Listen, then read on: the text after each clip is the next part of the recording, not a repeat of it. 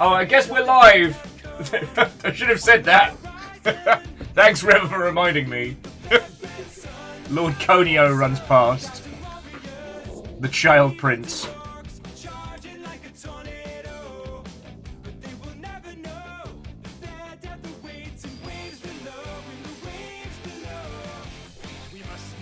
Oh, Catastros, you terrors, Watto and welcome.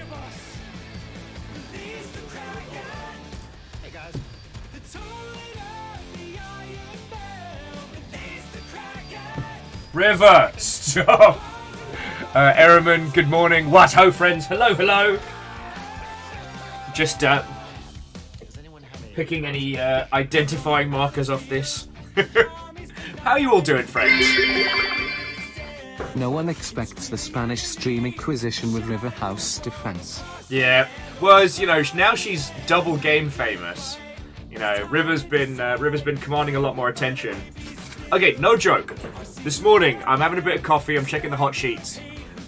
And every couple of minutes, River kept putting her paw on my shoulder and being like, I'm sorry, you seem to think you're allowed to not be petting me right now. Let's rectify that.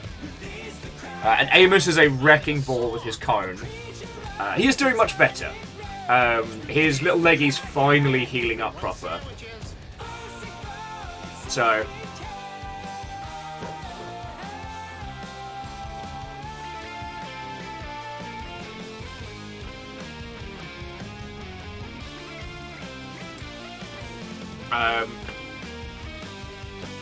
Alright, Demon Prince down! Ring City proper next. Feckin' yo. And then Catastros. Next week we can return to Bloodborne. I'm actually really excited about it. I don't know how you all feel about watching more Bloodborne and talking about it, but... Oh yeah, Bacon, no. The cone is worse than the tail, because when the tail activates, everything within a radius behind Amos starts getting destroyed. That's fine, but the tail isn't automatically active. The cone gives him a sweeping arc. Air Dragon, good morning. Watto, Mega Boss, hello, hello. How goes it? Feckin' the SCP game yesterday was so good. I've got a oh shit! So friends, I have a game recommendation for you that I actually got from Kyle, but I also saw that Clara from Devolver was playing it. Let me get the name of it proper. The war is lost.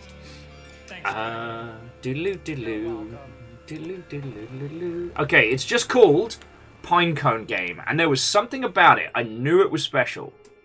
Now, the premise of the game is dead simple. Every day, real time, a single pine cone falls on a tiny floating island. You drop it into a well, that's it. The goal is to drop 365 pine cones down the well. That's it, that's the goal. Oh yeah, Catastros, the hunt begins in earnest. I'm pretty sure you'll be able to hunt me as well, which will be very entertaining. Less collaborative, more get you a numpty kill live. Maybe we can create some kind of official seal of I murdered Will.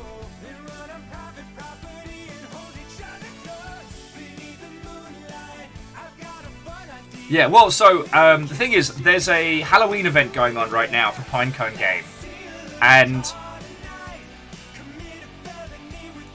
there's more to this game. There is a lot more to this game than I was initially aware of. Oh shit, it's on sale right now. It's 50 cents. Pick this game up, start feffing around with it. Because it is...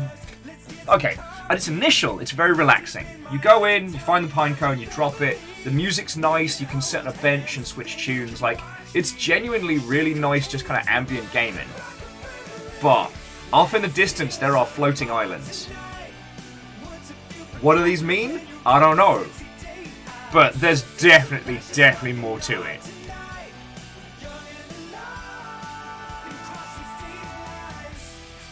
You know, we could go a little more traditional. Go for a walk, watch a movie. Actually, there's a really nice flower exhibit at the Botanical Gardens. Ninja Brian was just telling me about that last week. He loved it. Wait, you know what? Fuck it. Let's kill some guy tonight. We're holding hands and laughing while we shake 'em in the starlight. Right. There's a lot to that game. and I don't know what it is yet, but it's got that chewiness to it. Mega Boss, it does not punish you for missing a day. And kind of like The Longing, it's not that you have to play it for 365 days. There's more to it than that. Let's pump the brakes on the murders. Oh, also, I did have a little faff around with Will You Snail last night. For meta-narrative games, it's a failing on my part that I haven't played that with you all already.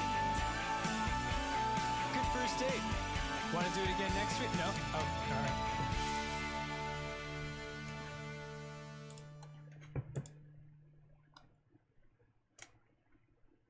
You know, Ninja Brian, it's not enough to just be the world's most amazing lover. You also have to be a smooth talker. Well, of course I know how to talk to women. Give me a delicious groove. This is what I tell them. Girl, I'm gonna take my flying diddly out and slam it in your flump. That's right. Okay. So how are you all doing, friends? It's Thursday. We're going back to INFRA, which I did not expect to be a game that I'm enjoying as much as I am. Like, when I think about how many games we've encountered, how much stuff we've had going down, and what's been going on, I did not expect a non-combat, non-conflict puzzle game about basically being an OSHA investigator to be so engaging. I don't know, maybe it's the rhythm of the game, maybe it's the pace at which the story unfurls, but I'm genuinely curious about this whole thing. Yeah, OSHA Violations Narc Edition. Damn. That's some smooth talking. Plenty more where that came from. Now it's horns.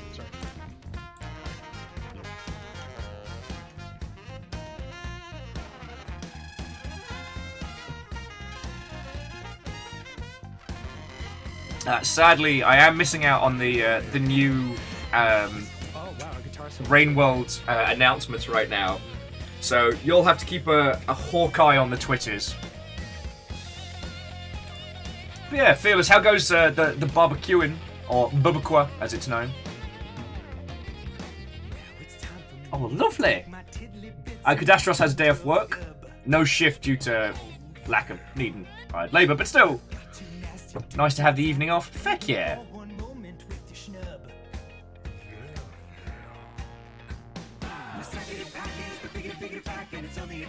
Wait, was the fire not intentional, Fearless? I've never been a barbecue person. I don't know, growing up in the UK, there's a certain kind of person who's really into barbecues, and it is not a kind of person that I associate. So I know diddly squat. I did have to turn off Letterkenny last night. I was trying to watch something to sleep to, and they started talking about like Be in my chambers. Snubbing my own shank. Danny sex banging treasure. And they started talking about like roasted venison steaks, and I was like, wow, cool. I was trying to go to bed, but now I'm hungry. Just watch something else.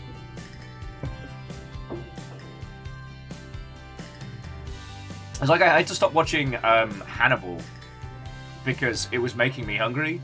I don't know what that says about me as a person, but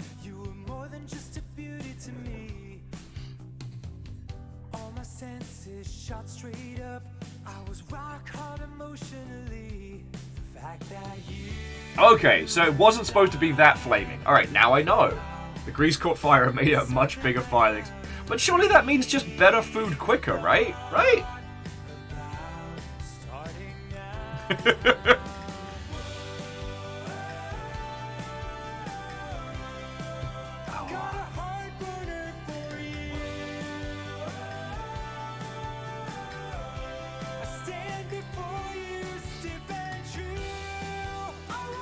Anyway, sorry, I'm just quickly catching up on the hot sheets while nattering with your good selves.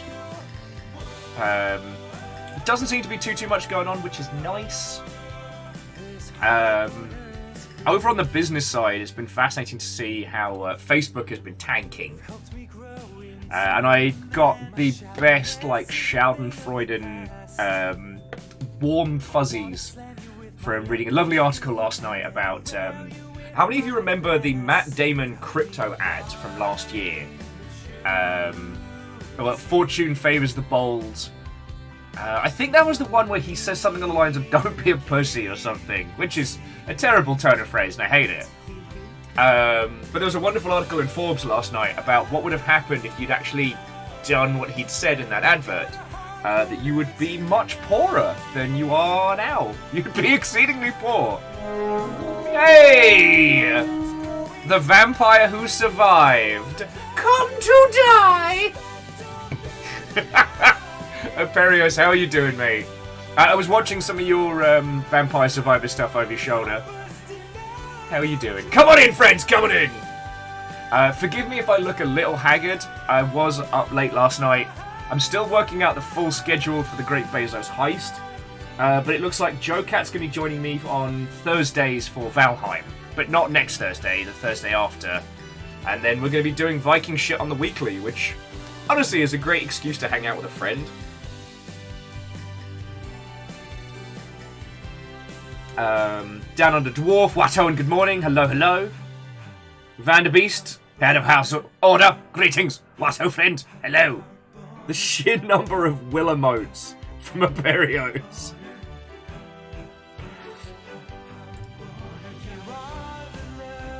And that's good too, like the Twitch integration is good. And it doesn't swamp the chat too much. One of the ones we had to stop doing was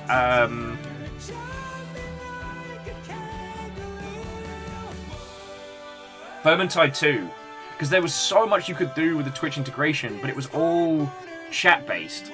Meaning that anytime any choice came up, it was just swamped. Which is great, I like talking to you lot, so I don't wanna miss out. And Vanderbeest, thank you for filling the pint glass. Apparently, yesterday we found out why the spooky bits have been disabled. Apparently there was some exploit or something. I'm still not sure what that exploit could have been, but... So, spooky bits may return. Fingers crossed. It just seemed super weird to me this morning when I stopped to think about it. Why would ghosts have been disabled in this, the spookiest of months? Yeah, Aperios, make those numbers go up. Mr. Twitch style. Oh. So yeah. Babe, you know I love you, but it's hard to find time to spend together. You've got your career, I've got my... Well, so Megaboss, there is one situation which it makes sense, which is something that was reported on earlier in the year, which was people using bits as a form of money laundering, specifically in Turkey and other regions. Essentially, the way it works is that individual A steals a credit card. Individual A then buys a shitload of bits and gives them to individual B. And individual B, once they receive the money, then gives it back to individual A, usually with a cut. Because of the massive complications of Twitch as an operation, it makes it difficult to... It would make it very difficult to trace back, and it would make it very difficult to handle. The other thing is, Twitch handles all chargebacks, which is why bits are amazing. So if some bad actor pops up and goes, haha, I gave you $10 in bits, but then I had my credit card company reverse the charges, Twitch just eats the cost of that, or they'll fight it. As opposed to with things like Patreon and PayPal and stuff like that, where you've then got to fight for yourself. Yeah, Fearless, the whole CSGO items being used for money laundering was fascinating. I was actually talking with a friend at one of the Valve mixers a couple of years back, and they were like, when we came up with this idea, it was just meant to be a cool thing. Like, they came up with the idea of items to have, like, these fun, interesting, like, tradable community-type items. It was never meant to be this huge thing that it became. If you go back and watch the original talk for the team that implemented skins for CSGO, it's fascinating. Also because they were sure that people were going to want to buy skins with like camouflage and tactical advantage, whereas it turned out people wanted the most garish and heinous of nonsense.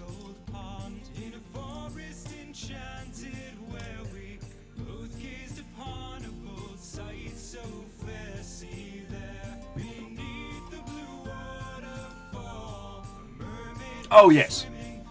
Well, I mean, Fearless, you know as well as I do that, like, cryptocurrency's big rise was for nefarious means, you know?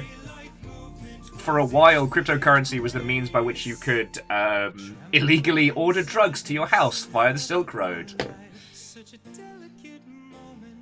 But yeah, Aperius, when you came on in, I was just taking a little bit of time to enjoy the Schadenfreude. Forbes did an article yesterday about how if you'd bought cryptocurrency when Matt Damon called you a pussy, then you would have lost a lot of money. Which amuses me greatly.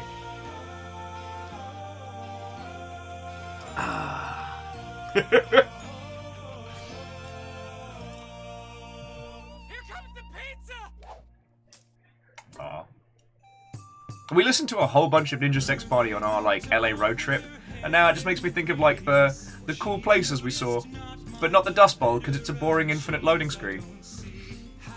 Anyway, how have you all been doing, friends? Before you all came on in, I was talking about Pinecone Game. Which initially I believed was going to just be a relaxing, meditative title, but it turns out there's a lot more to this game. I just haven't worked it all out yet. So if you've got, 50 cents kicking around, buy this game, start playing it, because there's going to be a lot to it. I just don't know what yet. Like, it's giving me really big The Longing vibes.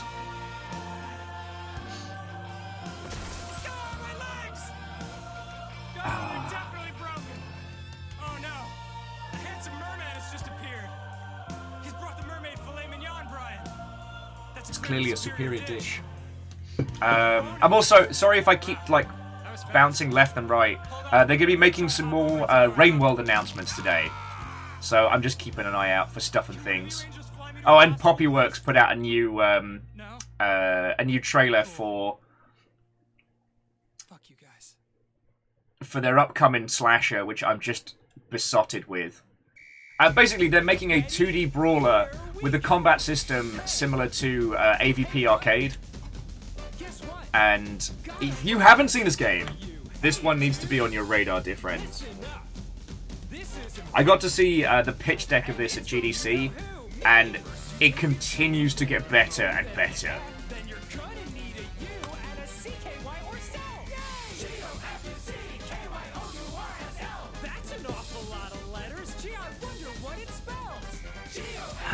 And Bismarck, Watto, and welcome. But yeah, I mean, like, we've had so much game news the last couple of weeks. I'm so okay with a breather of a day, you know what I mean? That's right. I'm pretty sure you get it. A big smart guy like you. The time is drawing nearer, so you know just what to do. Okay, everyone. Here we go. What else has been going down? Oh yeah, they we talked about this yesterday, but they removed the non-standard launch dates from Steam's future release dates, which is sad. We're going to see a few great memes off into the distance, but it's also going to stop a lot of weirdness and confusion and less reputable individuals.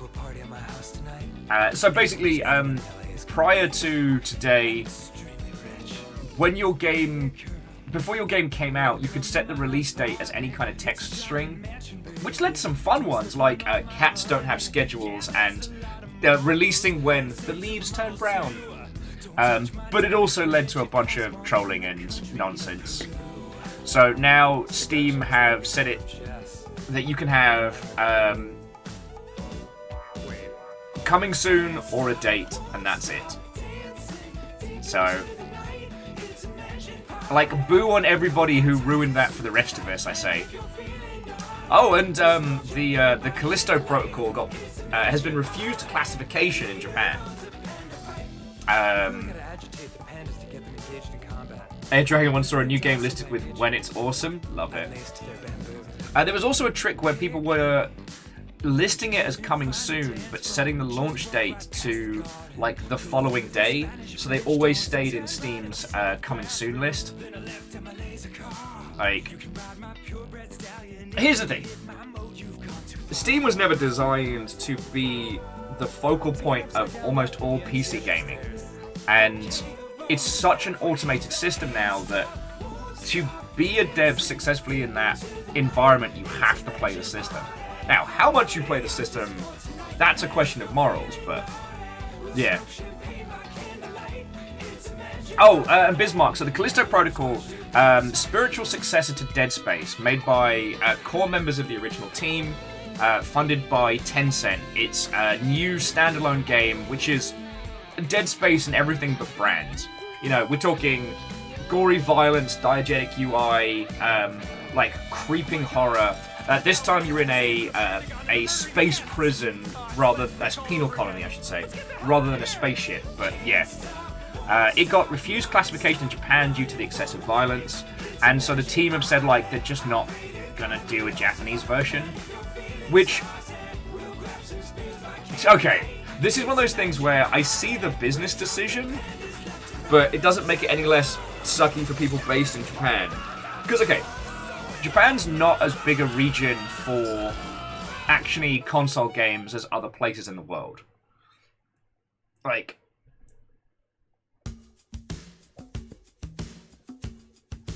Japan, in terms of, if you look at them as just a territory, and I'd do it again to Aperios, don't challenge me.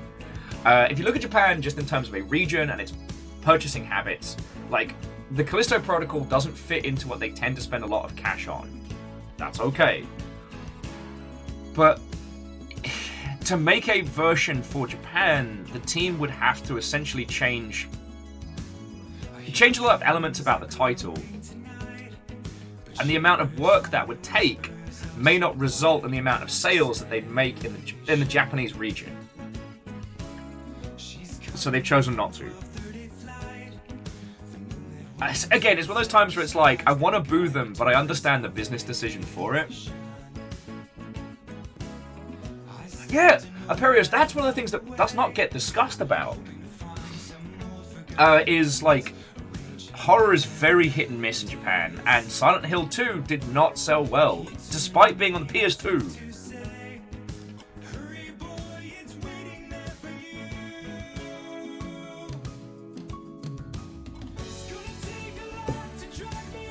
And Air Dragon, I have seen that one kicking around.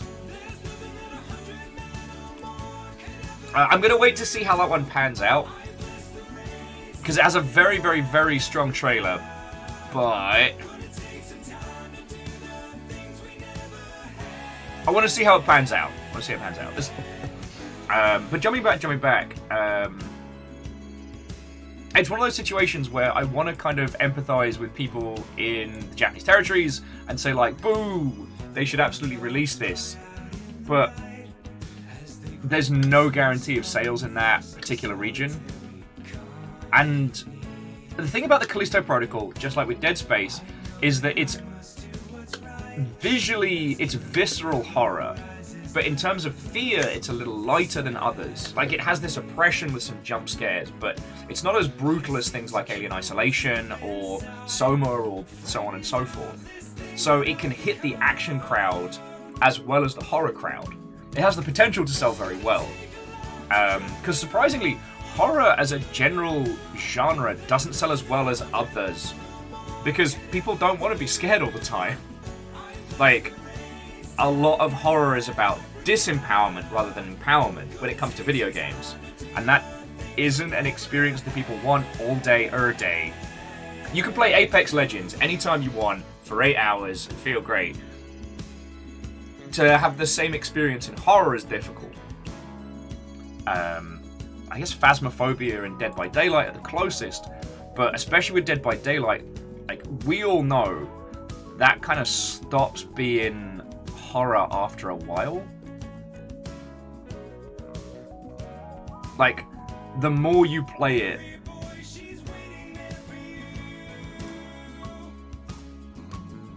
the more you play it, the more you see the mechanics behind Dead by Daylight, and the more the horror elements are kind of divorced from the experience.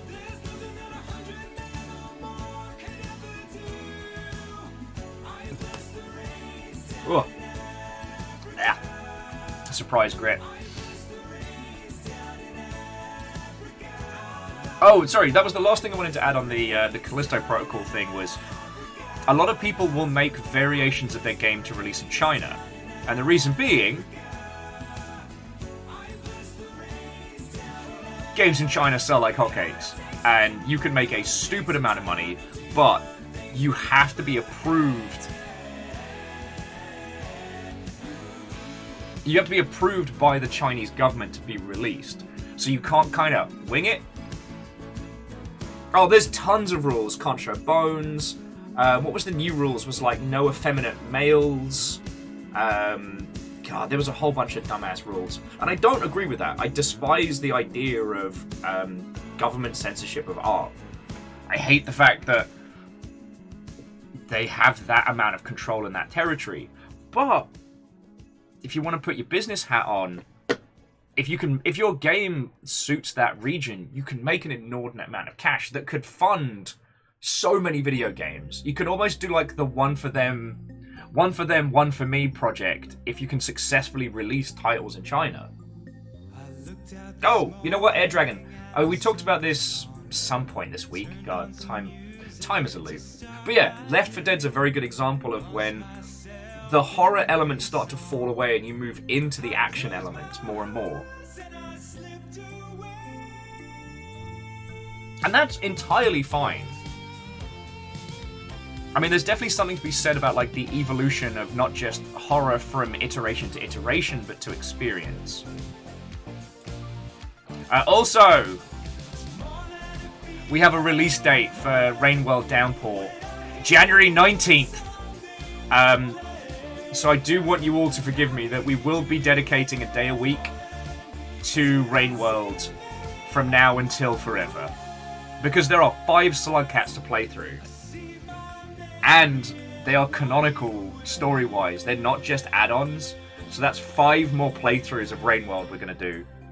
And I'm so excited. God, we'll just have to... The problem is, when do we play as the Gourmand? The big chippy-cheeked Slugcat that I want to make best friends with.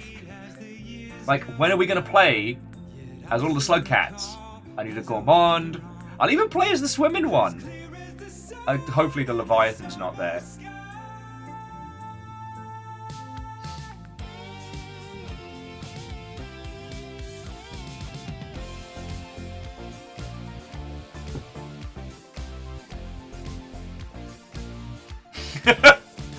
Stammering, that's really interesting. Actually, so I got a box from Quasi and from Numbers, and there was something about the thing you were saying. Did you hit a nerve?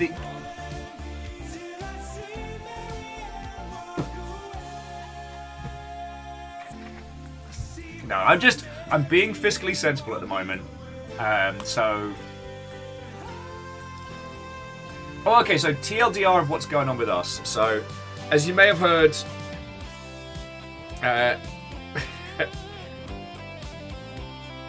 actually, you know what? Let me hold fire on that one. Oh, I know, Stammering, I know. You know what? Record scratch, pause and breathe. More Slugcats is always better.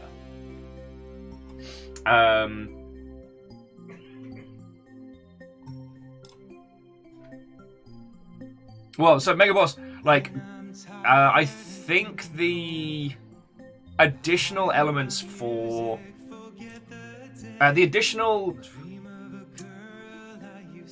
accessibility options will be dropping for Rainworld at the same time. I'll probably keep things roughly the same, but I do like the idea that more people are going to be able to get into Rainworld. I'm just going to need to get 5 Slugcat tattoos now. I hope you all will put up with me going hard on Rainworld, because... Sorry, if I seem a little frazzled, like I said, I'm planning for the Great Bezos heist, and you know the fear, right? That we go hard in November, and we try and min-max the system, and it doesn't work, and then we come back in December, and everyone's left, the bar is empty, things are sad and quiet. You know what I mean? The fear is real. The fear is real.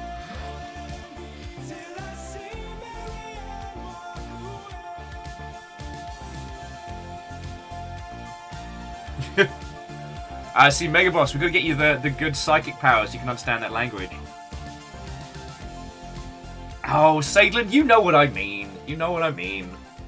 And Sadlin, I don't know if I said this before, but thank you for the posters. For those who didn't see, Sadlin's done fake film posters for the Great Bezos heist, and they're so good.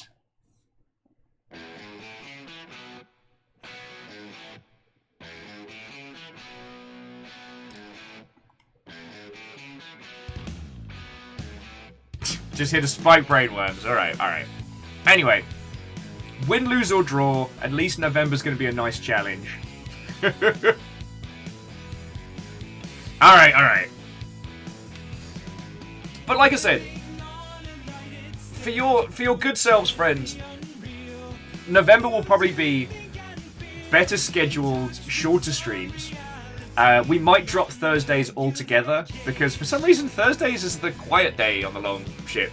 Don't ask me why. And I don't even mean like when it starts getting into critical roll times. Just for whatever reason, Thursday just doesn't seem to work for you all. Never could get the hang of Thursdays. So we might end up doing Wednesday, Thursday, like Friday, Saturday. Just trying to game those numbers.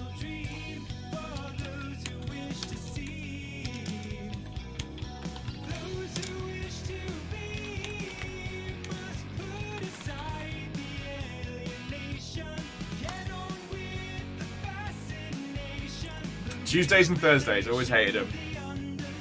I'm definitely with you on the dislike of Thursdays, which is why we have Thursday pub nights, to give us something to look forward to.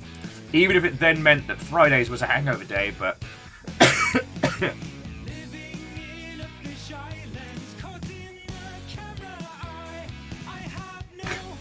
dislike for any day ending in Y. Very droll, very droll.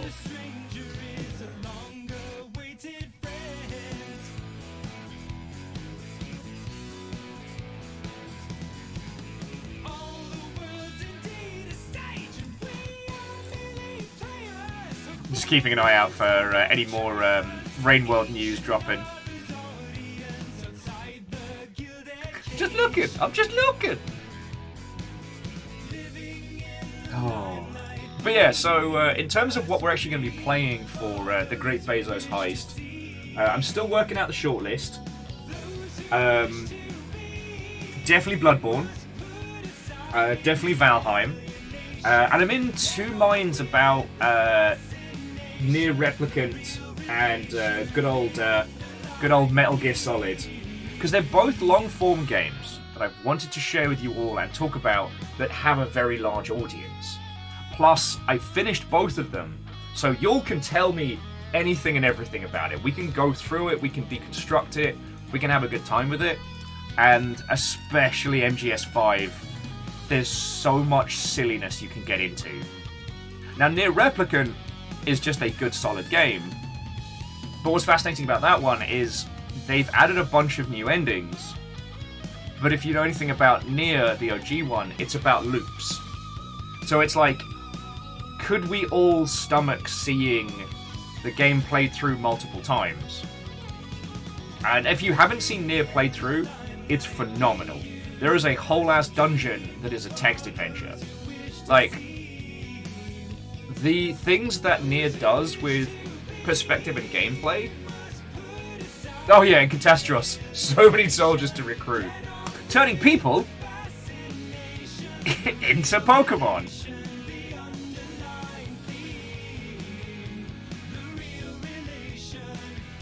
I mean, Jackie, you joke. I've been genuinely tempted to see if they're still doing the One Life Survival RuneScape challenge, because I thought that was fascinating. And Quasi, Watto and welcome. I got a package to open. Dragon saying the OSRS Iron Man is a big kick. Nice. Because that could be fun as hell. But I almost feel like that's something we'd want to do outside of the big push. But what I can say is Floydo will be joining us. So we've got those locked on in. And then we got... we'll have some possible guest spots for Sea of Thieves. And we'll be doing another round of Let Me Help You With Your Video Game. Hopefully with some big sponsors on that one, so...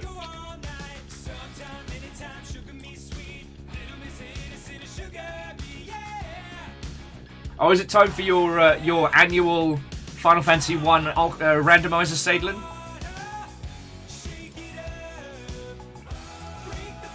Megaboss, I don't have anybody else to announce right now.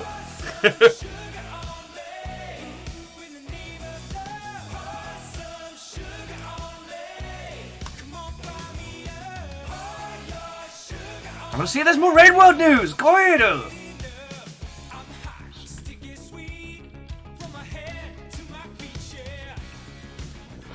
Where's my Rain World? Where's Miss Slug Cats?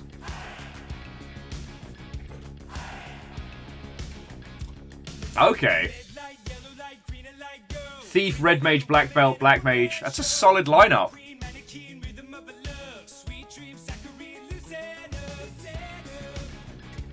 Anyway, I do have one additional thing going on today, which is the box from the PO box has finally showed up. Once again, friendos, if you want to send anything, we have a PO box in the doobly-doo. It's well, okay, it's not a PO box. It's a mailing address, so you can send things from internet websites and whatnot. But we can see what's in the box, which is fucking cool. And I made sure to take all the stickers off, so I don't have to worry about doxing myself. Where are my keys? Box, box, box. Time to debox with Will. Oh my word. It's also worth saying, I keep everything you lot have sent. This is turning into like an exceptional, tiny, like, museum of Longship, and I don't even have everything unpacked a year on.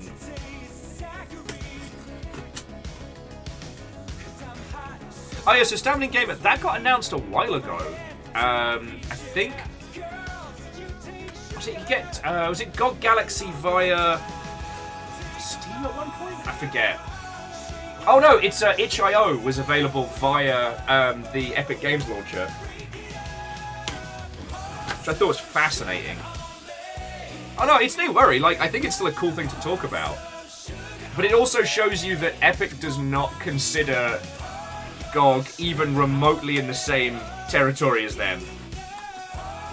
Because, like, itch.io is influential, but itch.io doesn't make big money. I believe the people who own the site have said they wish to keep it, like, small and concise. So... let's see what we got. Alright, so we've got a couple of cool... That's not me! Aww.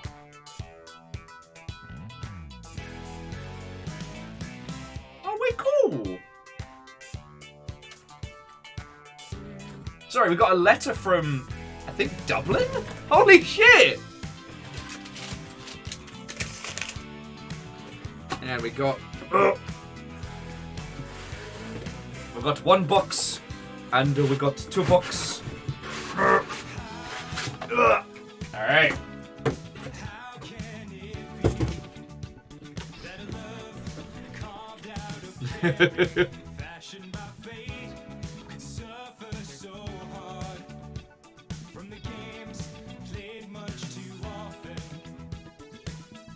Okay.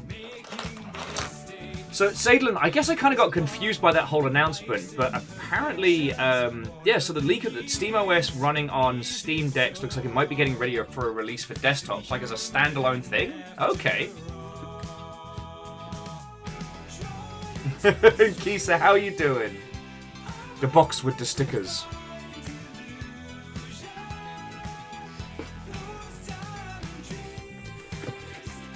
I did not just open my neighbor's mail by accident.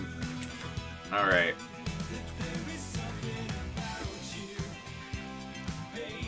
Okay, so let's start with a letter first. Let's start small.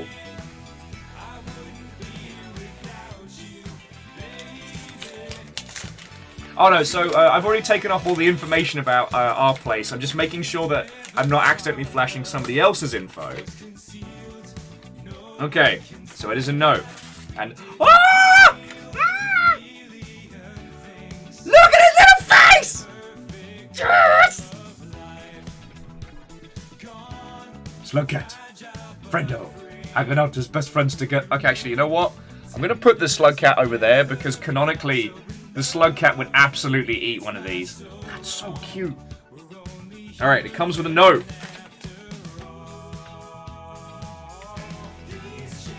Ah, fucking yo!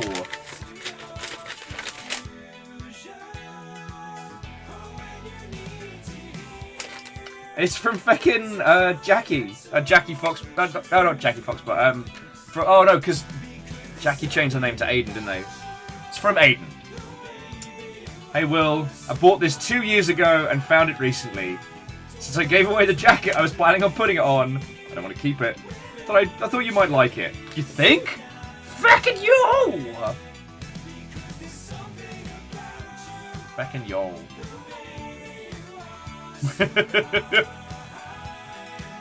Look at this little face. Well, Aiden, fucking thank you. There must be little stuff. Okay. Got a little friendo patch. That is absolutely going on. My shit. That's so fucking cool! Now we've got something from Fangamer next up.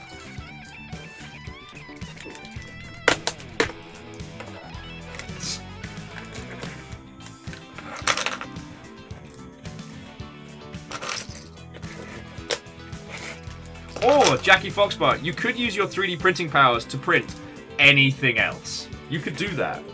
You could do that. Anything else. No one would stop you. You could be like, oh shit, I was going to be a terror, and then I decided not. Alright, gotta go in sideways on this mother hubbard. Aha! I win! Bags within bags. Okay. Bags within bags.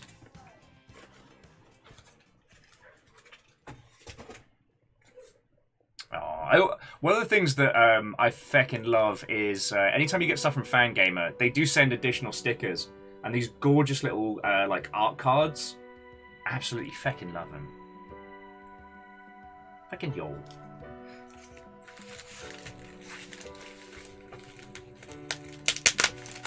Feckin' terrors.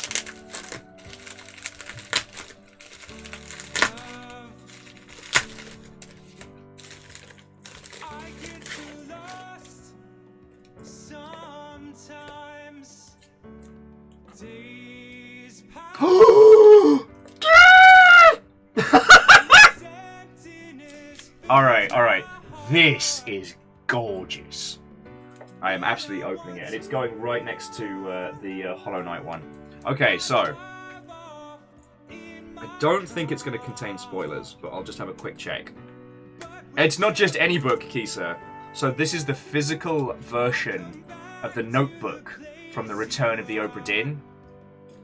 For those of you who haven't played that game, you play essentially like an insurance investigator for Ye Olde Ship of Sail. The Obra Dinn sails back into harbour and there is not a soul on board. And the game is about finding out what happened to the crew, and you decipher these different blips in time. It's fascinating, and if you manage to solve it and find the fate of every crew member, you get the proper ending. This is a physical... I can't seem to get into it. I don't want to...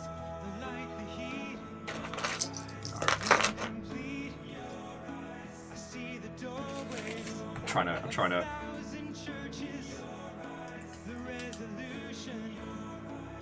It's the single best paperwork simulator. Well, it does one thing that doing paperwork never is, which is it's fun. Reactor online. Sensors online. Weapons online. All systems nominal. And Keldra, whoa and welcome. Hi. How's your day going? My day is lovely. As soon as I get this open, I will be able to show you all how feckin' good this is.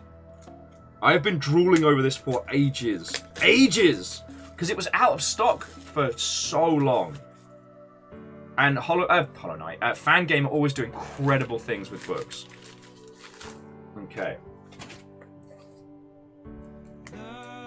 Oh, this is gorgeous. So, like, has all the pages of varying crewmates and areas and what happened. It has a printout of the crew manifest and the picture from. God. What a feckin' gift. Whoever sent this through, thank you so much. I have been drooling over this for so long. As soon as I found out. It's got the map of the journey involved. The ship layout. This is so cool! I don't want to say too much about this, but this was an incredible gift. Thank you. Fucking yo. Like, super high quality as well. Feckin' wee.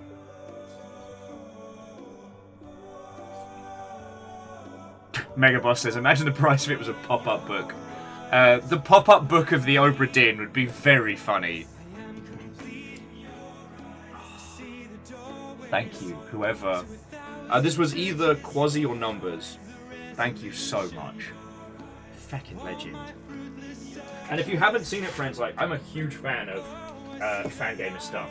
Like, the Fangamer Hollow Knight journal, the Wanderer's Journal, is gorgeous.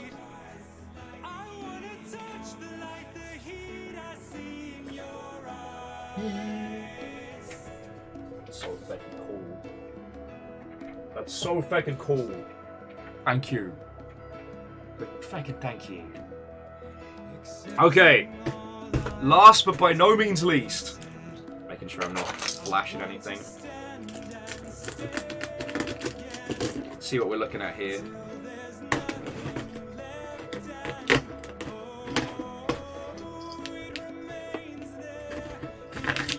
You lot are officially too good to me, you know that, right?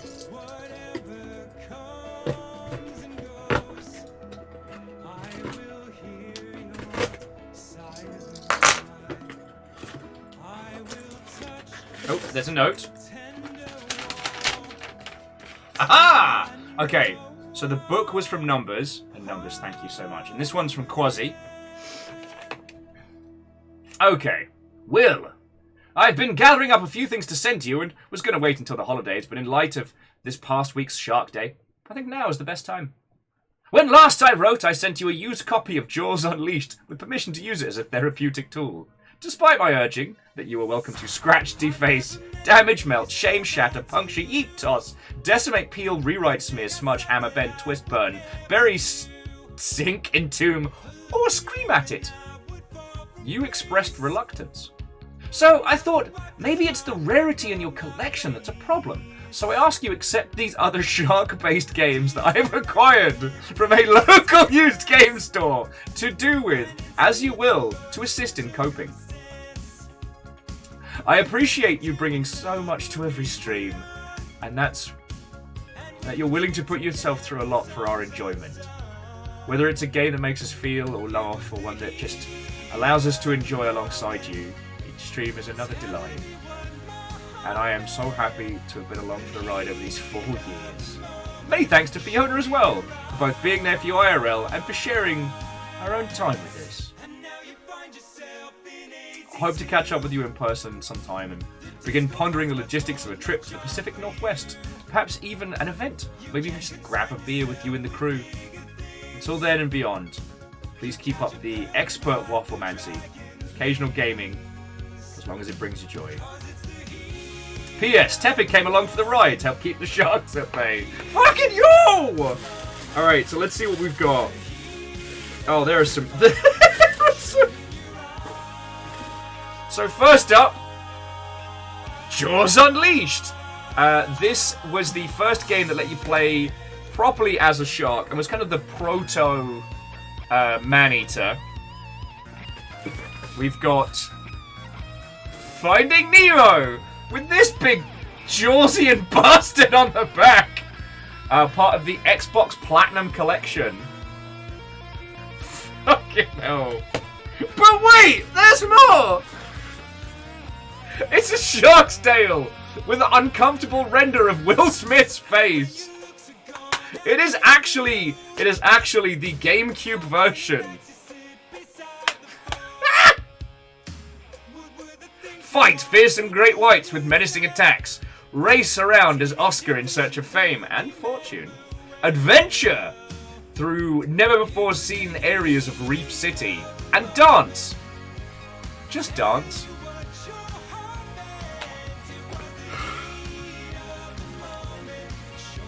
Yes! Look at this cutie patootie!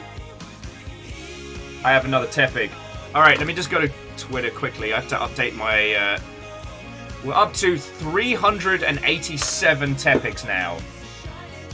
Yeah, updating that in real time. Boosh. Look at it! Okay, the sparkle is not coming through. This is amazing. Okay, and according to Quasi, all of these were verified playable. We have Sewer Shark! Okay, Sewer Shark is a game without sharks in it, where you play a robot speeding through the underground.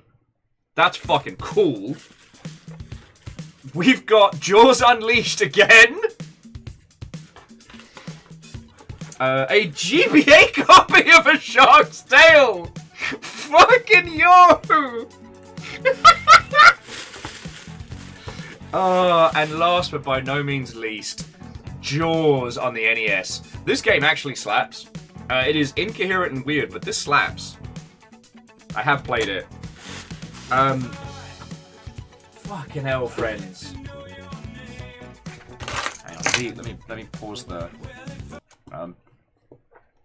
Quasi numbers and Aiden as well. Thank you so much. I fucking love doing this, as I've probably told you now a gajillion times. And I don't feel that I have to put myself in a state of emotional duress to be able to do this, but I am prepared to do it. Because that's, you know, that's my job in all this, right? Shark Day was definitely a help us, we needed money day. And I feel that if I'm gonna ask you all for cash, I have to be prepared to earn it. I have to be prepared to work for it. And, like, that way you know I'm serious and I'm not just taking the piss or trying to rinse you for cash. Like, I'm lucky. I'm so fucking lucky. And then you lot do stuff like this and I'm just, like, fucking yo. Like, the Return of the Obra Dinn book is gorgeous, and I have been lusting after it for 1,000 years. This is so heartfelt and so ridiculous. Like, I gotta find a way to make a video, like I don't know. Oh, thank you, Lizzie. I will say that whatever happens to some of these games as they are certified, the Jaws on the NES will be kept, because it's ridiculous and silly. Quasi was saying that these are all certified playable. Perios is like, you can show you appreciate, but look at Mike. No! You weirdo! Look, if we get the purple tick, you get me in a tub, alright? As far as we're going. Nah.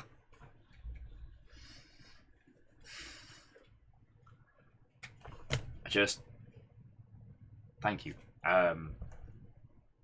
I keep everything for a very good reason, and that is because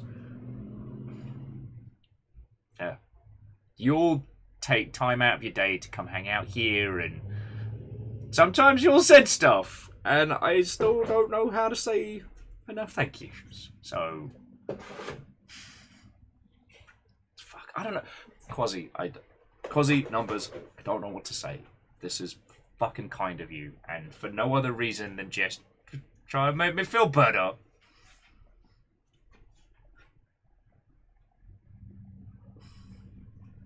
So, I opened the stuff.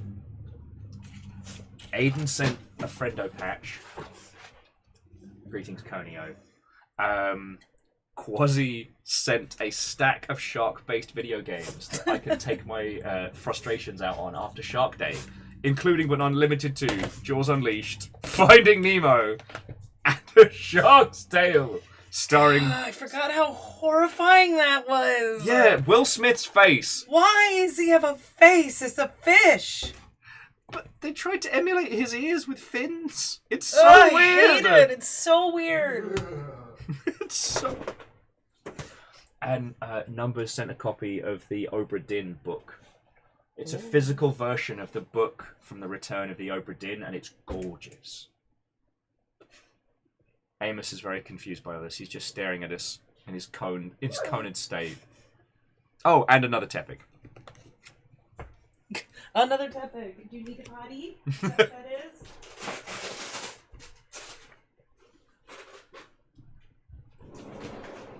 is? Yeah, you know what, Quasi? That's a good point. Out of all the things that you've sent through, somehow Will Smith's haunting fish sonar is worse than the visage of the many sharks. Anyway, I just thank you all, friends.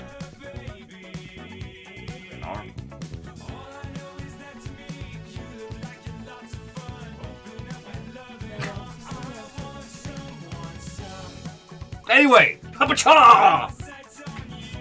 I'm gonna work my arse off next month, and we're gonna get Purple Tick, and then we're gonna have superpowers, and I'll be able to set cars on fire with my thighs. That's not a real thing. I don't know! I'm trying not to feel things. It's very hard! Thank you. That's all I can say is thank you. Like I said, I keep all of these, and it's really fucking kind of you. Feel things, Numpty Man!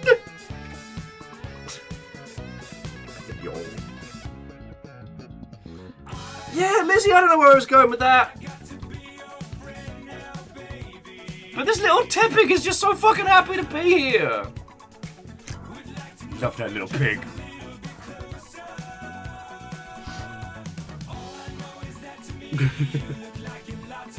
I'm sorry, Watto, and welcome.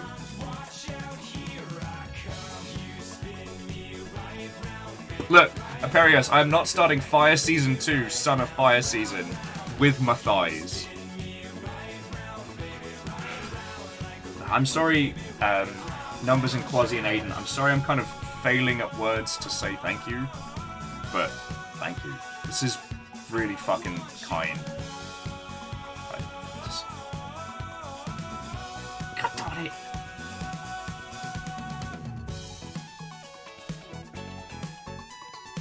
Blah. I don't even know what to say.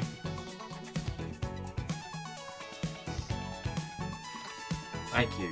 Alright, just fucking thank you. I don't know what it is about Game Boy cartridges, especially the GBA ones, that just make me happy to hold. It's just the associated memory with Game Boy cartridges is always a happy one.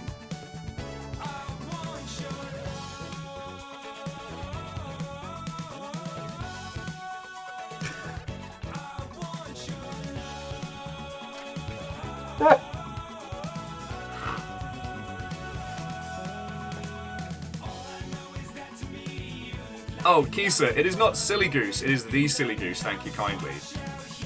The silliest of geese.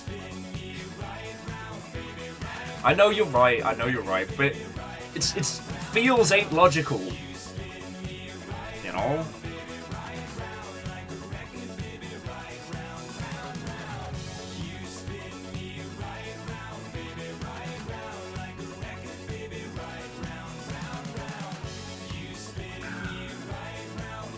You spin me right round, baby, right round like a record, baby, right round, round, round. You spin me right round, baby, right round. I feel this wasn't waffling. Right round, round, round. Numbers and Quasi sent through like a bunch of lovely gifts. I'm just processing. But I will say, Quasi, the note, despite being a huge, huge feels cascade, like, despite my when I wrote you last, you sent you a used copy of Jaws Unleashed with permission to use as a therapeutic tool. And this bit, despite my urging that you were welcome to scratch, deface, damage, melt, shame, shatter, puncture, yeet, toss, decimate, peel, rewrite, smear, smudge, hammer bend, twistberry, burn, sink, entomb, or scream at it. Fucking yo.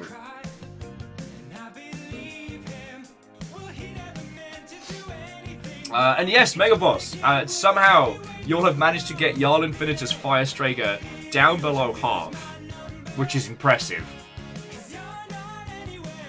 And Quasi, have a lovely rest of your day, friend. Just thank you again. It's lovely having you here, and just thank you. Thank you.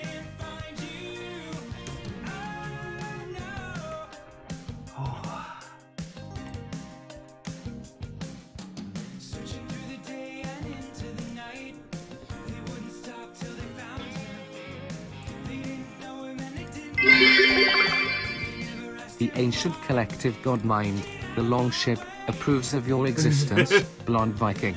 Accept our praise and feelings with pride. Numpty. Viking 64 Disco. Never!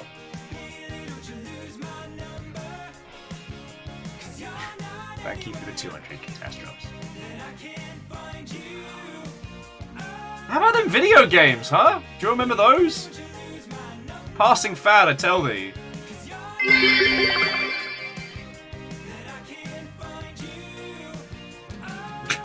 Apparently so, J-Post. Apparently so.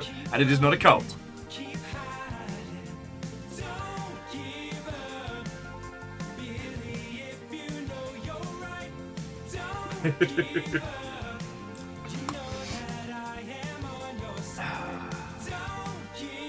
Now, Midnight Skies, are you talking about this stack of shark-themed video games that Quasi just sent in?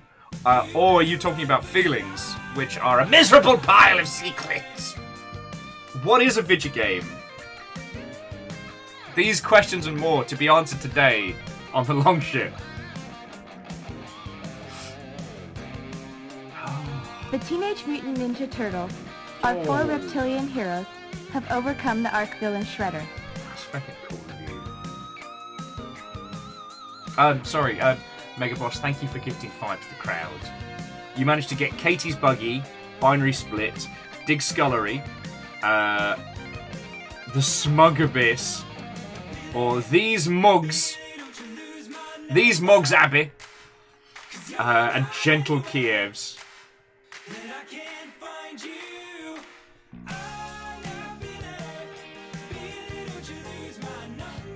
What am video game? An excellent question.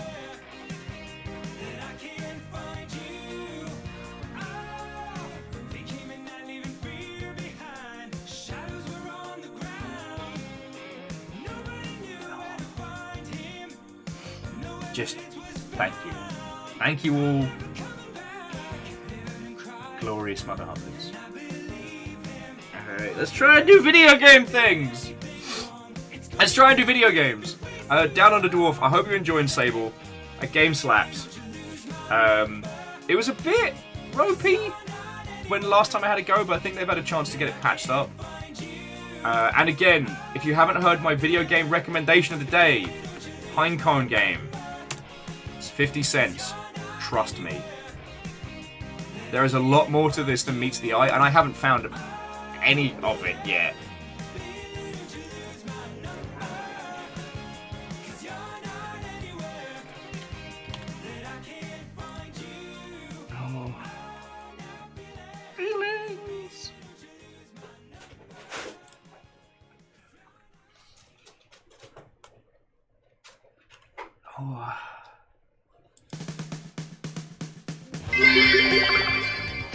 Listen here, you get. It's about fighting and never stopping with being brutal nor cunning.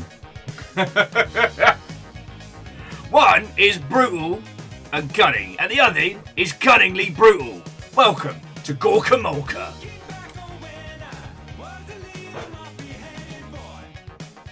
Oh, and down on Dwarf yet. Feckin' Skatebird is its own special flavour.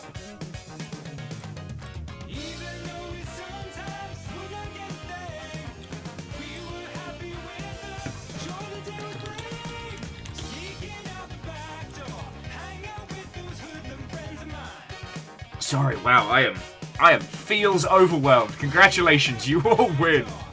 Flawless victory. I do love Skatebird Down on a Dwarf, but I am reminded that that game is brutal.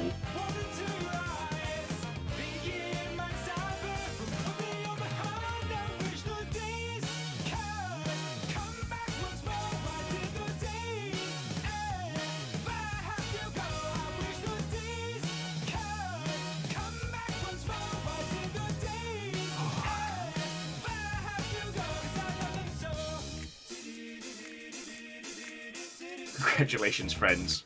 You have slain. You have slain a will. Alright, alright. Let's get this game going. Let's get back into the train station. Maybe order a kebab again. According to some other friendos, we might not be too far off of actually finishing this.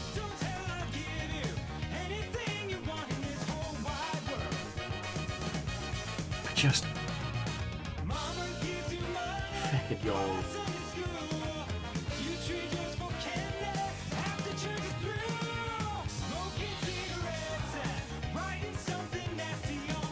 I didn't even say thank you. Mega Boss for 420 Blaze It Orc Bits. Alright, Danny, I need you to hold it for nya.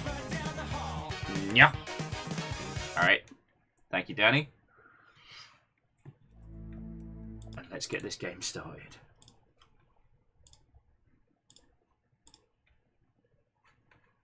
Sorry, yeah, so Down a Dwarf, like, we were talking about this when we played El Paso Nightmare on Tuesday, but, like, Zalavir's games always have a lot more, well, games that Zalavir is involved with, I should say, always have a lot more weight, and Skatebird is cute and adorable, but boy, does that story have teeth.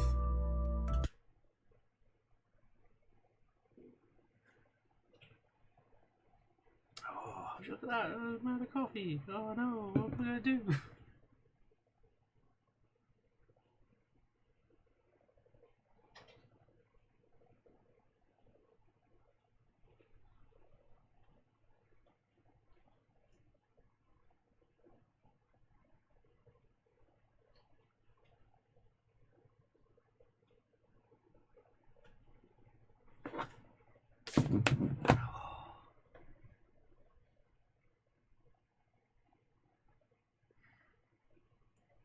I'm sorry, Lost Flowers, I didn't say hello when you came on in. Watto and welcome.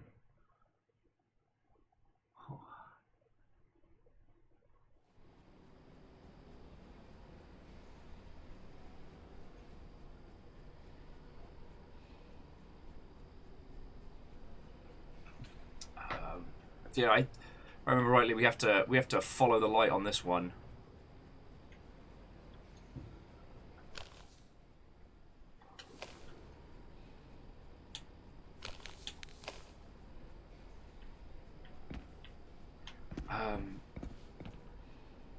I'm trying to think of how to do the story so far.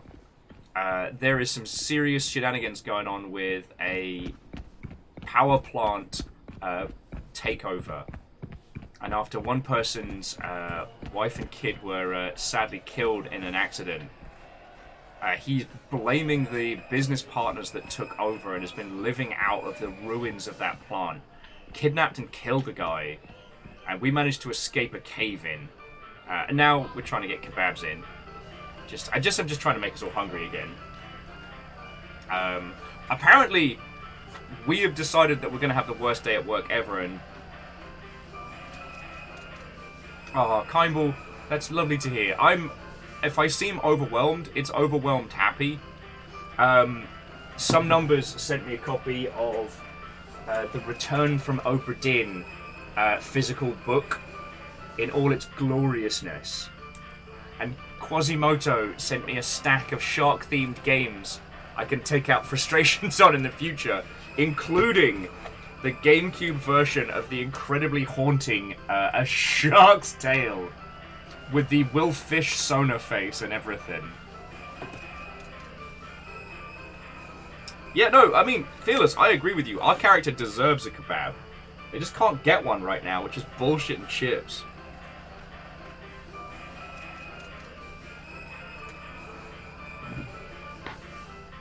And Cryosticks, this whole game is just incredibly authentic. Yeah, on law-enforced coffee break right there. Like, the meat's still going. We could just hop the counter. It's not fair.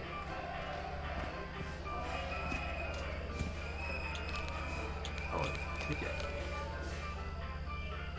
Yeah, we must have already taken a photo of that. Stop that incessant clicking. Oh, and Lizzie, feckin' thank you. Goodness, up to Cryosticks. Kisa, I'd get you 4 kebabs and some bread. Or do you want a number 4? Because that's a delicious chicken burger.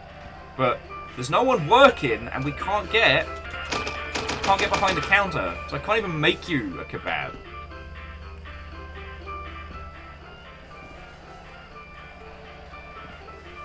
And for those of you that weren't there for the last episode of this, so we found out the full detail of this game, that it was originally a mod that then got kickstarted into a full game, which explains like the depth and detail in it.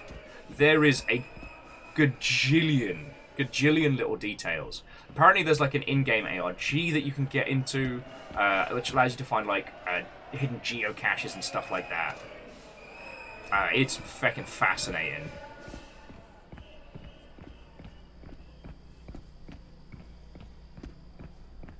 Yeah, Kisa, I'm upset too. Oh, way cool! So friends, Kyball got back from seeing one of their favourite bands. The guitarist gave him a pick afterwards. That's fucking cool! I say as I take us into creepy subways. I don't even know which of these ways we should be going. I think it's that way.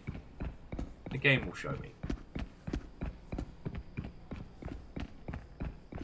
Fearless says they remember when they were working at Game Crazy and the Shark Tale cover would stare at them from the used games wall. It's haunted by that daily. It is genuinely haunting. But no, Kindball, that's fucking lovely to hear.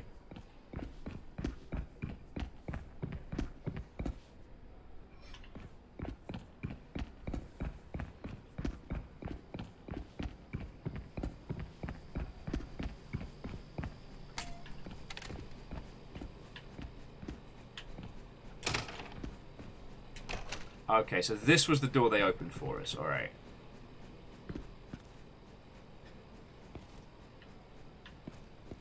Oh, yeah. Cryostic says that they recently saw Jacob's Ladder. And Silent Hill 4 did a number on those as well. Yup. Both those pieces of media definitely capturing the uncanny weirdness of subways in general. I have considered doing a stream of Silent Hill 4. It's not a great game to rewatch. Like, I've tried rewatching other people doing run-throughs of it, but it's so wonderfully bizarre and influential. It's a very good example of how to break from the known norm in the medium of horror, especially when survival horror was such a, 4 packs of flashlight batteries. Was such a Resident Evil or nothing kind of sphere. Like, I don't recommend playing Silent Hill 4 The Room, but I recommend reading up on it, because I think aside from Silent Hill 3, most of them have kind of like a psychological allegorious nature to them.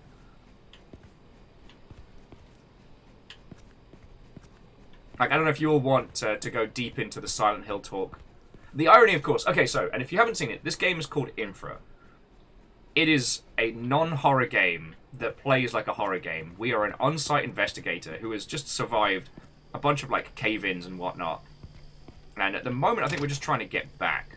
We have a handy camera to record structural damage and problems, and we have a flashlight. We have limited batteries for both.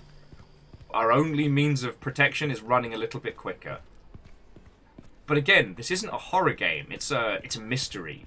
It's an exploration, like, very, very source engine puzzle game.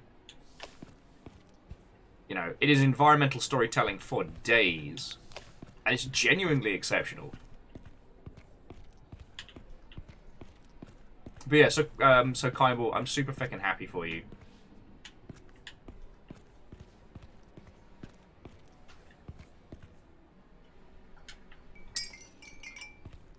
And drop a beer for the teddy bear.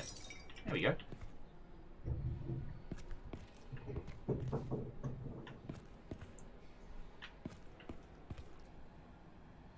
What?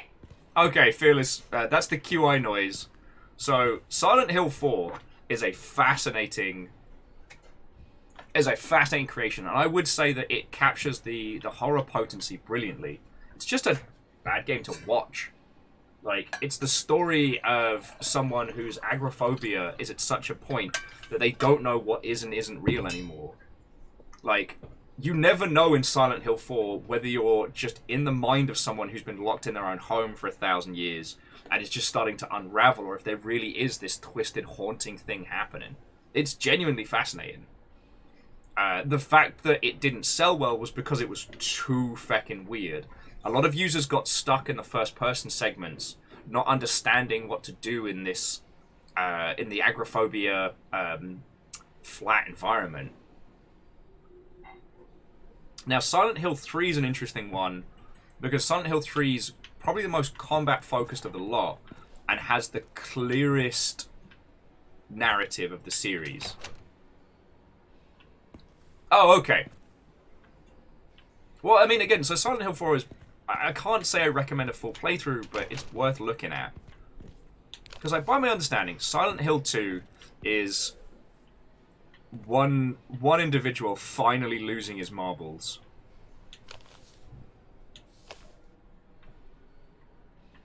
Oh, get into nuclear power.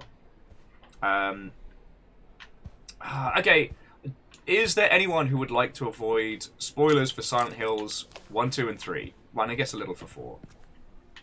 Because if so, we'll change the subject. But for this one, I feel like we need to get into the paint. And Fearless, I apologize for misinterpreting what you were saying. I'm still feeling a lot of things. I never thought a copy of Shark Tale on the Game Boy Advance would make me feel things. And Shattered Memories, was that the PSP one or the Wii one? That ended up being way better than anyone expected.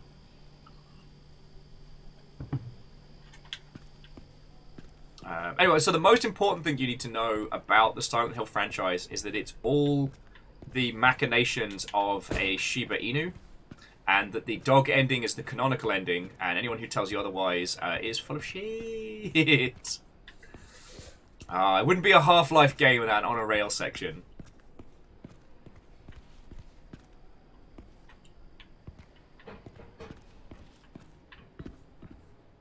Nice ride. Do do do do do do. Oh, very droll, very droll. It's a box of screws and my nuts.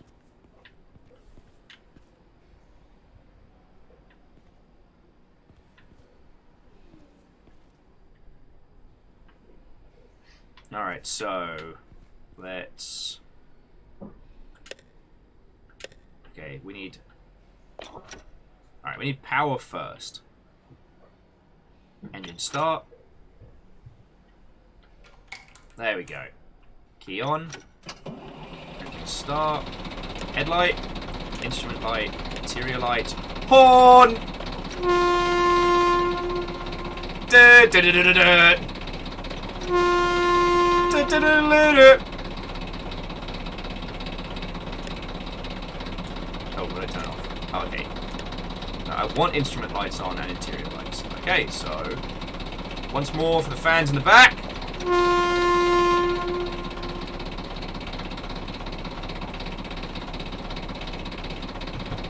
I think Megaboss, it's easier to list the games that the Game Grumps haven't gone through at this point. Though it's been fascinating watching them play PS2 games from my super rare collection. But yeah, that's interesting. So Bryce was saying that Silent Hill Shattered Memories is one of their favourite Silent Hills. Now, Silent Hill's such a huge part of our industry. It's hard to talk about.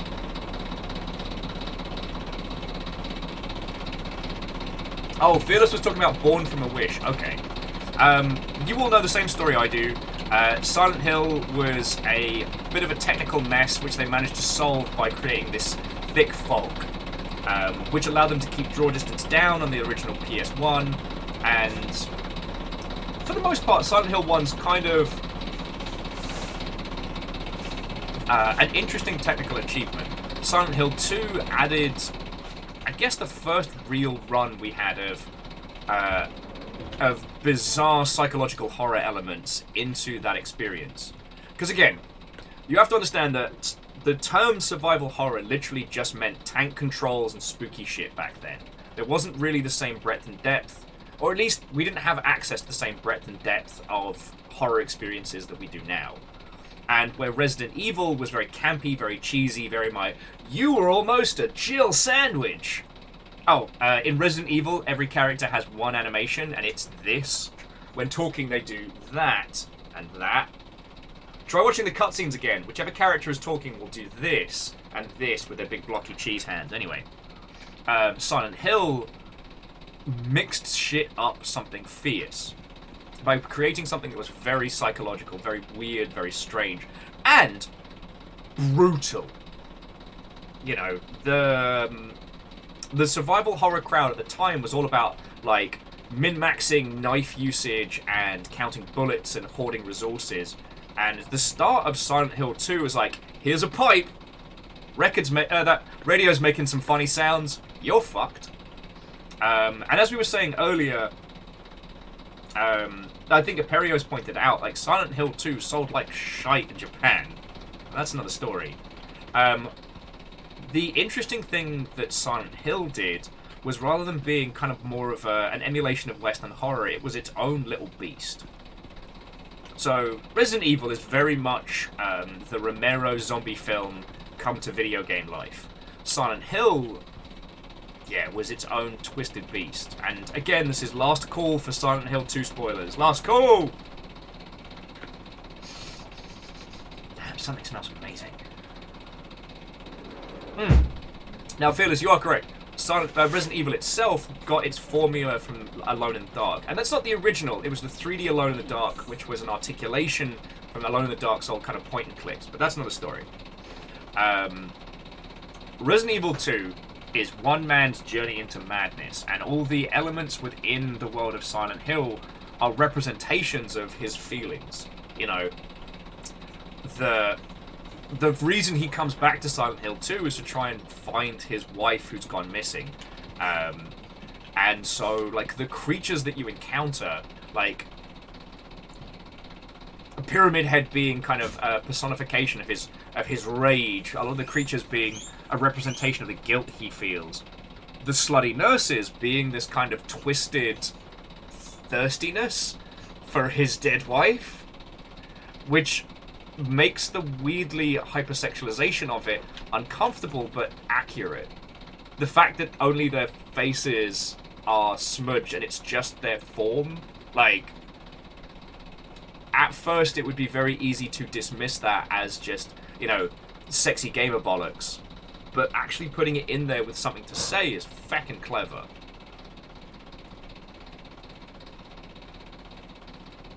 Okay, yes, the setup for Silent Hill is he gets a letter from his wife after she died saying to meet him in Silent Hill. Cryostic's adding that Shattered Memories lives for this strange. Side Square, they can't quite place the tier list of best goods. Oh yeah, no, and feckin' great. And the interesting thing was that Silent Hill 2 for a long time kind of became like the mark of taste for people when it came to gaming conversations. I'm just gonna hang fire and have this little banter here before we get on the train, because I need my feelings to kind of set on down. But yeah, so Bryce the Robot, you're also incredibly correct. Silent Hill 1's camera direction in the early game immediately set a high bar. It did, and it did such a good job of setting the tone and environment, the feel of Silent Hill. And it was purely because of technical limitations. You know, sometimes in video games you come across these happy accidents, and that was definitely one of those times. And then from there, like, the Silent Hill franchise weeble wobbled. 3 is interesting, and it has the better combat system, but you play someone who has... You play an ex-cop dealing with a lot of guilt and trauma. Again, we'll get into spoiler territory. Oh, so the brakes are released. Right, how do I make this thing bloody go?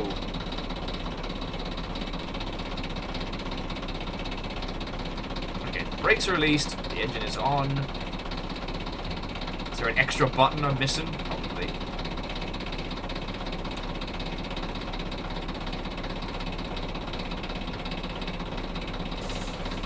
Doesn't seem to be highlighting the...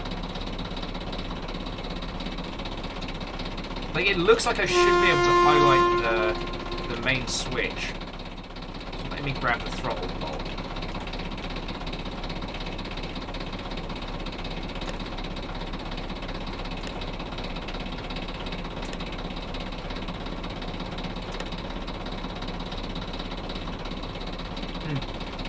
This game's usually good about us being able to grab things, but there's a lot of elements going on. Now, Cryo6 says they don't know whether to hope or be worried about a Silent Hill 2 remake. Now, Kimball and I... Kimball's saying that it is some peeps that we know from back in the CA days, hello baby boy, that are currently handling it, and I believe their studio is one that's very adept at psychological weirdness. Wait, so, hang on. So, Blooper Team, which one is those? Let's, whilst I'm trying to get this to ruddy work. So, which one's Blooper Team? Blooper Team. Alright. Ah, okay. Now, they're the team behind The Medium. Although what's interesting is that the Layers of Fear is one of those ones where loads of people claim credit for. Observer and the Blair Witch were... The Blair Witch game was sadly so-so. From what I hear, The Medium was kind of their first big success one. And again, I don't know how to credit them when it comes to Layers of Fear, because... Yeah.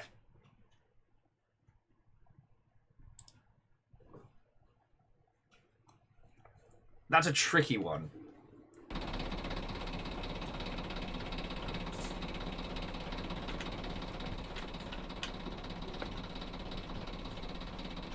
Bryce says they have a history of moral irresponsibility when it comes to psychological stuff.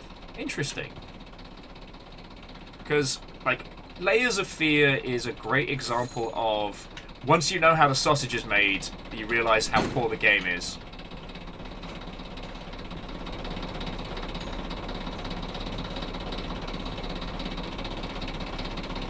Wait. It says open this side first.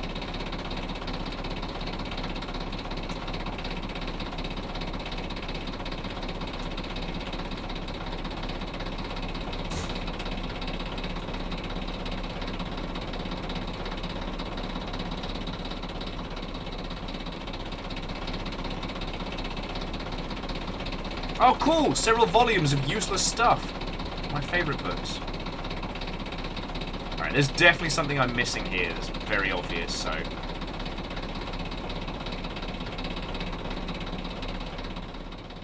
Okay, so, Bryce, Silent Hill Townfall is the one that, Kyle was talking about, and apparently we know people over there. And yeah, the Stories Untold team knows how to do some really interesting stuff with very, very limited budgets. Like, that's a team that I absolutely trust, you know what I mean?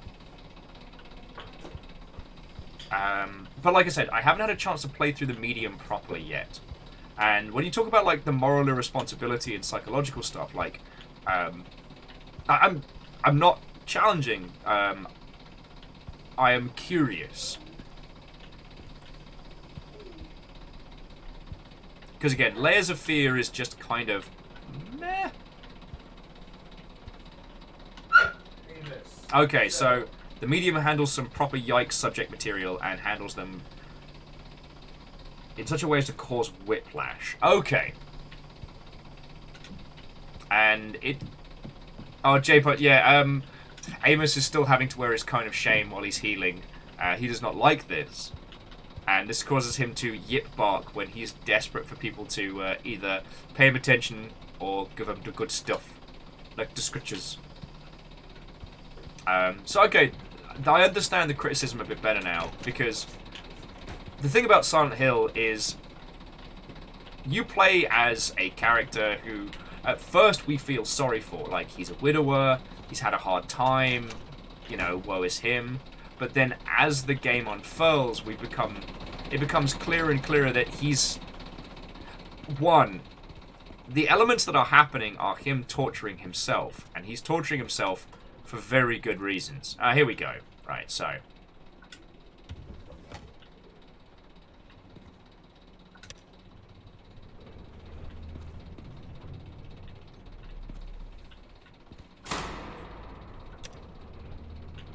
Alright, there we go.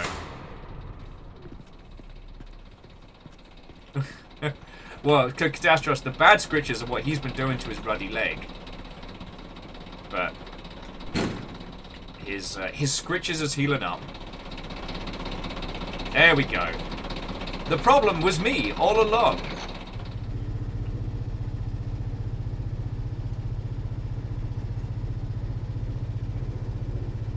Now, it could work that because they're being given a pre-existing story, the blooper team will handle it a bit better, but... And I'm not saying that Silent Hill 2 is perfect by any means, but, you know, one of the reasons why it stuck with people was things like, you know, James's kind of repressed guilt and, you know, him still trying to... Oh, there's mushrooms. Hang on, hang on, hang on. Okay, so we can't stop, but there were bad mushrooms back there, so I missed that photo. Like I said, the nurses was an interesting one because, again, especially during like 90s video game stuff, people assumed it was just yet another, you know, sexy character put in to sell stuff, and we find out that's actually his repressed horniness coming through in this twisted fucking manner in Silent Hill. You're like, oh shit, that's messed up.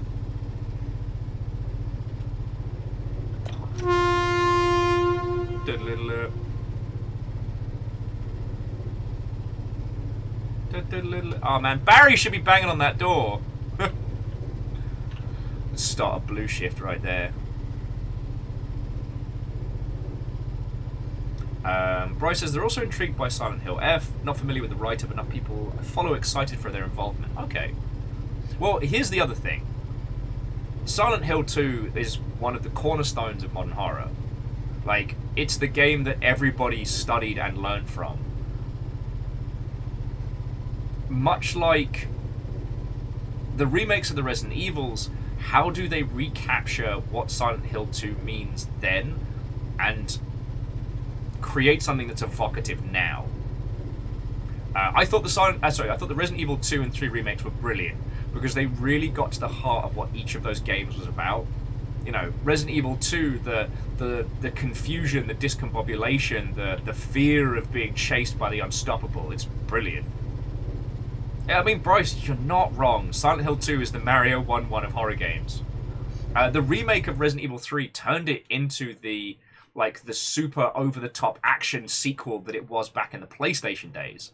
You know, Resident Evil 2 started you off like lost alone with a handgun. Resident Evil 3, you jump through a plate glass window with a machine gun and just run through Raccoon City.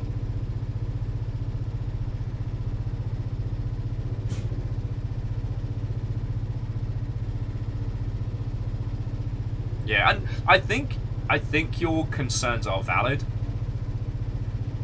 Sorry, Crystix was just worried that I'm going to keep calling them Blooper Team because it makes me laugh. Instead of Blooper Team. We're gonna...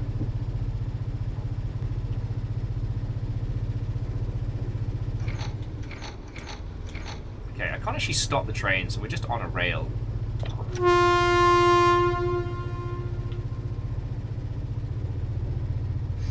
But no, I think it's... sorry, J-Post, thank you for the bits. God, I'm still discombobulated.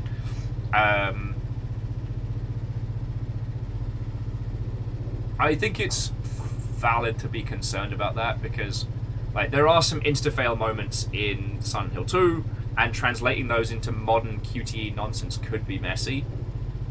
And here's the thing. I do not have any faith in Konami to vet dev teams that hard. They have made a lot of mistakes in the past. So, I don't know. I don't know how I'm supposed to feel for the Silent Hill 2 remake, you know? Will they be able to capture what made Silent Hill so powerful using modern storytelling techniques?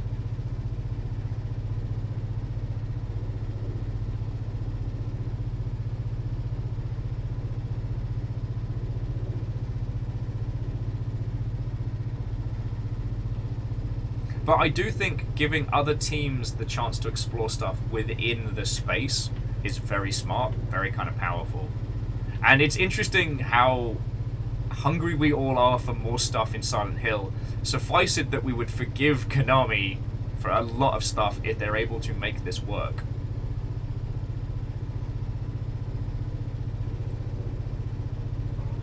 See, Night Valen, I don't remember Silent Hill 3 insta-fails. I remember it being very combat-focused. Because, you know, you're playing as an ex-cop, the variety of weapons and equipment you get is a lot more pronounced. And that one kind of has the more succinct twist. Silent Hill 3 is definitely easier to understand.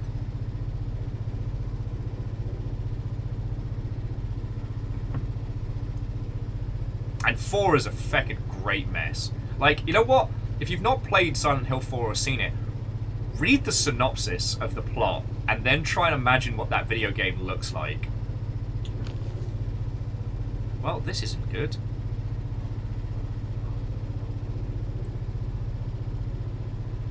Okay, no, it's a little homeless encampment rather than a heckin' bad time. Although that... I'm pretty sure that's not meant. That is definitely not supposed to be doing that.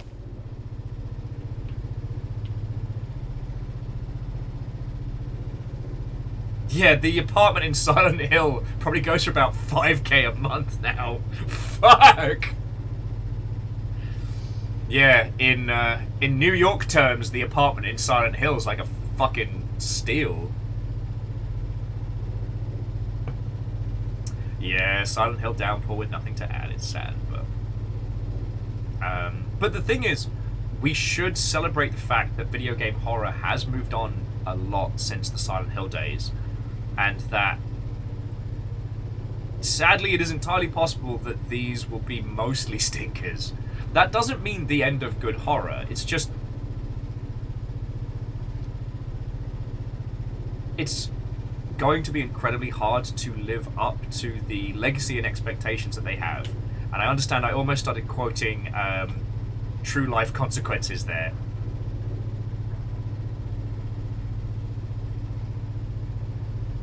Oh yeah, the infinite meat fridge is probably really expensive. So that's where they get you in Silent Hill Red.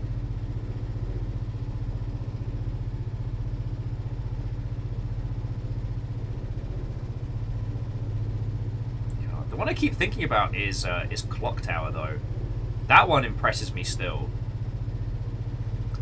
Clock Tower, specifically the SNES version, not the PS1 version, was a game that scared the hot pee out of me, despite being a pixel art, essentially point-and-click horror game.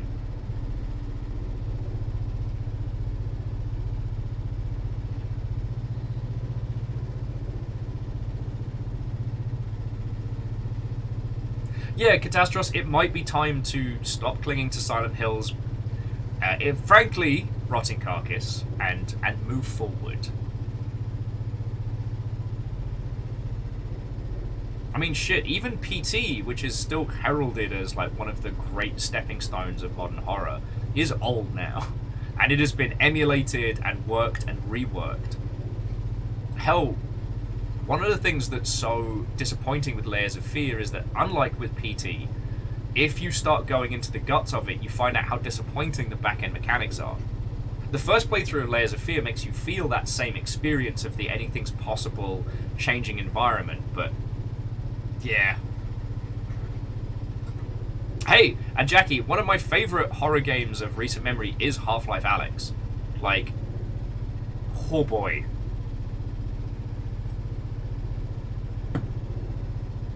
Ah, the suffering.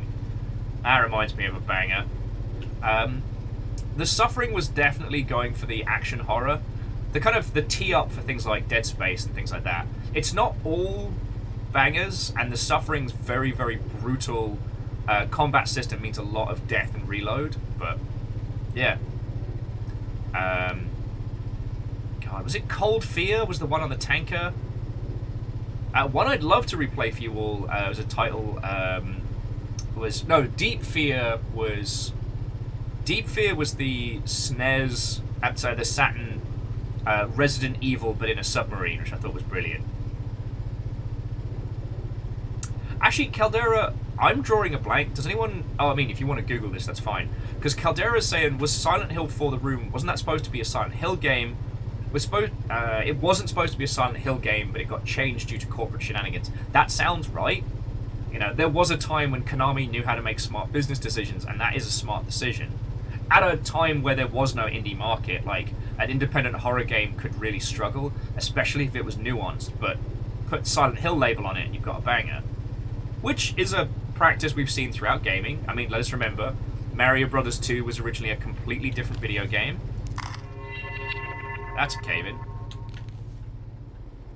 Was originally a completely different video game, and then got reworked.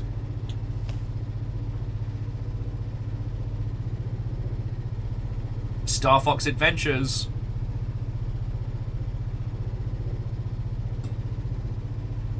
So Cryostix, the Fail Frames series is always fascinating, because back in the day, that used to be the tilted berry answer. When someone's like, "What's your favorite horror game?" They're judging you. Oh, and hi, I didn't say hello, but watto and welcome. Back in the day, it used to be like, "Oh, what's your favorite like horror or survival horror?" They're looking to see if you say like Resident Evil or Silent Hill. The tilted berry answer would always be, actually, I like Project Zero, or Fatal Frame as it's known over here. Because some peeps did manage to get import copies. God, the survival horror crew and the horror crew used to be incredibly elitist. Like, I'm not saying that there isn't some elitism in there now, but it used to be so bad.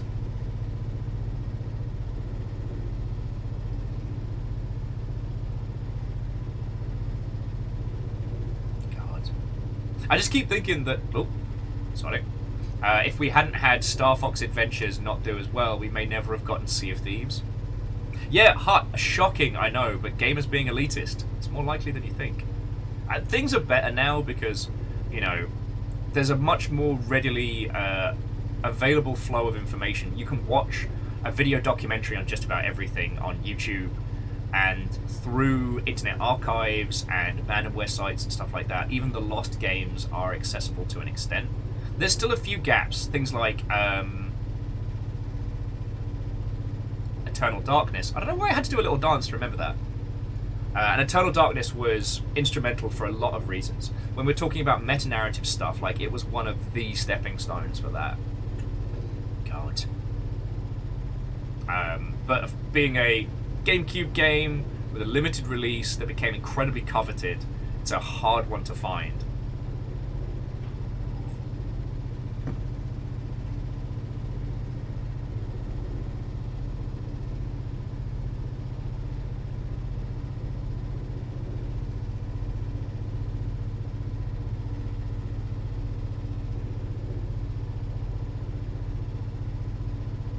Fatal Frame. Did Eternal Darkness have LAN co-op?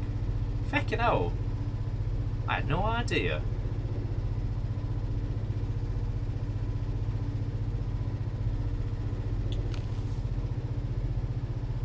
Oh yeah, no, and Cryosticks, that whole thing was weird. It's actually one of the things I credited the Resident Evil soundtrack for kind of embracing that, like, new goth, new metal stylings on their soundtrack to an extent. Because, friends, back in the day, there was this weird crossover between, like, survival horror and, like, goth and metal and new metal. Like, I probably made a bunch of friends by being like, you know, oh no, like, yeah, I've played every Resident Evil game. Back when there was a thing to be proud of. I found out last night that the same studio that made Nier, the original, also made one of my favourite Resident Evil games, Gun Survivor. Which was, that was a lovely little feeling. Gun Survivor was the old school tank controls, but when you go into combat, it zooms into first person and it's a light gun game. It's fucking brilliant. Yes, I did play it with an underarm holster. Fucking great. But yeah, survival horror used to be an incredibly elitist sphere of gaming, and it doesn't really get discussed because as the Resident Evil games got bigger and bigger and more successful, that kind of elitism couldn't really hold up. Oh yes, Resident Evil Gun Survivor. Oh, yeah, sorry. It's known as Dead Aim in the US. Thank you, Bryce. Let's put a translation there. Like, it's janky. It's got terrible Resident Evil dialogue, but it has... The way the combat system works is such a great representation of, like, the zombie movie. Where, you know, you're there, you're looking down a corridor, and the zombies are shambling, and then one comes out of you from the sideline. Because you have to go into first person to aim. Oh, it had more UK releases than US releases. I didn't know that. I managed to pick it up at a CEX with a light gun that looked like a feckin' Beretta, which was feckin' cool. One of those, like, third-party light guns that was probably very, very not okay. Yeah, and it's brilliant because you immediately felt the loss of peripheral vision. And it really feels like they took that idea and ran with it in Resi 4. Or the two were completely unrelated, but they did. Rule of Rose. That was the horror one with the dog, right? I never found a copy of it. And it was always like the little like horror game White Whale for me. I know Alex, Octopimp, did a good old playthrough of it.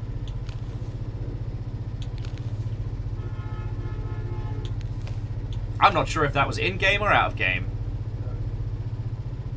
But... Oh. Shit!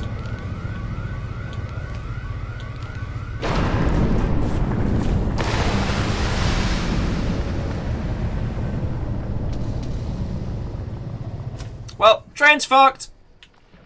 I should have seen that coming. You should have, mate. Considering everything, you really should have. I also think it's fascinating that we're talking about horror stuff today when we're not playing a horror game. We're playing a game with horror mechanics that isn't a horror game.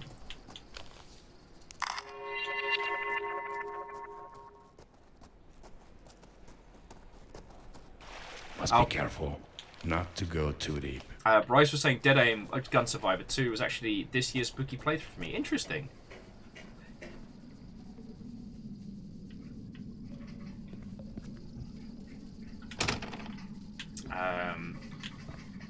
Well, and this was... I think this is the other thing that happened with survival horror games back in the day. Because Catastros is saying that, so far as they can tell from reviews, it's far too jank for the price that people command for it. Yeah. Like... There are a few games in game collecting spheres that are worth the price of admission. Oh, that's not good. I don't think Rule of Rose is necessarily one of them, but it was one of those that it became coveted because it was hard to acquire.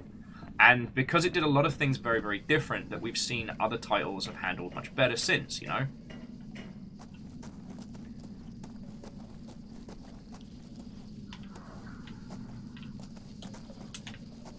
Fearless is saying apparently Resident Evil 3 was designed to be a rail shooter. That makes sense. Like, Konami for a while had a big hand in the arcades as well.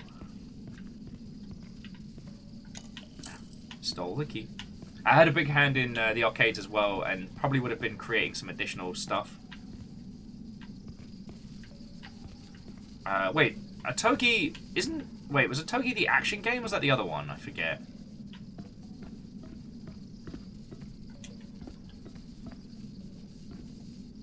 Oh yeah, Bryce, there with you, friend. Sorry, Bryce was saying that Resident Evil Gaiden shares more in common with Survivor's playstyle. It does. And they did something that I thought was impossible. They created a situation... they created a situation where a Game Boy Color game could feel scary and tense. Like, I find myself thinking about that game a lot because they used panic-inducing mechanics to create something that inspired fear. It's not good. If you haven't played it, so Resident Evil Gaiden, you play as Barry, good old Barry Burton, good old Barry Big Guns Burton, heading through a cruise liner. I think we take this to the other door, but let me have an explore around first. All right, Cranks by the. I'm also going to save it. All right, Cranks by the train. Now it plays like a top-down post-Resident Evil, post-Metal Gear style game. You sneak around, you get into mischief, jobs are good.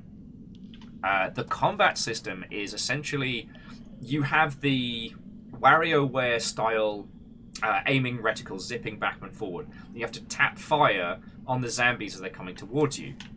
The closer to the center, the closer to a headshot. But the zombies are always encroaching, always moving forward. And it's real easy to miss. And once you miss, that's when the panic starts. And it really does create something that's just tense and fear-inducing and way more impressive than it has any right to be, you know?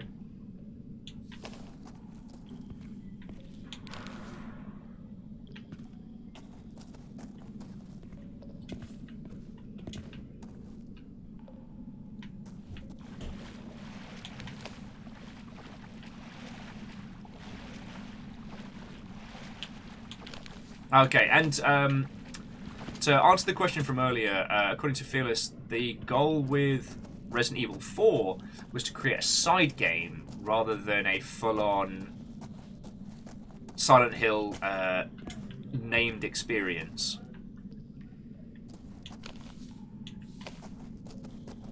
Which is fascinating.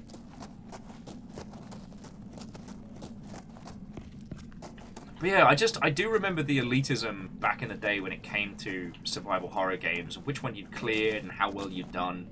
It was a strange time. Because there was something about the horror elements meets action elements that created almost a certain amount of machismo in the discussion of survival horror games.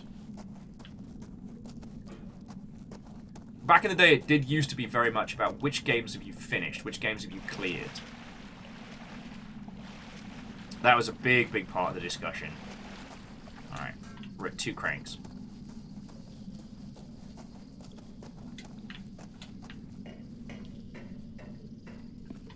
Oh, and Cryosticks, that's fucking cool. Like, a large proportion of those old classic PS2 horror games or survival horror games, they weren't all good, but they were interesting. And I think that's... Okay, so that's where we need the cranks to turn off the gas. Oh, that's bad. I still have 9 packs of batteries left. I think that's one of the reasons why I end up talking about the PS2 era so much was, especially the Japanese market saw such a massive explosion of sales and additional elements that they were able to... Get that fucking hammer out of there. So, alright, let me see if I can just jank it out. they saw a massive explosion in sales and interest, and so loads of teams were able to put out these games pretty cheaply and have them sell. And that led to a lot of experimentation, and the Japanese market was all about it. Like, back then, I think, like, the Western market was still trying to find its feeties, you know? I don't think that's an unfair thing to say. Back you, Hammer.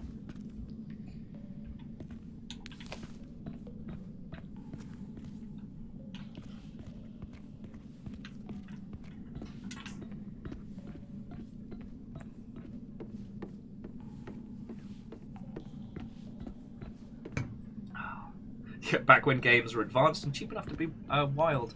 I think it was because their users were very accepting of mainstream releases that were a bit broken, a bit jank. Alright, I go down there. I'm hot cooked. I'm toast. I'm bad time. I don't see where we can turn it off.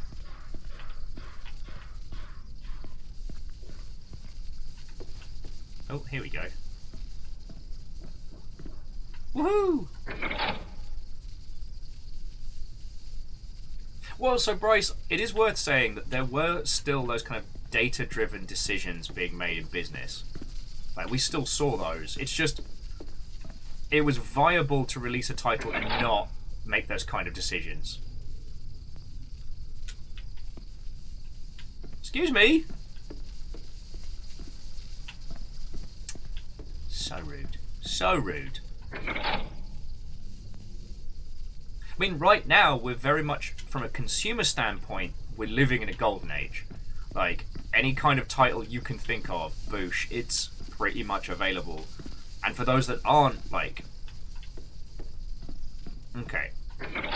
Dear this crank, you're just being mean now.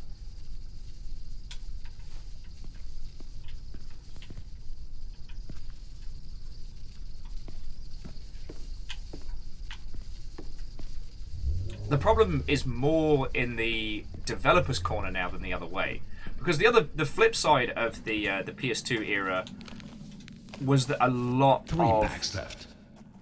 of poorly made games got released, and you just had to kind of like it and lump it. Left. Oi! Said you could reload twice. Heckin' bad word.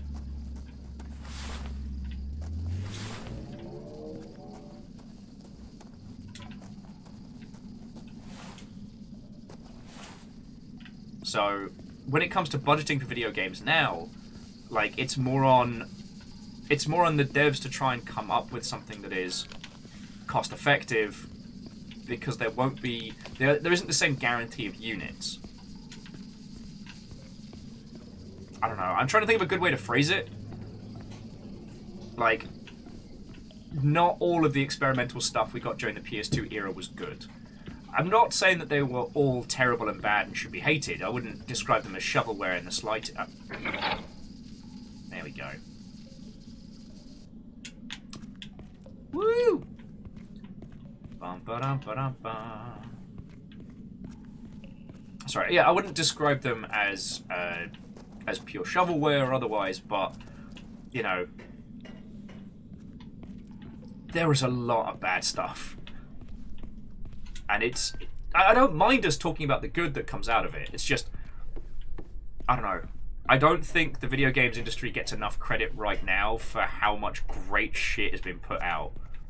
You know, there are more complaints about the number and quality of games than there are people going like, wait a second, this is awesome. Like, gone are the days when you had to keep up with every video game, because it's impossible now. So now you can focus on playing what you wanna. Have fun with that shit.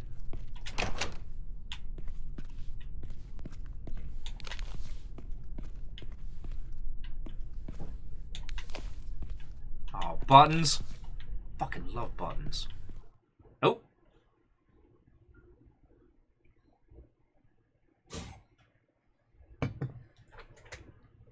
Oh.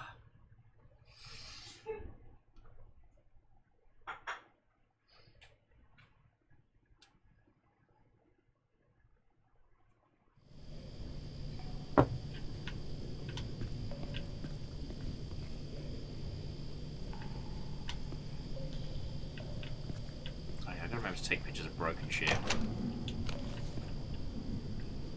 Nope. No broken shit here. Glad I'm not paying the water bill from this thing.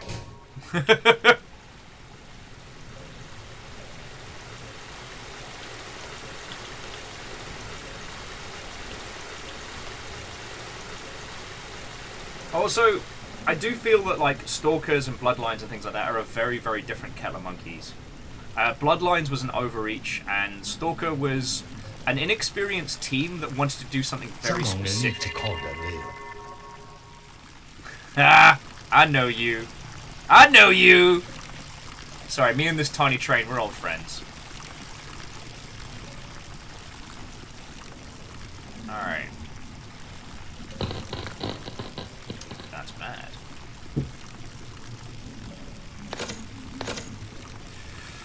Okay.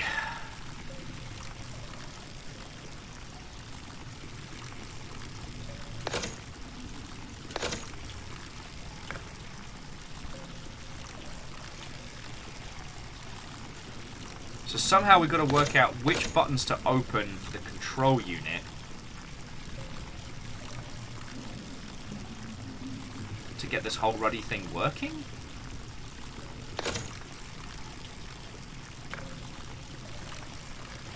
Alright, let me go explore for a little bit. I don't mean to dismiss Stalker and Bloodlines. Stalker's a really interesting conversation about how, like, a little team that went against the... A little team that went against the supposed agreed-upon design philosophies at the time ended up making something truly iconic. Is Bloodlines 2 out yet, Will? Sadly, no. Which is heckin' bullshit and chips. This will take more than just a new coat of paint. And Jackie, thank you for the $2. That keeps me alive! Now, Bryce, for Resident Evil Outbreak, we're talking about the was intended to be multiplayer, but the PlayStation...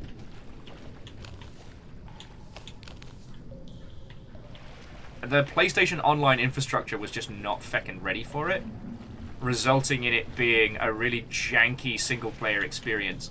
And then when they sequel that did have multiplayer, but much, much, much later... Okay, so it's multiplayer unless you're in the UK. Ah, alright. See, I played it, but as I was in the UK, I played the... Well, there's no multiplayer, resulting in a horrendously unbalanced, unfun experience. Because, what could you do? It was designed to be played by a squad of people. The game was balanced thusly. I actually got to work out this bloody puzzle. Okay.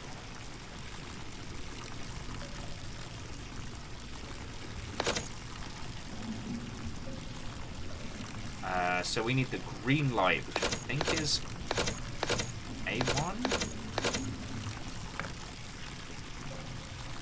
Alright, so the green light is on. So I guess then we need just C2 for the lock? No, that's the red light.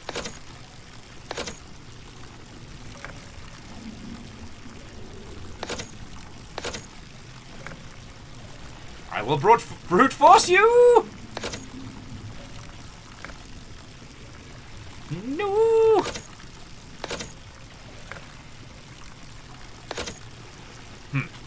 Right.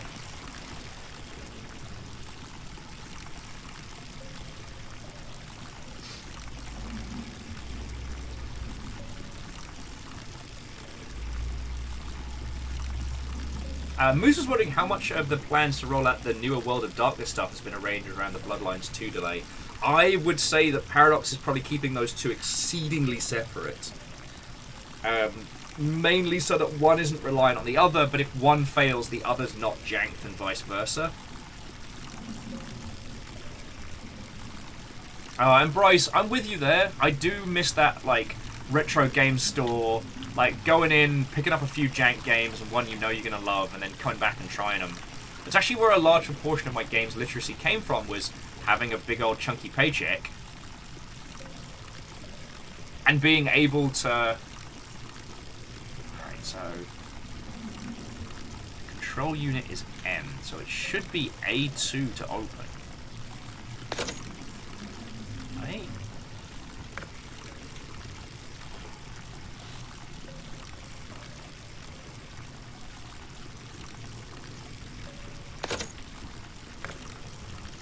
C2 that works the lock. No. Darn it!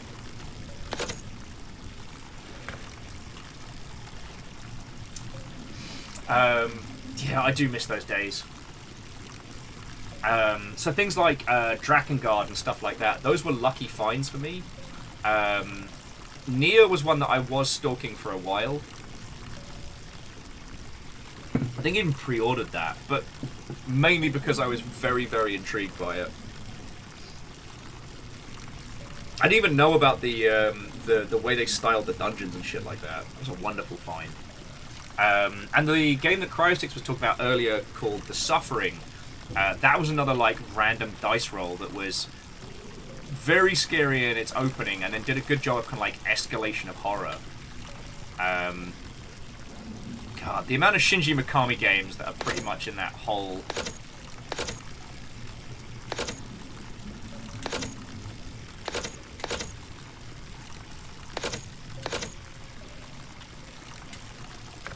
and that whole feckin' space. Okay, so... A turns on the green light.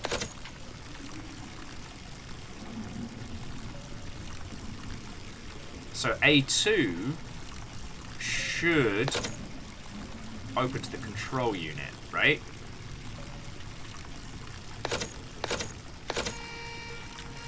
There we go. Did it! I just had to stop and think about it for a second.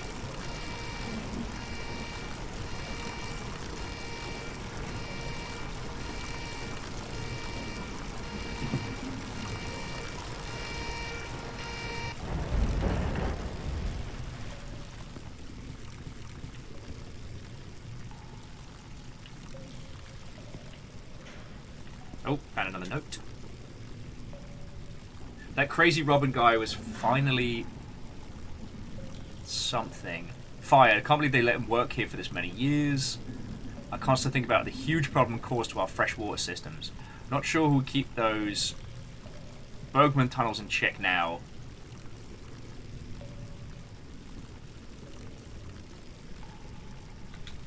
God, here's your money, just leave the package. What does that even... Intriguing. Intriguing indeed. Cryostic says their dice roll find was Forbidden Siren on the PS2. Yo! Nice. Wait, was Forbidden Siren the one where you could possess the monster and see through its eyes to work out where it was? Had a really brutally difficult combat system. Alright, if we get to surface level, dude needs to just stop. Go home. He's been in a train accident, a cave-in. This has not been a good day for our character. Like, mate, take a day off. Earned it.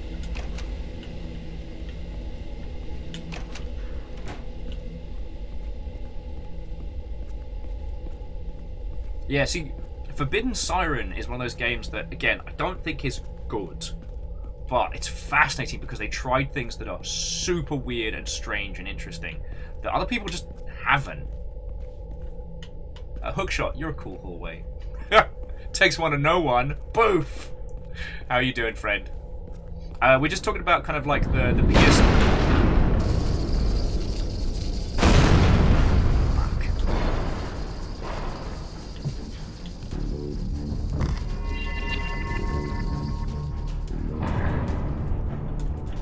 To Superhero Necromancer, Watto and welcome, also. Nice. I think it's running time.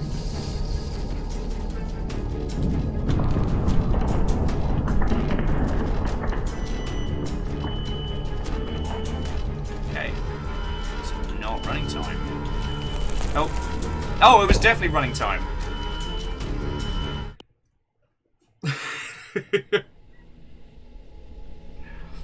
Alright. Once more with feeling. Oh, Hookshot, lovely to hear, lovely to hear. But yeah, we were just talking about kind of like that PS2 era of like survival horror and elements like that. We got talking about this because of the upcoming Silent Hill 2 remakes and yeah, it's very much a whole thing.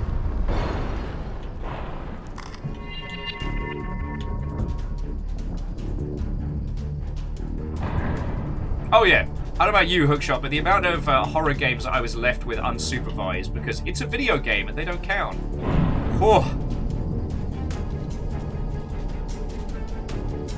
Now, sorry, are you talking about the video game based on the TV show Dark Angel? Because that's fascinating.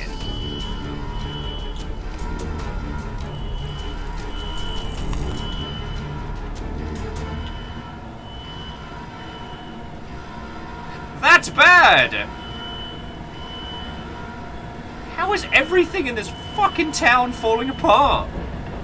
Well, at least the fire alarms are working. Yes, at least the fire alarms are working. Dude, take a day off. Like, it's time to quit your job. Go work at, like, a pet shelter.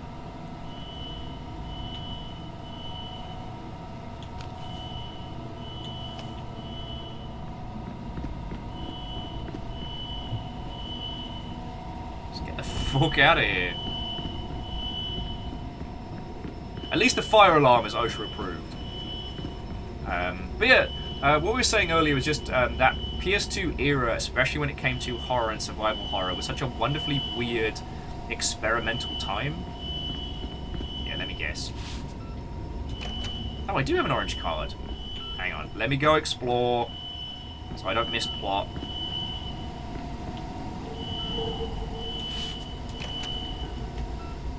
Shower plot. Oh. Green key card, that's probably very important. But yeah, it was such a wonderfully fascinating time in gaming because it was so experimental. It's so weird. So Bryce said, going back to Resident Evil Outbreak, I find it wild how far ahead of the time it was, given only a few years later we'd have Left 4 Dead. Well, it's not that... Okay. I'm not saying this to be a contrarian, I promise. But I think we needed a Resident Evil Outbreak to show us how not to make multiplayer experiences. Because it's not good. Resident Outbreak is not a good game. It's not a good Resident Evil game. It's not a good multiplayer game. It definitely was at odds with itself. And you could tell that the team had just gone, alright, let's make Resident Evil multiplayer. And they did that and went, oh no, this doesn't work. We've designed this entire game around someone being a strong, powerful individual. And now we want to split that up amongst multiple people.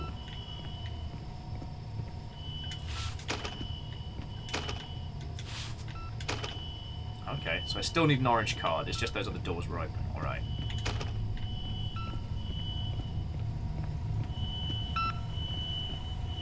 Fire control system, alarms on. Alright, now we've got to work out how to turn off the bloody fire alarm. I tell you. That's 3 packs of flashlight batteries. I mean, sorry, this guy's going to be writing his report in the space for a while.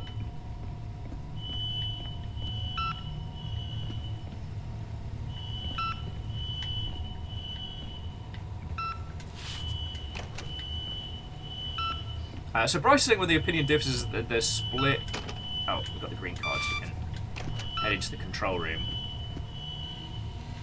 So, the reason why I say I don't think that Resident Evil Outbreak works is because someone has to take the boring jobs. Someone needs to be the healer. Someone has to be the picksmith. One person gets to be, you know, Mr. Shooty Gunbang. Okay, so here we go. Coagulation, flocculation. Is there something wrong with the main pool? Reserve pools, sediment filtration disinfectant. Alright, so somehow we've got to start solving all of this nonsense. Probably got to turn the fire alarm off first. Oh, Eeyore, sorry about that. Alright, so let's have a look. We've got low pH coming in, and flocations blocked along with raw water.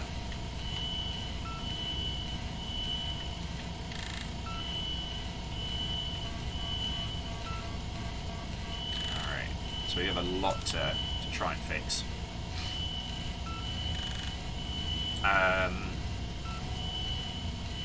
So Bryce, I do agree that it reinforces the difference between regular people in the Zombocalypse and, like, you know, stars. For those of you who don't know the Resident Evil lore, if you will, the TLDR is that Umbrella Corporation Hey! Phoenix, how you doing? Watto and welcome. We're talking about Resident Evil. And for those of you who have not encountered me talking about this before, I'm obsessed with the Resident Evil franchise. Of camera batteries. And we'll talk about it ad infinitum.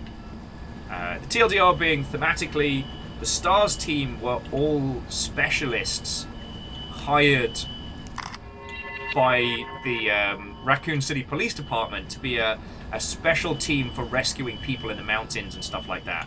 In actuality, the team was put together to test Umbrella's creations against varying people from different special forces and military backgrounds. So, like...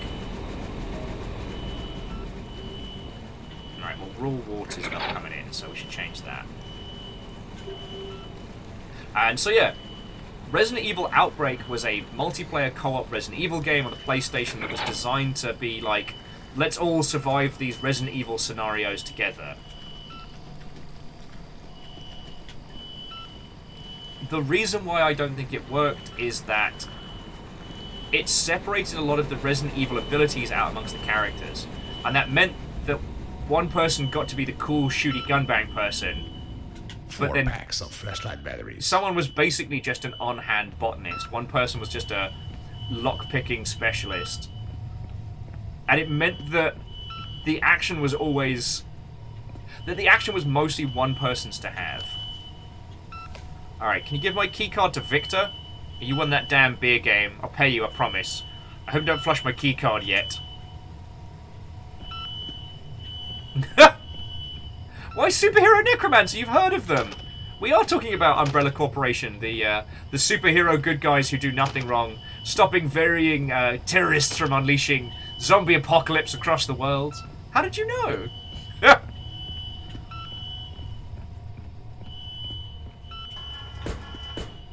Alright.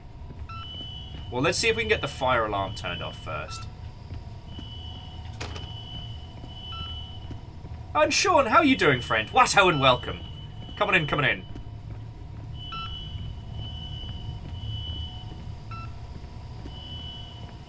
Apparently the keycard's down in the toilets.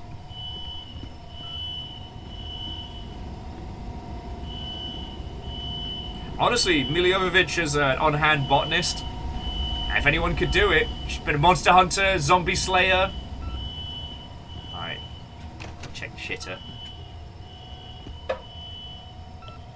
That's 2 sausages in a packet. Grim, grim Mother Hubbards. So yeah, I guess they didn't flush it. I'll flush a sausage. Okay, so the green keycard we found. We haven't found the yellow keycard. Doesn't seem like they're stashed over here.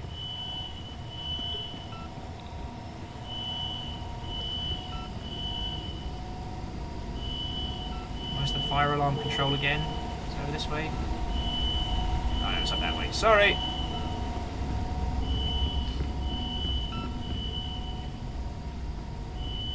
Well, so Superhero Necromancer, we're doing a rewatch of the Resident Evil movies over the coming weeks, so I'll let you know. The first one definitely has... The first one definitely has chops, and it's a decent film.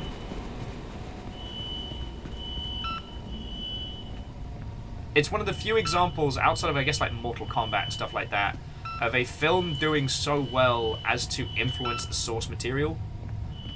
The laser scene from the Resident Evil movie was added to Resident Evil 4. That's no coincidence. Okay, here we go. Okay. Whew. There we go. I'm starting to get the idea that you are trying to kill me on purpose. What? The fucking metro tunnel collapsed, and they took the maintenance tram with it. I'm in some kind of an underground water plant now. It was difficult to get here in one piece. I almost got burned to a crisp in one of the hallways. Shit, that sounds bad. Yeah, no shit! I'm glad you're okay, though. You think you can find your way out of there? Well, it's not like I have a choice. I'll call it when I'm out. Oh, jumping back, friends, I do agree with you that the Carl Urban Doom movie is just fun schlock. It's not a good Doom movie. And as a movie, it's dumb and fun. With Dwayne "The Rock" Johnson with a BFG.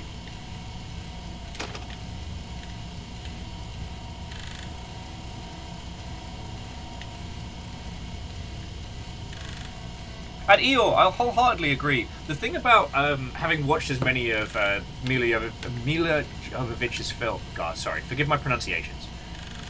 The thing that... Okay, Flocation's got low pH. Let me go see what I can fix. The thing about Mila's work is that even when it's a cheesy movie, even when it's terror bad, they go hard, and I respect that. Like, I've watched Monster Hunter the movie. I did get heinously drunk. But the one thing that you can say is that Mila does not half-arse it, and I really appreciate that. Ron Perlman Hart does, sorta. But in the same breath, he also does the Admiral spot on from Monster Hunter Rise, so it's hard to hate. Oh, do we have to do the old turn off the water to go?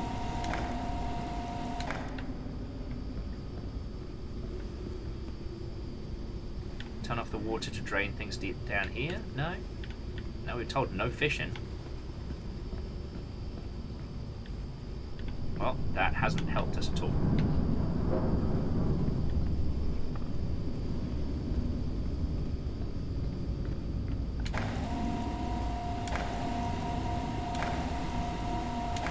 I mean, while Eeyore, I do agree that it would have been lovely to see that.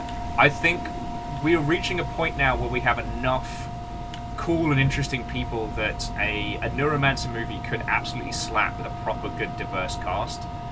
Because while we would have gotten Mila as Molly, the rest of the cast would have been whitewashed to hell and back. I mean, God, I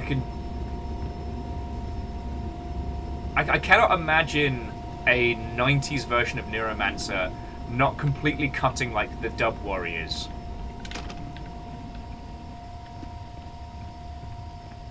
Gosh, you ever stop and think about how fucking wild Neuromancer is as a story? And then we go to space, and we hang out at the Jamaican space colony, and they decide to help because they're just cool like that. Good times, good times. Okay. So there's something wrong with the reserve pools. There's low pH in the flocation. Sword. The grape has cooked. To pinch, press lion to return to plunger, or jowl wheelbarrow nurse to forecast your goatee. If you do this, you will lose any possible arrows. In Naughty Banjos, Error 51, Firecracker. God, I love this game. Sorry, I don't mean to bring this too much off, but... Okay, sketchy Jamaican tugboat. Don't besmirch the Dub Warriors in this house. But yeah. Cryostix was saying they feel that the first Silent Hill movie also influenced the human baddies in Silent Hill Homecoming. Okay. Well, so friends, the Great Bezos heist starts next week, which will involve shorter streams, tighter times, and Jackie, thank you for gifting a sub to the superhero Necromancer. That's real fucking cool of you. But what this does mean is we'll have a little bit more free time, and we can start cracking on with the video game movie list. If you want to catch up, you would need only watch the Lara Croft Tomb Raider and Lara Croft Tomb Raider and the Cradle of Light, which I didn't realise Cradle of Light bombed.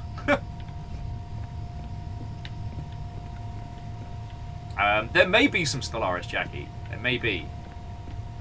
Because basically, to make up for not being able to hang out as much on stream as I would usually, you know, we can hang out on Discord. Be fucking cool.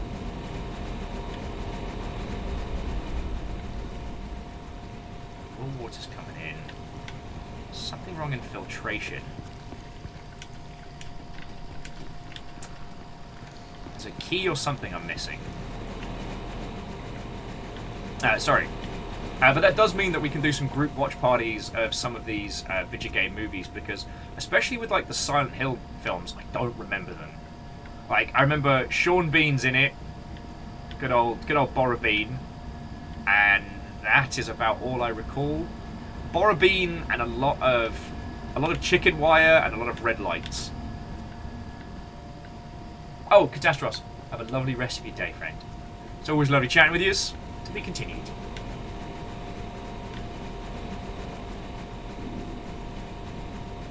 Sean Bean's in it, yep. Sean Bean the Undying. I mean, technically, he's in the movie. Technically, I didn't realise there was going to be Borrabine shenanigans today in chat. Didn't realise I was going to have to lay down the lore of the Borrabine. Oh, here we go. There was more toilets. There we go. Alright, so we got the yellow keycard. Sorry, friends. We got into the habit of calling him Borrabine, as in Boromir, Sean Bean. And occasionally I tend to lapse back into it. Oh! Hey, Jackie, that sounds either like you're going to get used for scientific experiments in the woods, or a really nice retreat. Jackie's saying they got invited to a company trip for the company they would start working at for another month. Ah. There's our orange card. Alright, let's have a look in here, see what incriminating nonsense they left behind.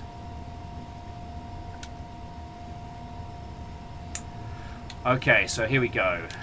Water treatment plant. I'm trying to call you all day. I need to tell you something weird happened at the water treatment plant. Some guy came in where everyone else was away, fixed pretty much everything. I don't know who this guy is. I really want him to work here. The Bergman water tunnel flow seems to have almost stopped.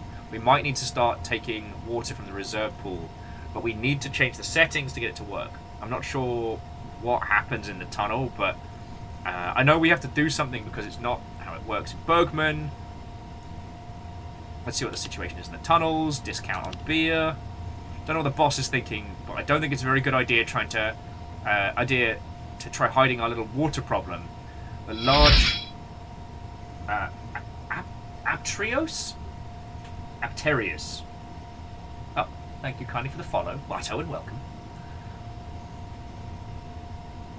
Keep sending emails.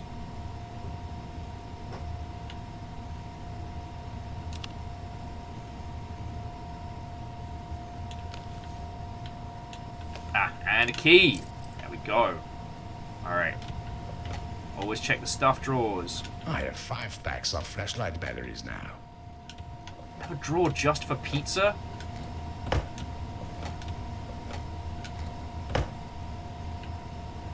I don't think I can fit these in my pockets. Reload! I still have 9 packs of batteries left. It's a spider! Ah, it's so spooky! We've been spooked! Spook and not!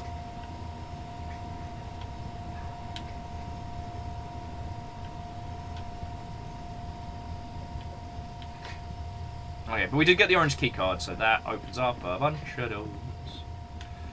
I think there was some at the top. So to Aptrius and those who just joined us, hello. We're, I guess, partially talking about video game movies, partially talking about, you know, like that PS2 era of like survival horror games that spawned a large proportion of the glorious weirdness that we talk about a lot. And one of the things I will say is, having watched a lot of bad cinema in my life, going back and reviewing some of the... Oh, how is that not the key for the door? Feck. Going back and reviewing some of these video game movies, like, they're not awful. And a lot of them were a bit better than I gave them credit for at the time. Like, despite some weird casting choices, the Tomb Raider movie, the first one, isn't awful. You know, they even do the whole ridiculous swan dive in Croft Manor, but with bungee cords to make it make sense. Emergency exit broken. Pfft, that's going in the OSHA file. A high amount of meh to mediocre, but some of it which I, in the past, have kind of unfairly wailed on.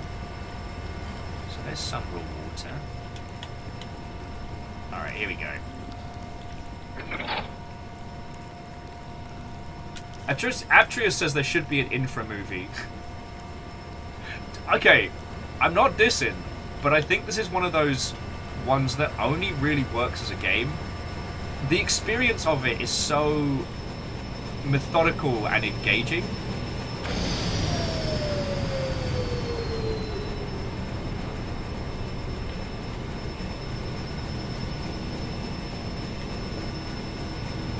I don't think I was supposed to do that. Let's turn it back on. No, there's something about this title that's so engrossing because of its pacing. I don't know if you could translate that. Hey, I know you. Tiny Half-Life track.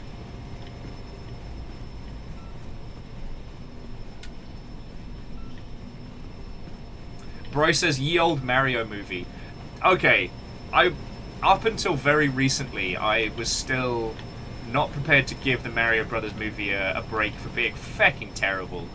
But we all heard Chris Pratt. We all heard what he brought to the table. It's bad. It's real bad.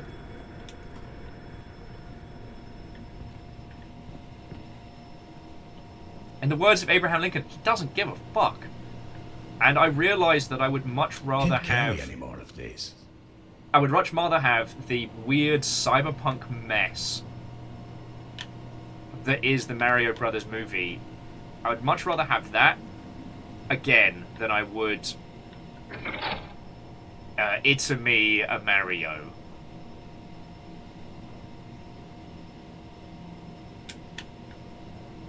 Okay, that should be... Okay, so sedimentation is now sorted. Problems are now just low pH and flocation and the flocation chamber. Alright. I'm learning a lot about infrastructure. Yeah, Bryce, Chris Pratt brought something to the table. He posthumously improved Bob Hoskins' only regret. For those who don't know, famously, Bob Hoskins said that the only movie he's ever regretted making in his career was the Mario Brothers movie.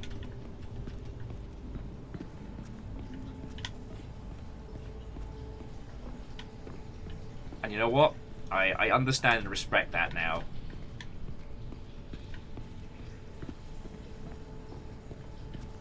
Alright. Excuse me! Did any of you lose a crank pipe? Did any of you lose a handle that makes the spinny go round round? That's the technical term, not a lot of you'd know that.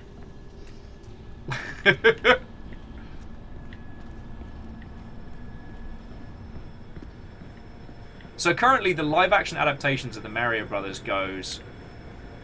Oh, well, that's haunting. Hang on a sec.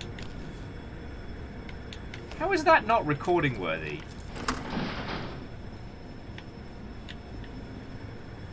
I have like a ton of these things already.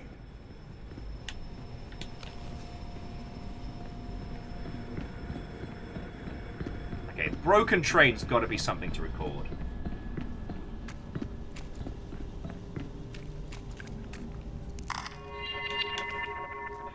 Fine, I'll go explore the murder hole. I'm sure nothing bad's down there.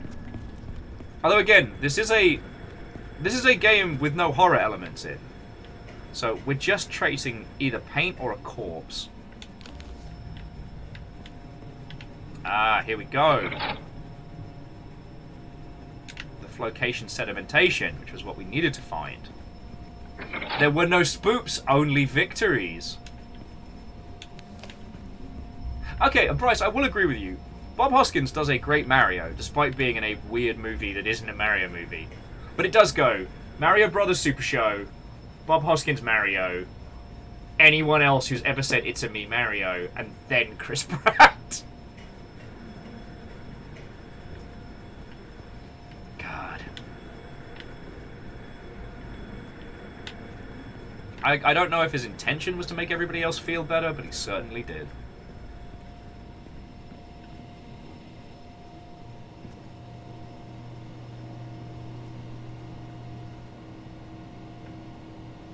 Okay. Wait, it says flocation is still blocked. Didn't we just... I thought we just unblocked flocation.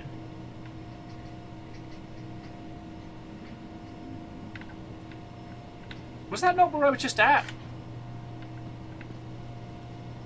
Right. Back it to fucking tunnel. The only way this game would be better is if we were playing as someone from Yorkshire. Alright, so here we go.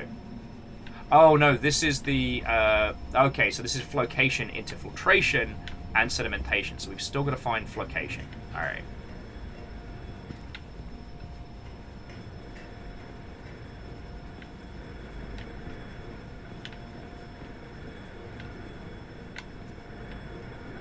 God. Now, the thing that I have always been obsessed with, this isn't anything new, and I'm happy to talk about this until I'm blue in the face, is the movie adaptation video game, of which the greatest example is Street Fighter the movie, the game. I'm just so happy that exists. For those of you who don't know, so Street Fighter the movie, famously feckin' terrible across the board, aside from Raul Julia's incredible performance as M. Bison. Alright. Ah, this was where we needed to crank. But alongside the movie, there was a fighting game adaptation of the film. Okay, yeah, Zangief was spot on as well. One of the few. Alright, so that should be another one sorted. Okay, wait. Let me turn that back, see what changed.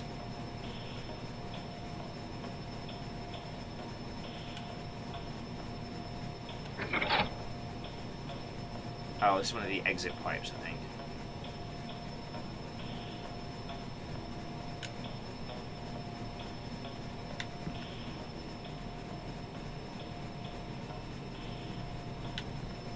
Oh, we've opened this. We just don't have water flowing through to it yet to see the clear. Okay.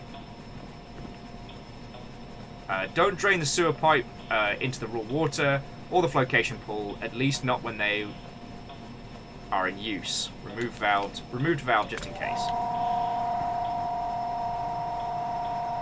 Woohoo! Just had to push the button. Oh, so Bryson the Robot, have a lovely rest of your day, and thank you for the conversation. If you want to chat more about like Resi Outbreak and stuff at a future date, I'm always down to talk about it. But yeah, I am thoroughly fascinated by Street Fighter the movie, the game, because not only is it a bizarre tie-in, it's also a complete departure from the kinds of fighting games that Capcom was making at the time. It's not a pixel art 2D fighter. It's closer to the rotoscope style of Mortal Kombat, which was kind of very much looked down upon.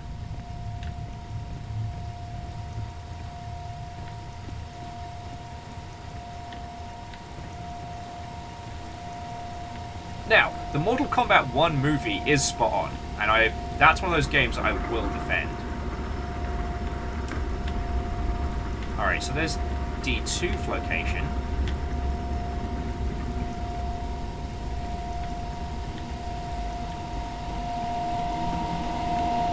Alright, so somewhere here there's another flocation.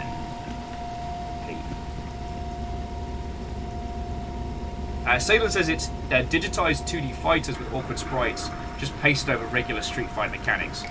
And true, it's just such a weird variant on that, you know?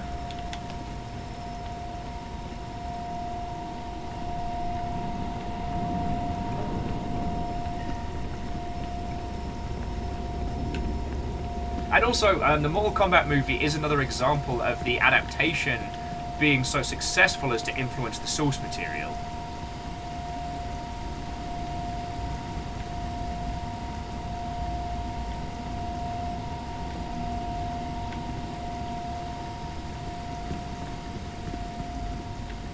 Buttons, I love buttons.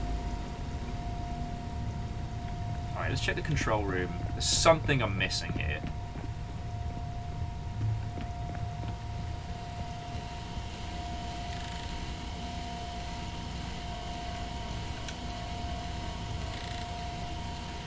Okay, so we got warning, contaminated water. And 2 blocked pipes.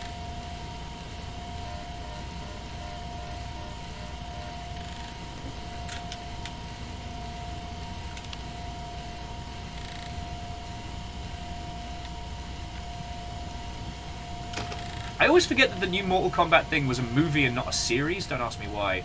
It wasn't awful. And it did some really cool things. Well, the idea that Scorpion is the good guy and Sub-Zero is the villain was definitely a bit of a excuse me type moment, but, you know, creative license and all that.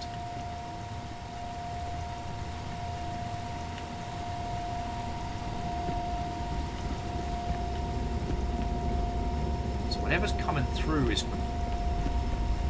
Don't tell me we've got to, like, purge the system first before we can continue. Holy shit. This is genuinely unnerving. God. We're going to end up finding the bloody, the little Shop of Horrors monster from Halo. Alright, the turbines are doing their job. Oh, okay. Rising tide. Yeah. I guess the reason I get so obsessed with video games influencing movies is because I still kind of, and I've talked about this a lot, I still feel like at times video games live in the shadow of film, or the shadow of cinema, and they, or at least certainly did for a long time. And as someone who loves video games, that does grind my gears, that does pitch my wheels.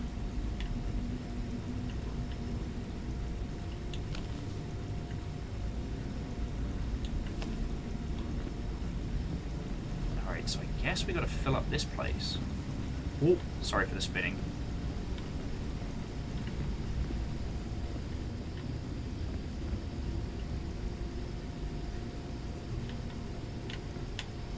Apparently we're gonna do some sketchy shit. Doo-da, doo-da. Hope I get away with it. Shit, that looks really bad.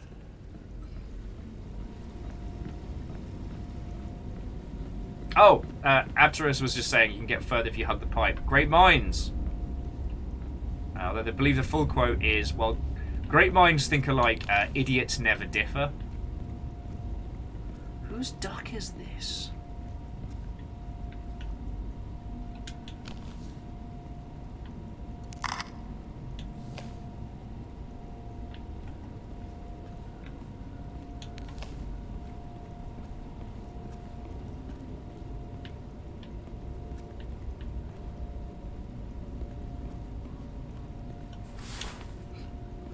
Secret duck will drive you quackers.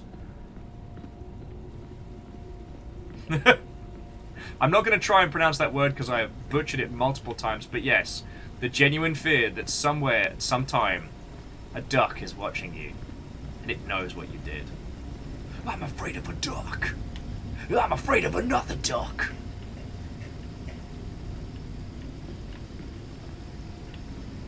Hey, an eel, absolutely no argument there. Indiana Jones: The Fate of Atlantis would make for an incredible film adaptation. It was actually kind of surprising when, what was it, the Crystal Skull finally dropped. And what we were treated to was really kind of a mediocre to poor action movie, where we'd already had things like Indiana Jones and the Fate of Atlantis to show us. Alright. Don't fall for big duck propaganda. They're always watching you. Okay. So, okay, we have warning contamination levels. Right, whatever. So there's one thing we need to do. I guess it's the raw water tank. And there's one more blockage coming out of the contaminated area. I do love these puzzles.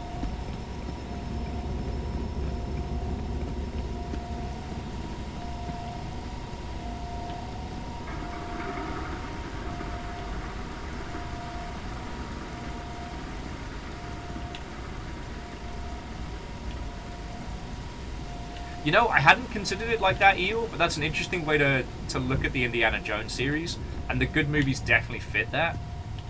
I mean, it's also worth remembering that Indiana Jones and the Temple of Doom was bad and terrible. Alright, let's see if we can change anything from the desktop here.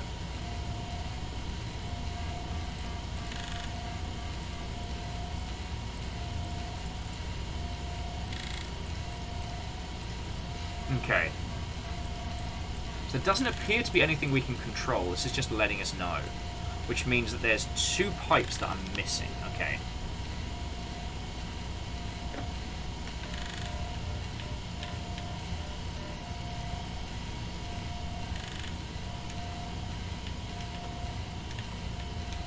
Alright, but we've got keys and a sense of adventure. Let's see what we can find.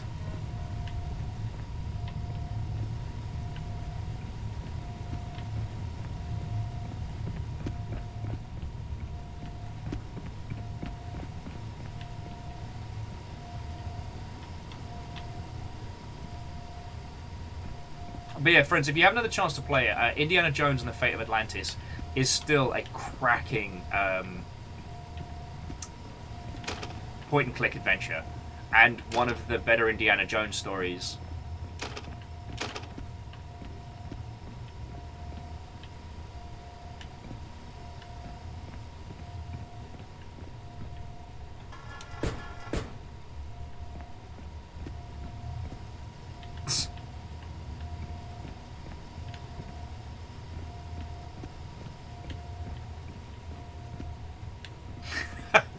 Sorry, friends, just casting my eyes to chat.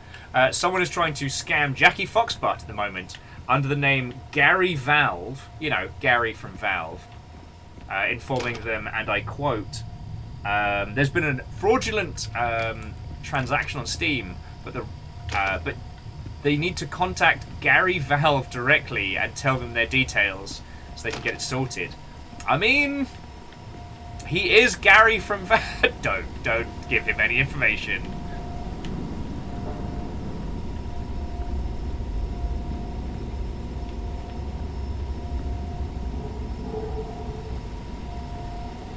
Hookshot's like, no, Gary's my partner manager. Valve. Great guy. Totally trust him. Do not trust Gary Valve. Alright. There's the only place we haven't been is down here in the poop. So I'm going to assume that there's something that I've missed down this way.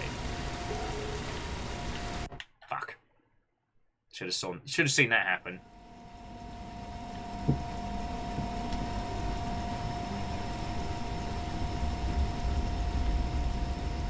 Alright, so there's a valve there.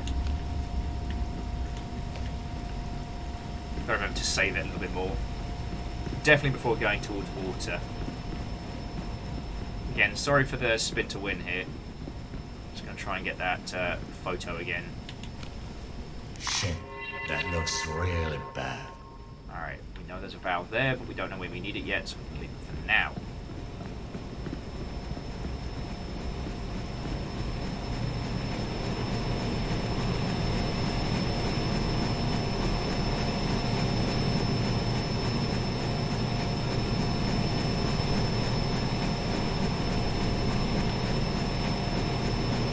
What happens if we turn off all the water?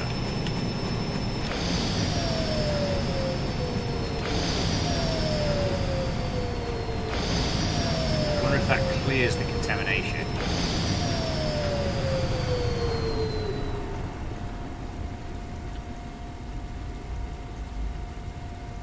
Does the water start to drain down?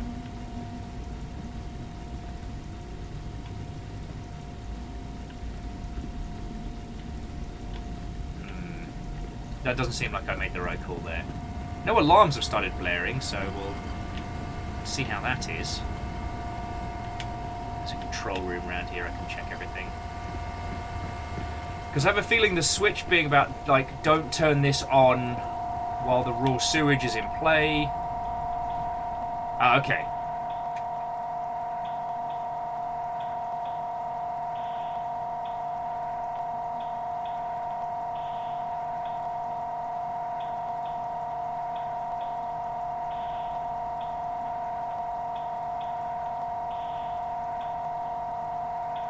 Sorry about that, friends. Oh.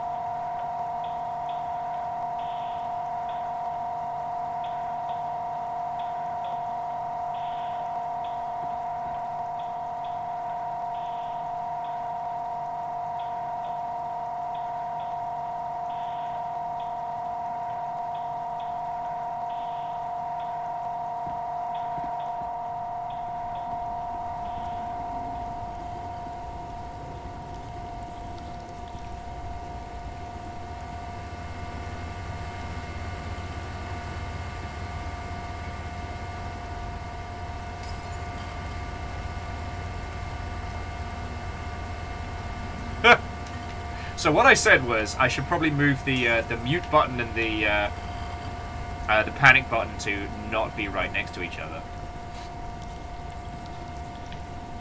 I don't know how we're going to level out the pH levels in the water, but we've stopped pumping raw water in, which has stopped it saying warning contamination. So we haven't created poo water. I don't know how to solve this.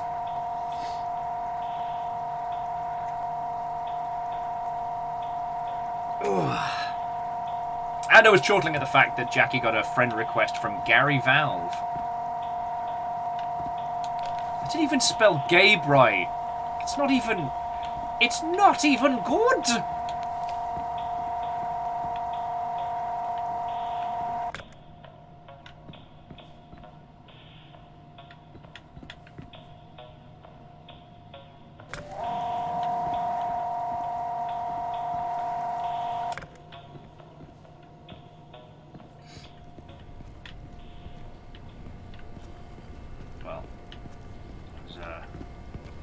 Daughter stuff over here, because I think we've now cut all the water in this area, which I don't think has... I don't know.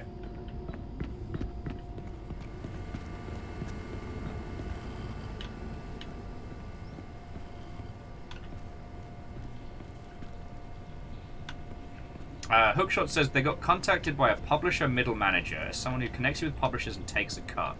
Are they worth it? I've never known any of those people to be worth it. Who are they offering to connect you with? Like, you don't have to name the individual, but, like, what are they offering? Because I've done bounty hunting before, and that's where the publisher pays me for getting them games to sign. But I don't know, that sounds kind of like an agent.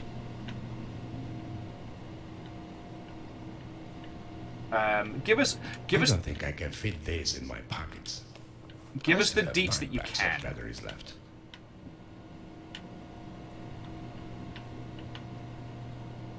Okay, so warning, contaminated water.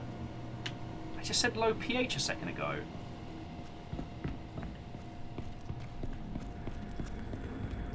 Might as well turn these on.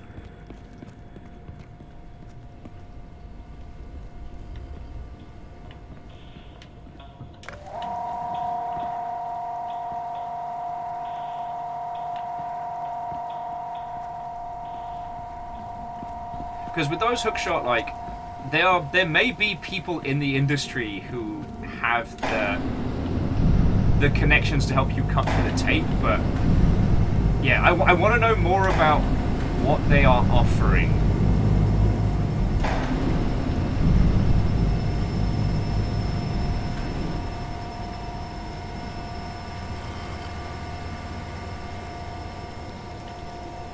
Because the thing is, I don't know anybody who's used one of those services that hasn't hated it.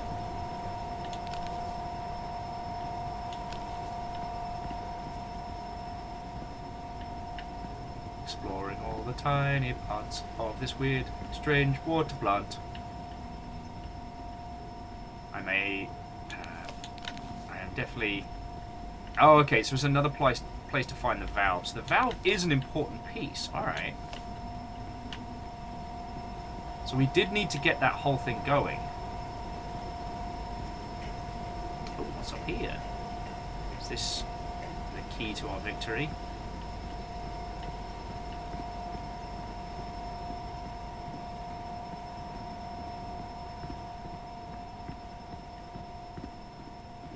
It is not!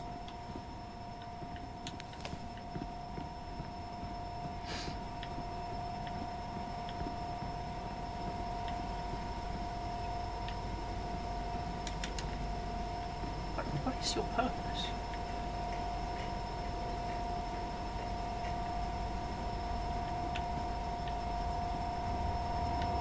Okay, so they have mentioned no publishers of yet, just that there's someone who connects studios with publishers and money.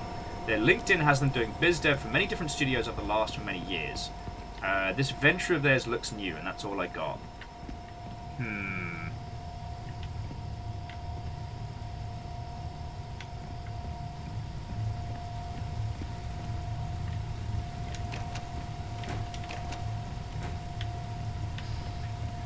So Sean says, I see a lot of publishers that offer marketing for a cut. Now, that I have seen, but that's a part of publisher services, which isn't awful, as a lot of indie games, more than anything, need eyeballs and coverage. So yeah, I guess, so Hookshot, that's one of those, I personally would be incredibly wary of those. Because I've never known an agent that was in it to help people. So things like they might say yes, we'll get you funding, but you may not have right of refusal, stuff like that.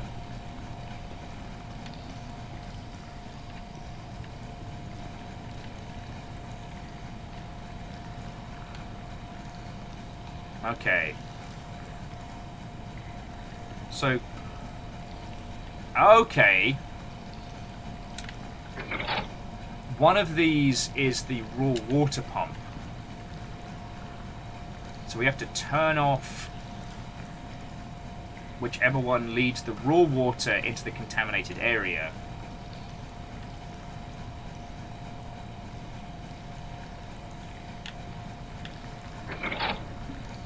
I mean, Jackie Foxbot, maybe you need to get to know Gary better. Maybe tell Gary that he needs to, like, he needs to prove to you, like, you know, his whole,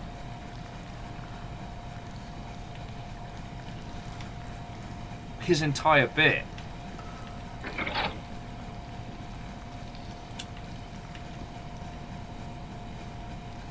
Still contaminated.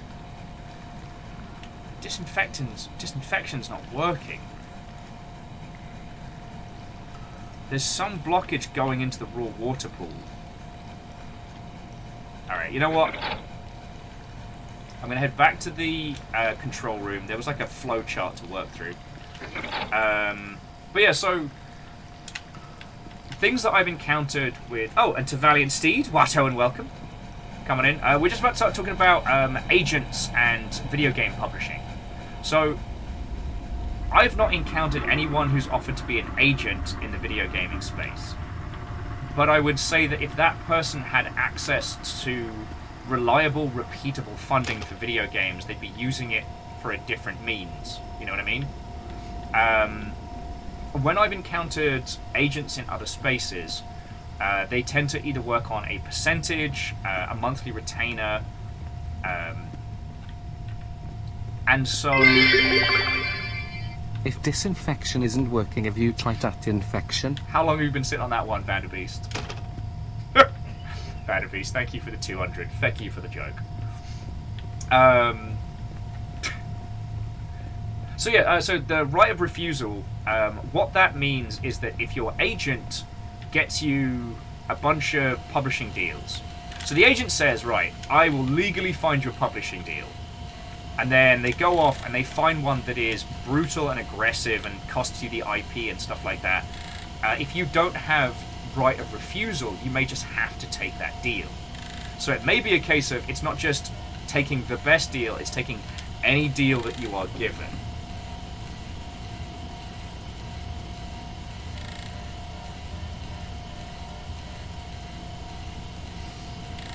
Okay, so the correct order: coagulation, flocation, sedimentation, filtering, disinfection. 22 meters. Is there something wrong with the main pool? Reserve pools. Okay. And this is how we are at the moment. This is how it's looking right now.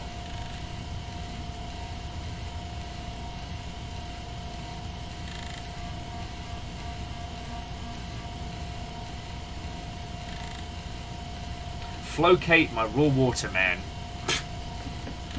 Hey, buy me dinner first. No, seriously, Valiant Steed, if you know what we have to do, please tell me. I am obviously not batting for 1,000 today, and I'm looking at this being like, I don't know what I'm doing! Vanderbeest, thank you for filling the pint glass as well. Oh, I did screenshot the flowchart, yes.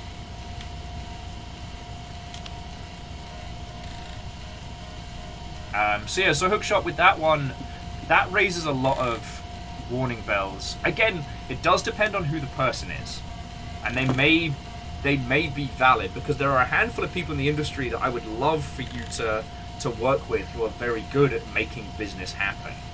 But there's just as many people who would sooner grab your IP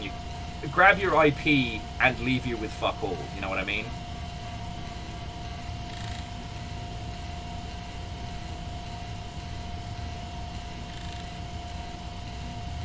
Reactor online. Sensors online. Weapons online. All systems nominal. What hope? How goes it? Restless Roots, it's going lovely. Valiant Steed's helping us to stop flooding the water supply with raw shit. And JV, Watto and welcome. We're also talking about video game publisher contracts. Yeah, so in the event, friends, that you do ever go with a publisher, read the contract, get a lawyer to read the contract, and always, always submit changes. Any contract that you sign for your video game, you must always send back changes. Just, there's no...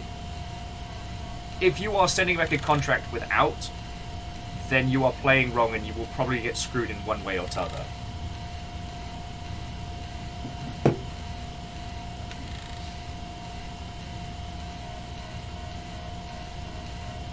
Okay, so Valiant Seed says the raw is set to wrong. Why section need disinfection is wrong. Both sewer water are set to wrong. Okay, so let's have a look. So the section near disinfection is set wrong.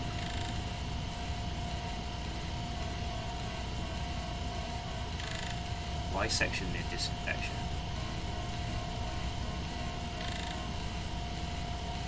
Okay, so JV, this makes me feel better if this is the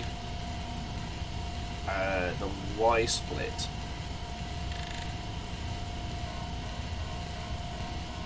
Oh, way cool. And Phyllis, I mean, that's the great thing about being in Seattle. There are a bunch of lawyers that understand, like, video game stuff and things like that. Hey, Valiant Steed, it is nay worry. I'm happy to hang out and chat. You're trying to guide me while I'm being an idiot through a puzzle that is high grade in a second language. You're the badass in this one. I'm the strumpet.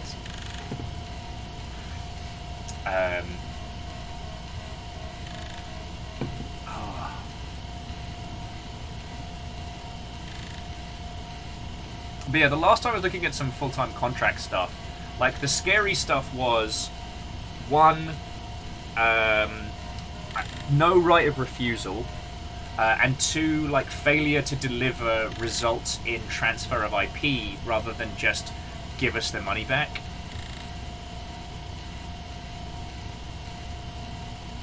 Okay, so when you say the Y near disinfectant, do you mean this section here?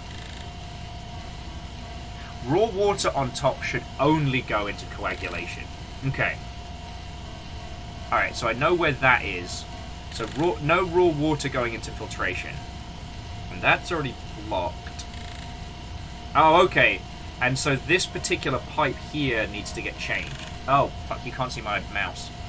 So, everything going into flocation, we need to make sure that number 3 isn't in. And then we need to make sure that the raw water is only going into coagulation. Right. I can do that.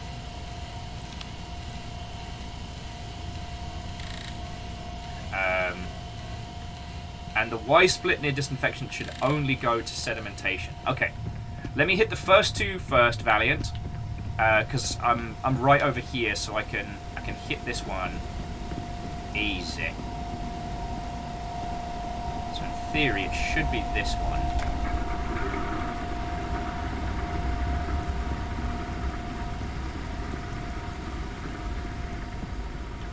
Yeah, Red Burning Dragon, I do like how this puzzle is laid out, where it has you doing the job of what would usually be a team.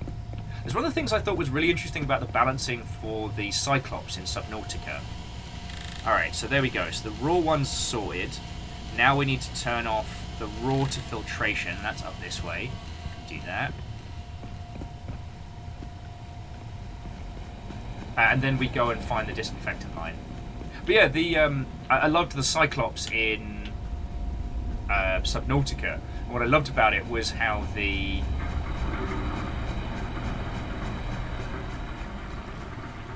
so coagulation, yes. Filtration. Alright. And then we need to go down to the sedimentation. Sorry, the Y by disinfectant. Yeah, raw and unfiltered.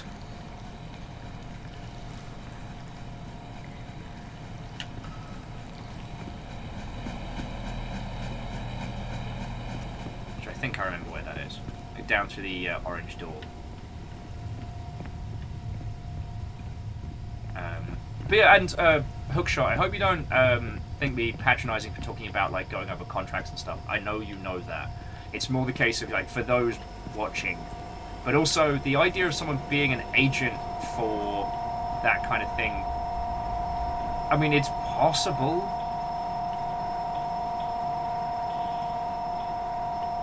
Oh, it's the red painted cover hatch.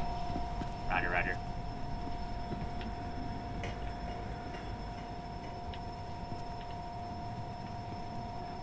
So, which of these two, Valiant? I'll give the stream a second to catch up.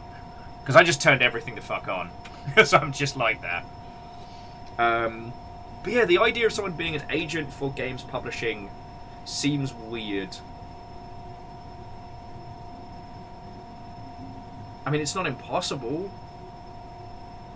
Part of the whole publishing game, close to filtration, part of the whole publishing game is knowing people, but I don't know.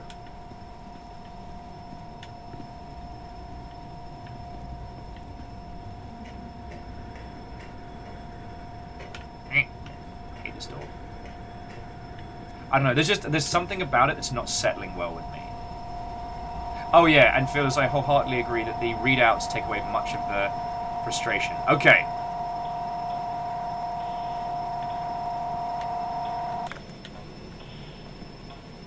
So now we turn the pump off. It says low pH.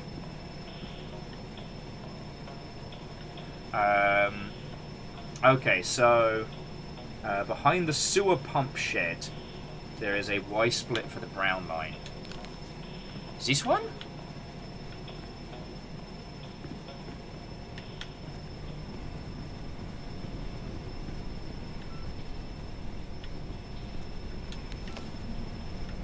Close the one to raw water. That would be this one, right?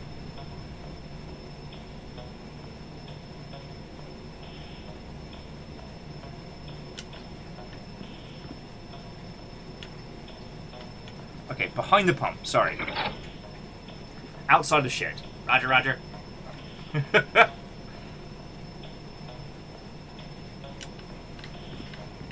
Okay.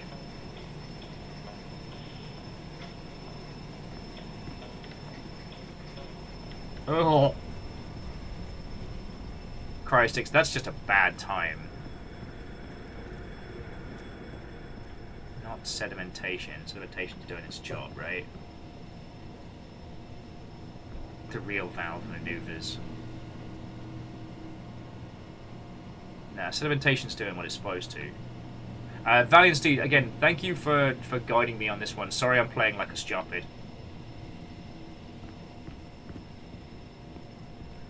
And honestly, I really do enjoy deconstructing and solving these puzzles. Oh, it's up this way. Thank you. I'm just being stupid. Alright, so this one is sewer pipe to raw water. Okay, so we want to close sewer pipe 1, right? Close the one to raw water. Roger, roger.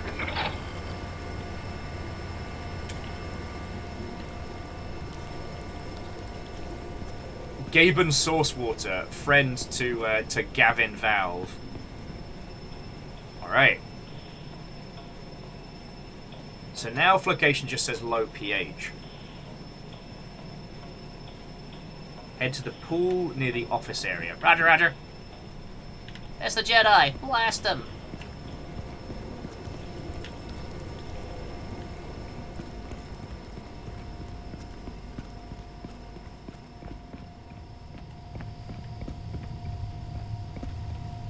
Okay, pool near the office. So there we go. There's a ladder to the ledge. Oh, alright. I ate shit trying to do this last time.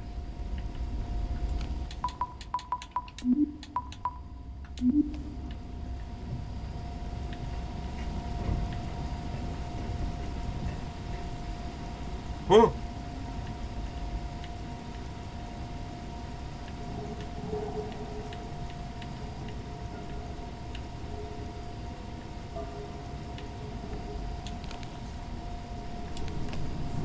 Still 4 packs left.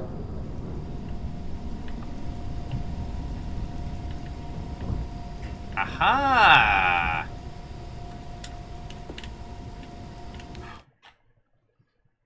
Piss!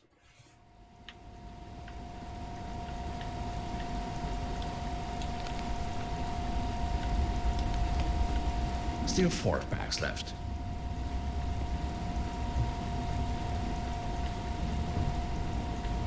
Yeah. You're gonna signal your suit to make a duck jump. Alright. And so here we've got the sewer pipe and the flocation pool. We want to kill the flocation pool, right?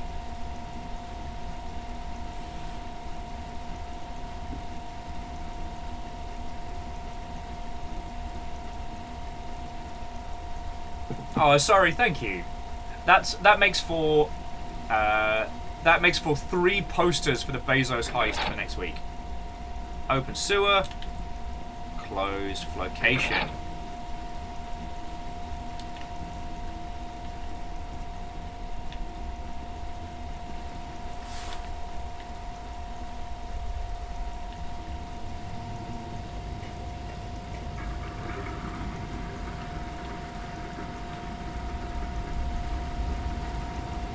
Yeah, this is the final.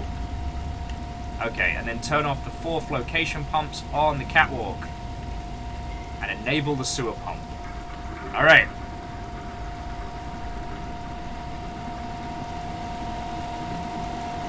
No. No. No. That should do it. Woohoo!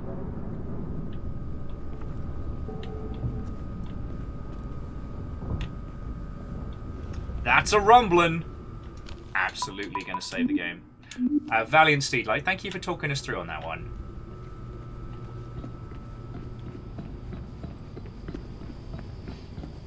Yeah. Right, so in theory, we now head over to either the boat or one of the... That's loud. I think we head over to the boat that should now be open, right? Right?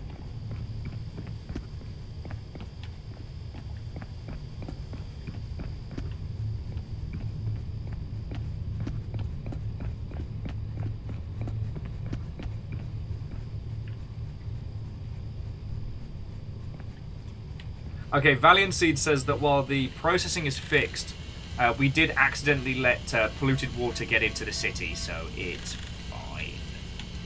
It's fine.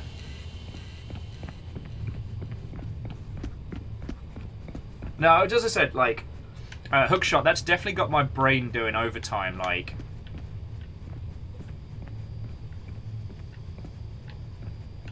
Like someone being able to offer some kind of...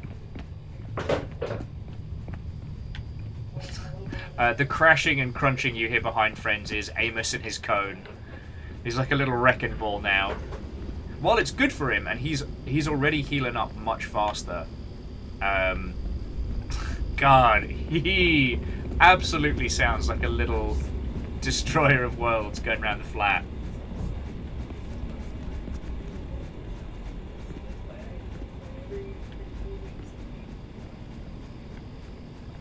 Oh, so not this way. So the mini train exit tunnel is currently flooded. Ah. Yeah, Hookshot, you know what? Hearing them out isn't going to cost you anything. But... Okay, the only thing they might possibly be able to do is with something like a massive company like Tencent or the ilk. Like, they might have a different angle into interacting with a company like that. But even then, like, that still feels weird. Never!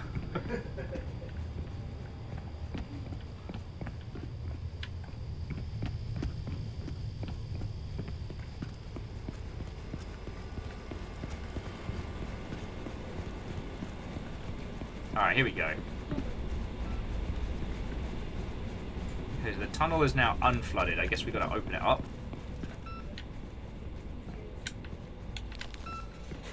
And yeah, no, that's a good point. If you already have a meeting with Tencent coming up, you don't really need that.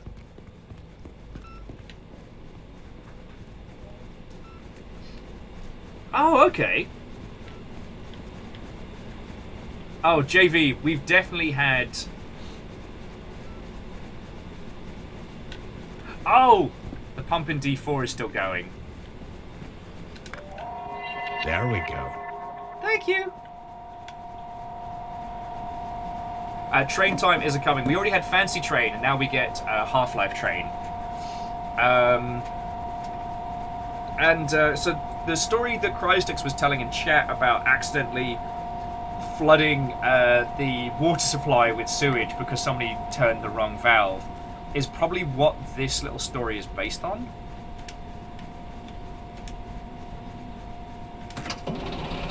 Oh, I was hoping it was going to go... Burp, burp.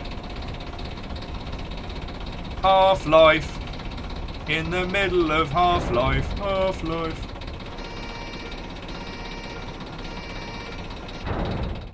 Yay!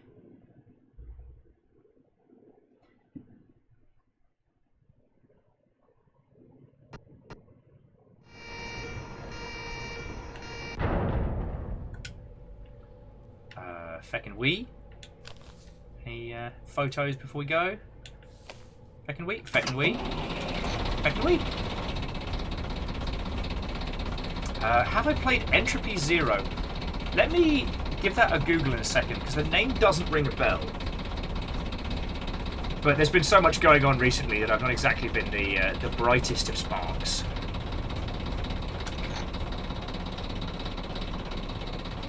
I said check that door! Now we can get on and off the train. I'm inspired to check shit. Half-Life has trained me. Nope! No, backwards!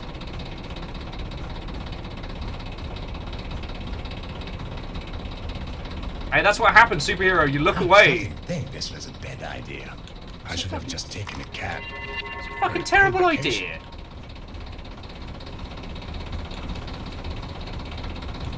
This whole day has been a terrible idea.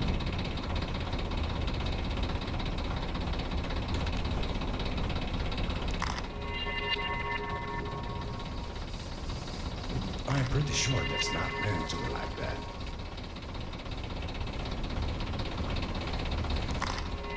It's cool. It's like a Pokemon Snap type game. Getting a few extra scores at the end.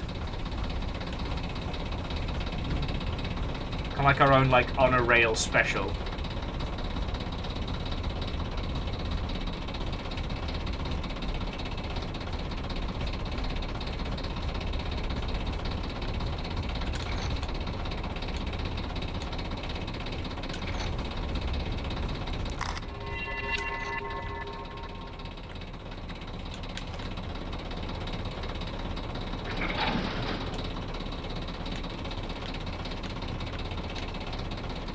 Is that going to do it? Oh, let's check out this little shed. Batteries in a pack. There are 5 Love packs them. of flashlight batteries. Great. High voltage. Love it. Brilliant. Great. Someone should do a Midlands redub of this game.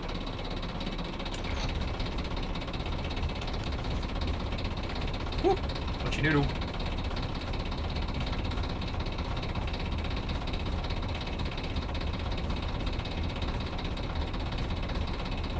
The train noises keep sounding like the start of the...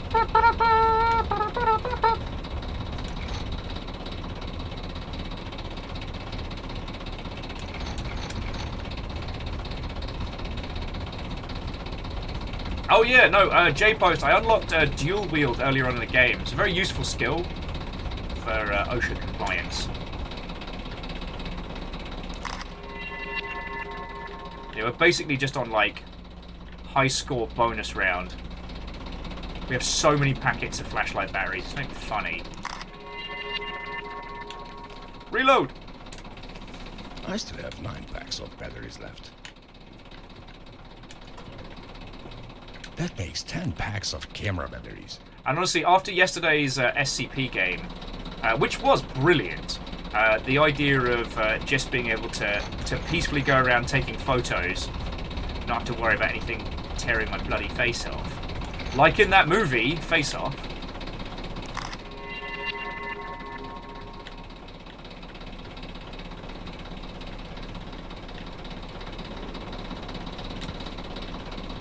Or the whole on a rail section from Metro and Metro Last Light.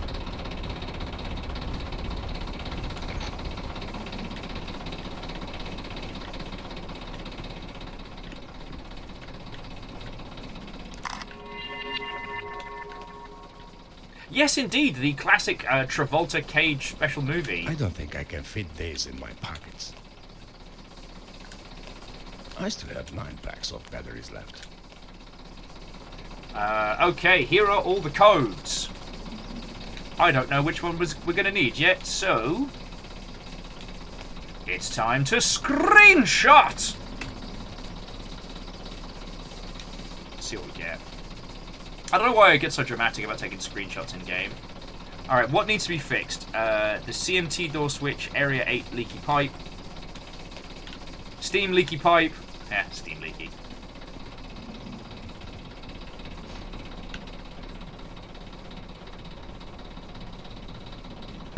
So jumping back in, so Valiant says they're taking a course in 3D modeling or CAD so they can make their own shapes with a 3D printer. Feckin' go you! That's awesome. And the great thing with like the 3D printing space being as cool as it is. That's a lot of smashed glass. Alright, well, so this it would be... So Central Metro Station, I guess that's one of those? Alright, well let's see what this key opens up first before we continue. But no, Valiant, that's really fucking cool. And the amount of models that you can look at online and then, like, deconstruct to get all the additional info. One of the things I do find properly fascinating...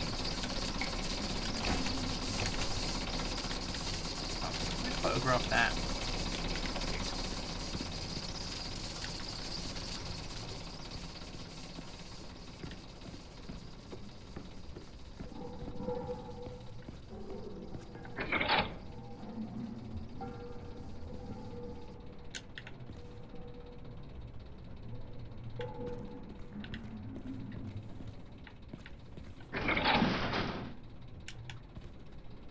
Alright, so we just need to open the door ahead of us and not crash into the old nonsense. Someone should get that fixed.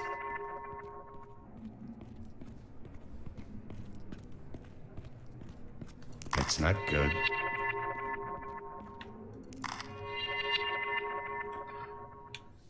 Not good indeed. That's fine. Yeah, we don't need to fake with that. Alright.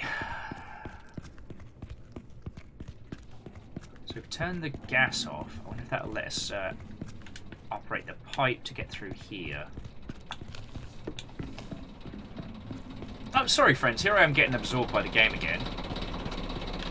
So this is C5, that's what we need the password for. Storage to C, pipe room control, water blast, steam control rooms. Metro CR tunnel, 4123. Oh, okay, so 4123 will open up that one and there may be goodies in there. I take it for the Aptius, JV and Steed, I take it you were all... Oh, I forgot the code. I should have written that down.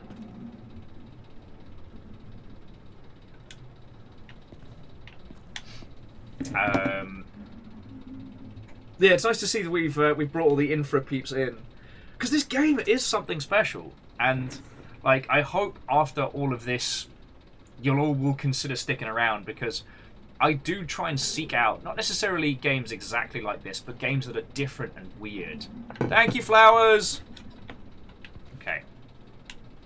4, 2, 3. Wait.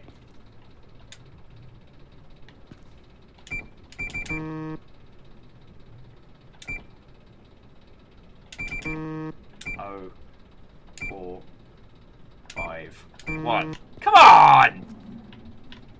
Buzzing at me. Okay, that was the wrong one. Let's pick the number. Because yeah, so Valiant and everybody, we're doing something weird next month. I am actively trying. Storage room C2 is 1, 2, 3, 4. Are you kidding me? Let's see if we can open that one. We are actively going to be trying to raise our numbers here on this Twitch.television. I'm trying to get a partner, just to unlock a bunch of features behind the scenes. How do I go brain dead between there and here?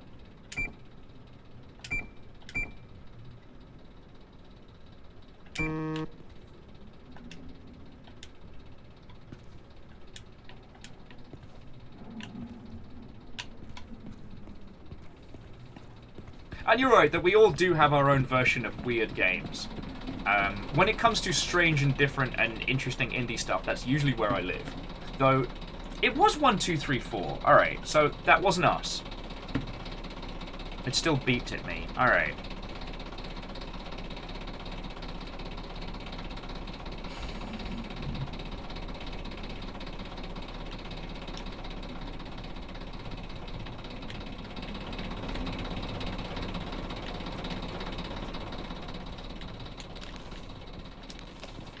I'm just seeing if Still there's 4 like packs left. a designation for this door.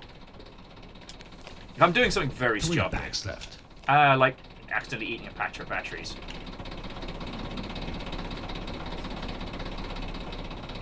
Ah, so Valiant, I didn't actually play the mod of this back in the day. That's the weird thing. Alright, so we're C2 here. Storage room C2 is 1, 2, 3, 4. That should have been fine. 4, 1, 2, 3 should have done it. Central control room 9764. 9764. Look at the gate near the keypad. This one is Central Metro Station. Let's see what Central Metro was again. Maybe I flubbed the entry of the buttons. Central Metro Station doors. 8453. 8453. Good at maths.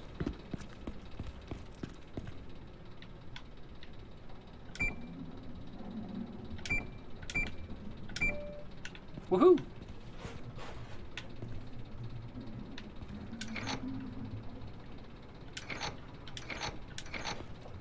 So we open them all up. This party started. That's feckin' bad.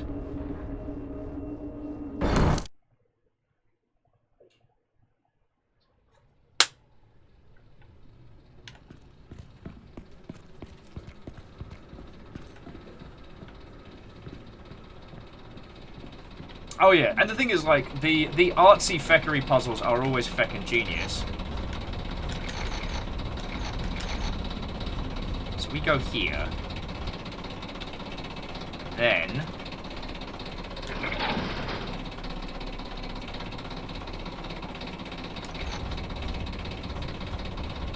yeah!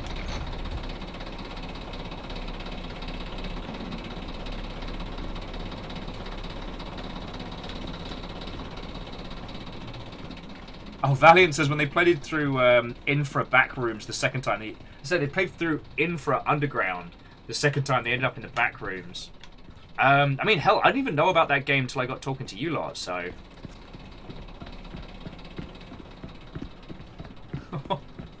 Sorry, our puppy Amos is wandering around with a cone on his head.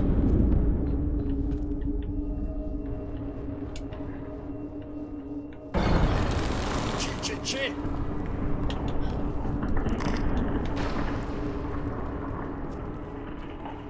Wait, how is this not open?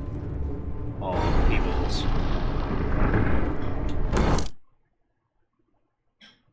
That was not good! But I can't see another way to continue.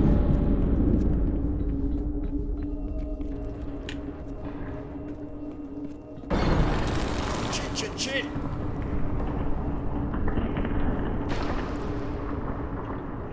Amos does bear the conal mask of shame.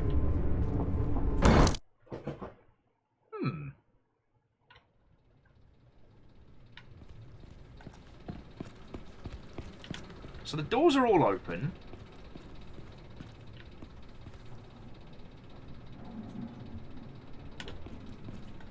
Let's explore further down this way and see what it gets us. Anyway. But yeah, sorry, I don't mean to overly pitch myself to your lovely selves, but one of the things that's so fucking brilliant about streaming for a living is finding games like this. Games you didn't expect, games that do something different. Oh, baby boy. Sorry, for those of you who didn't see, this is Amos with his shame cone on. Hey, baby boy. Hey, baby boy, want to say hello? No? Can't have a look in the box. There's nothing in there for you. He looks so sad. My boy. You're okay. You're okay. Oh, you're alright, mate. You're alright. The glamour of dog ownership, my friends. Ha!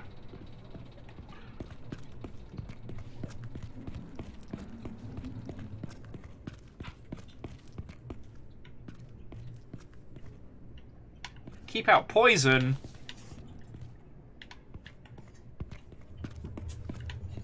Psh. Poison schmoisen.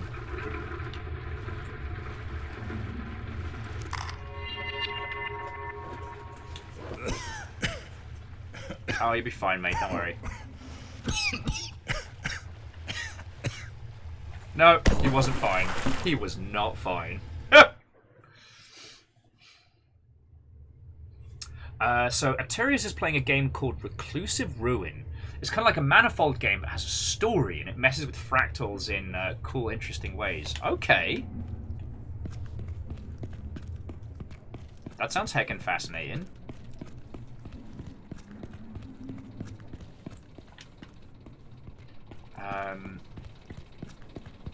God, I'm trying to think of some interesting ones that we've done recently.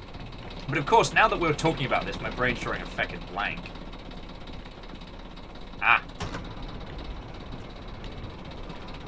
There we go. So we've basically just got to feckin' speed our way through all this. Frackin' wee!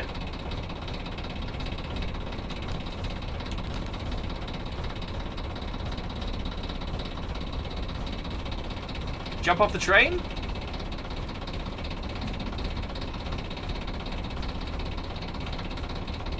What, and miss out on going on the cool kid tours? Nuh-uh.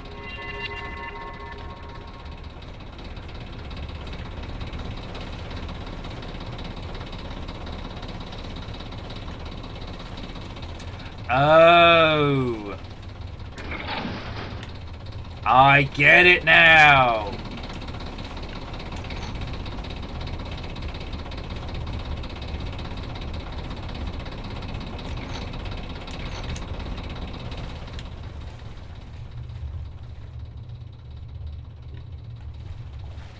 Oh, come on!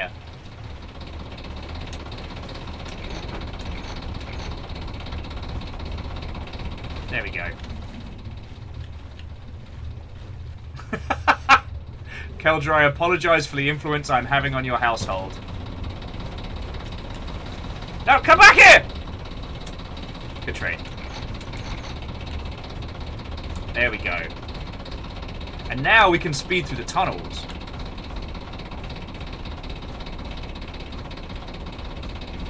But Aptius, I will certainly look at that game and the other one that you mentioned. No.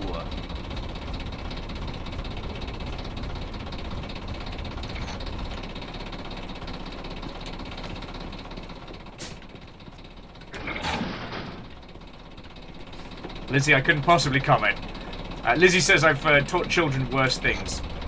No. He said, lying. Look, I firmly accepted my role as poor influence uncle, and that's okay.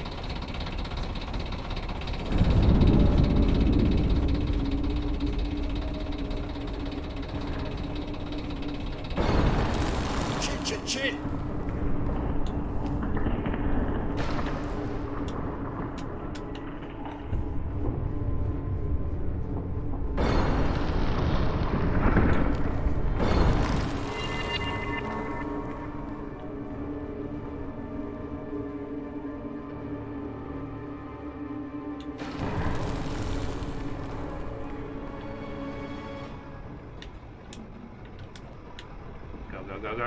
Go! Oh. Huh. Only 2 packs left. I still have 9 packs of batteries left.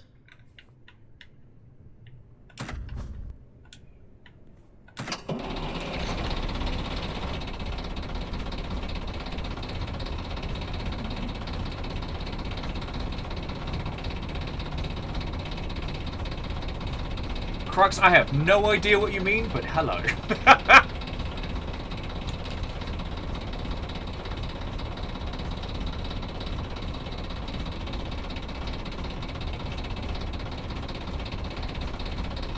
Why do I feel like I have fucked up?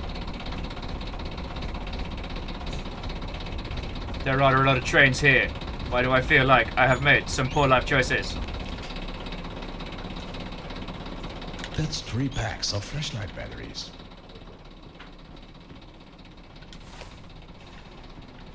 Does this one still work? No, it does not. Okie dokie Lokies. So we got to do some clever train shenanigans.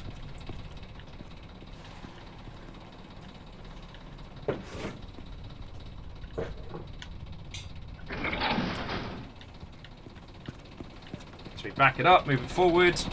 Job's a good one.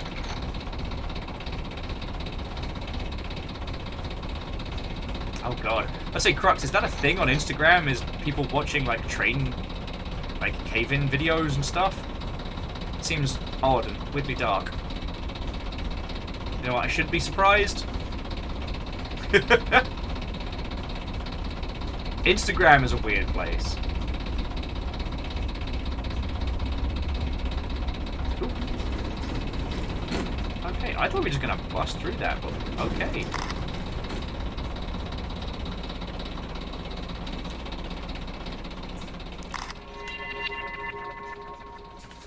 This is C8 to open.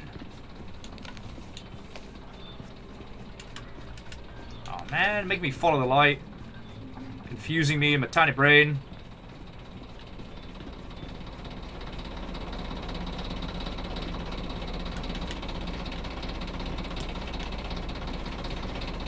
Oh, okay. There was a route to head back to where we came. Okay. Just sit on the train like this. Whee!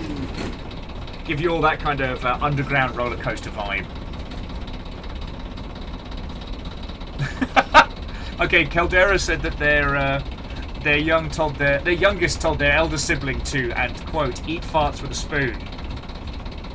It's something that's so. No. Train.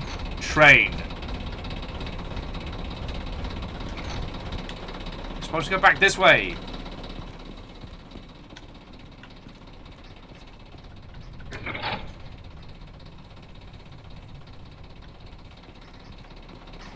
Try that again. She goes straight back. Now!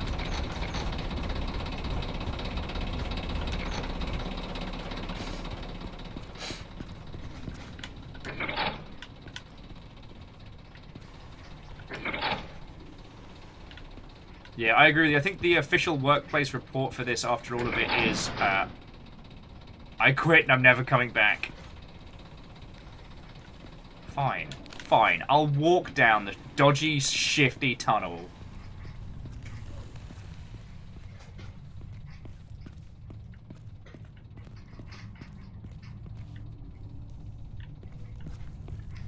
I mean, let's be honest, friends. In any other game, this whole scene would be cause for, if you'll forgive. You know what? No, I'm not going to use that terminology. I was about to ask forgiveness, and I'm like, no. I do not need to arm anyone's young'uns with any particularly... I'm pretty sure that's not meant to be like that. Any particularly heinous swears. Well, okay, not heinous, but... equipped. Visceral.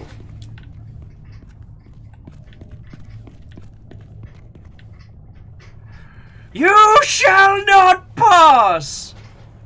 That is a teddy bear sitting on some dynamite. I'm not even joking. Not even joking.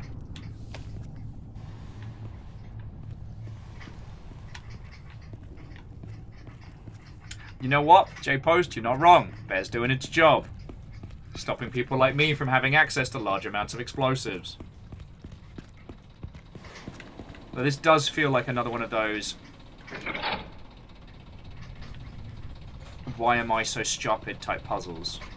Why can't I work this out?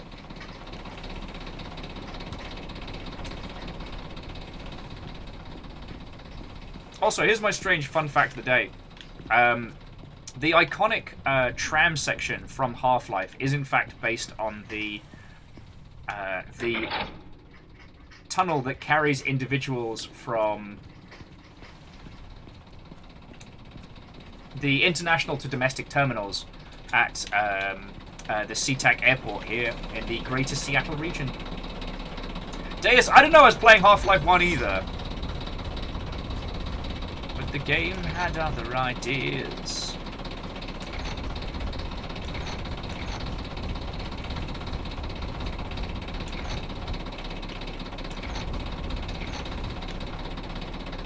How are you doing, Dave? Sorry. I know I need to chat to you about filming schedules and fun nonsense. Alright, who are you? Oh, you're just straight up broken. Okay, so the only thing we can do is go ahead. So what did my dumbass miss? And you're right, Valiant, the bear does have a detonator, so... You know what? Live and let live, I say. Dustin, Watto and welcome. Hello, hello. Alright, look away for 2 seconds! Get detrained. It's like detained, but they take your train away from you. Adeus, I know I need to blab at you for when Fiona and I and Peeps need to do recording and stuff. The Great Bezos Heist has been commanding a lot of my time, and I do apologise for that. Sorry, we're here. We know there's stuff to be doing, just what? Actually, so Valiant and Peeps, again, if you want to...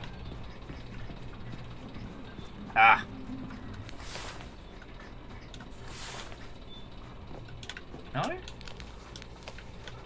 Only 2 packs left.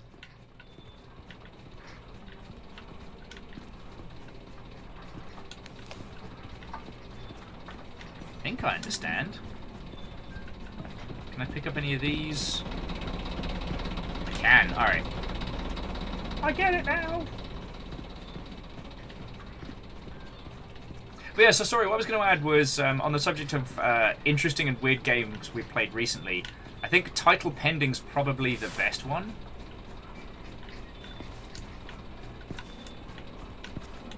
We played recently.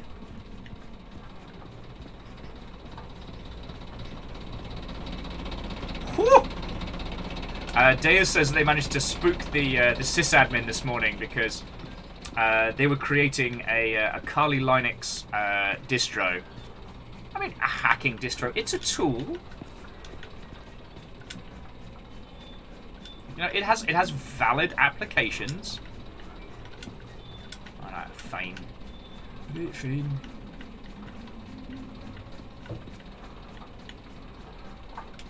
But yeah, doing something that manages to set off the in-house alarms and give the sysadmin an absolute heart attack. That's a fun way to do a Thursday.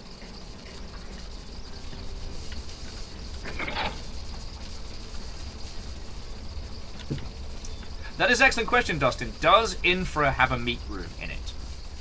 I do not believe that it does. But I've been wrong before, and I'll be wrong again.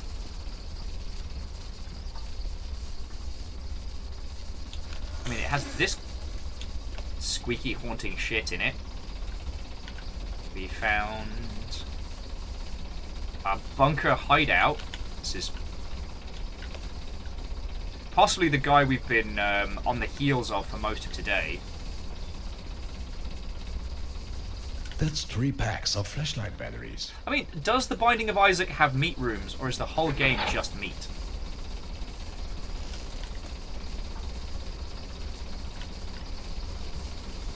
That makes 10 packs of camera batteries.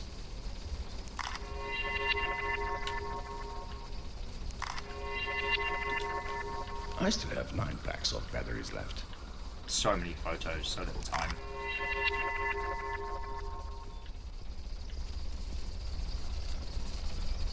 Someone should get that fixed.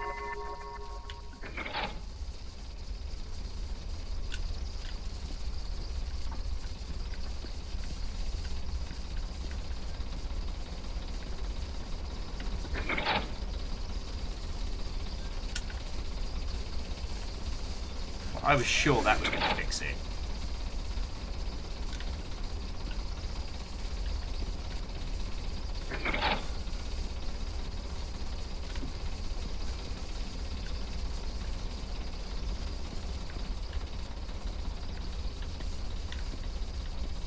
Well, on the plus side, Deus, no one can accuse you of being boring. I'm trying to do more pipe puzzle adventures. with me, Pipey Pipington.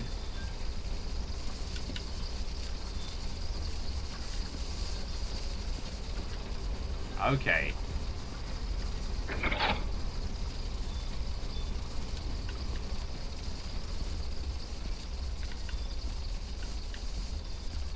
What's up with Will? He's starting to believe.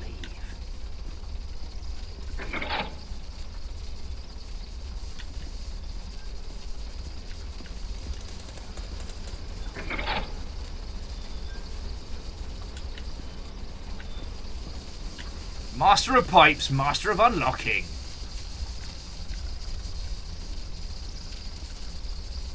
Piss.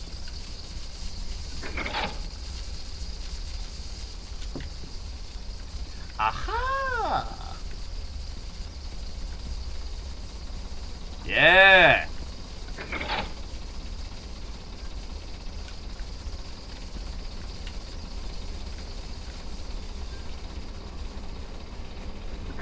Some days, friends, it's just this hard being so good at pipe puzzles. Valve, you've trained me well.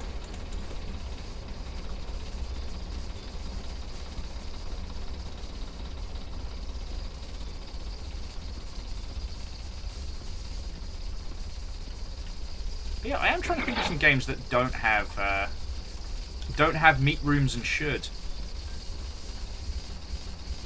Oh, fuck you!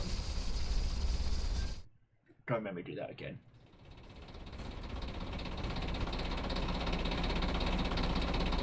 I think it's time for a break! Alright, let's go hang out in, I guess this is as weird and creepy as it's going to get. As the OSHA violations tour continues. That's what I get for getting cocky and patting myself on the back. Valiant Steed, you're right. I almost had it. I almost had it. Right. I'm going to take a quick break. I'm going to grab myself a fresh bevy. I might heat up some leftover pasta because we have like a gajillion amounts of it. And then let's keep going. I'm pretty sure we can finish this today, and I'd like to do that.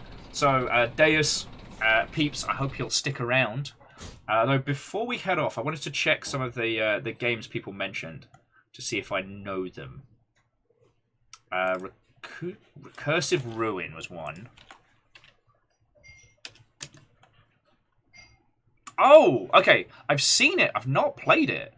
I don't know if it's on the master list. I have a list of every game to that will eventually stream.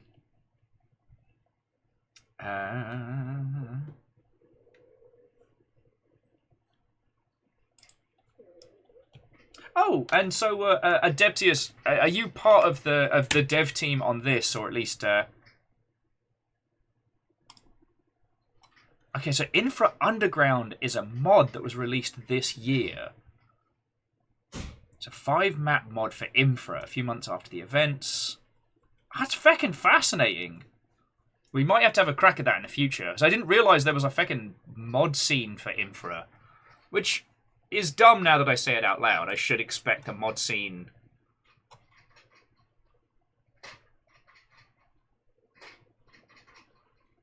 You know what? I should expect these things by now. I don't know why I'm stupid. Okay. Food, new bevy, and then let's keep going. I mean, Adeptius, I can't promise that we'll be able to stream it anytime soon, but I'll definitely keep an eye on it. And it'd be a great one to jump in. Dustin's like, wait, I thought we were suggesting games.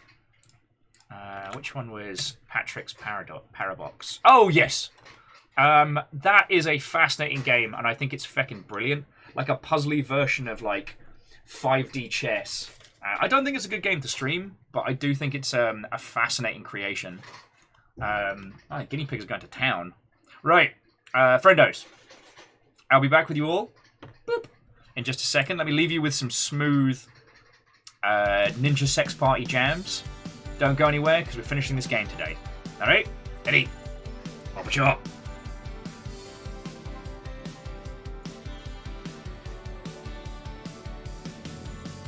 Once upon a time, once when you were mine.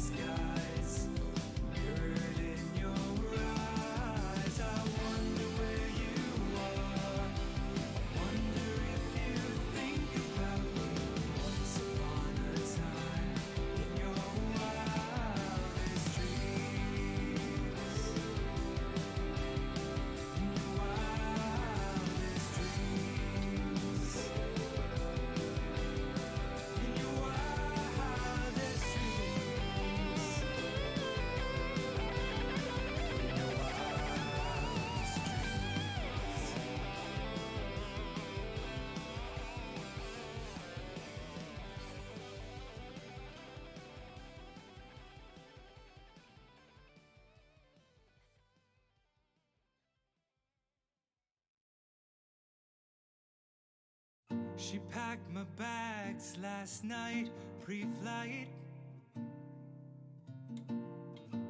0 hour, 9 a.m. And I'm gonna be high as a kite by then.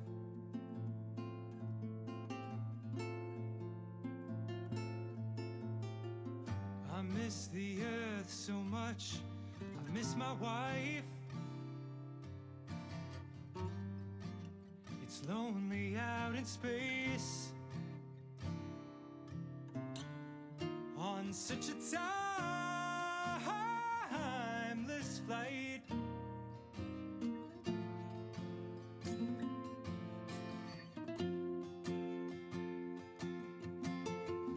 And I think it's gonna be a long, long time till touchdown brings me round again to find I'm not the man they think I am at home. Oh no, no, no, I'm a rocket man. Rocket man, burning out his fuse up here alone.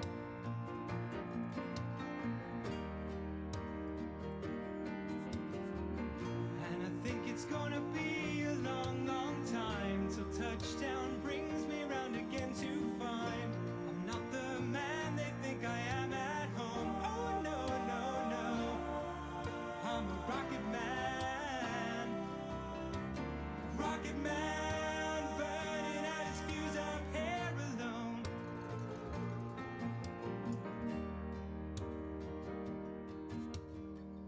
Mars ain't the kind of place to raise your kids.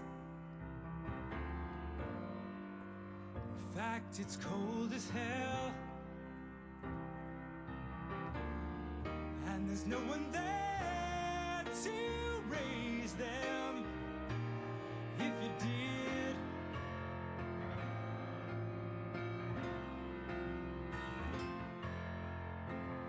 and all the science I don't understand, it's just my job 5 days a week. A rocket man,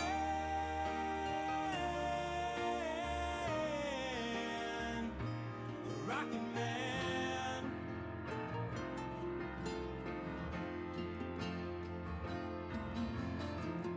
And I think it's gonna be a Hello there, long time till General Kenobi.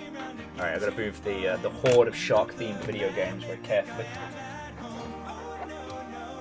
I would be distraught if I got past her on them. Okay, how are you doing, friends? I've got more food. And this is the old litmus test of whether or not Perios is still in chat. Is whether or not I'm going to see photos of myself eating later on. Valiant Steed, it's good to be back. But yeah, in terms of like these kind of strange, interesting exploration puzzles, puzzly type games, one we played recently was called Title_Pending. So that's a bit more surrealist, a bit closer to the Stanley Parable style, but in a similar vein, it's feckin' good. And I think it's gonna be a long, long time. And I think it's gonna be a long, long time. I get all tangled up I here. think it's gonna be a long, long time.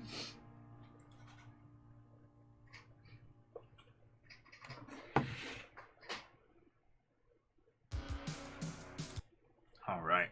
And as we're repeating this puzzle, let me clear this one. That way we can make some progress while I'm stuffing my face.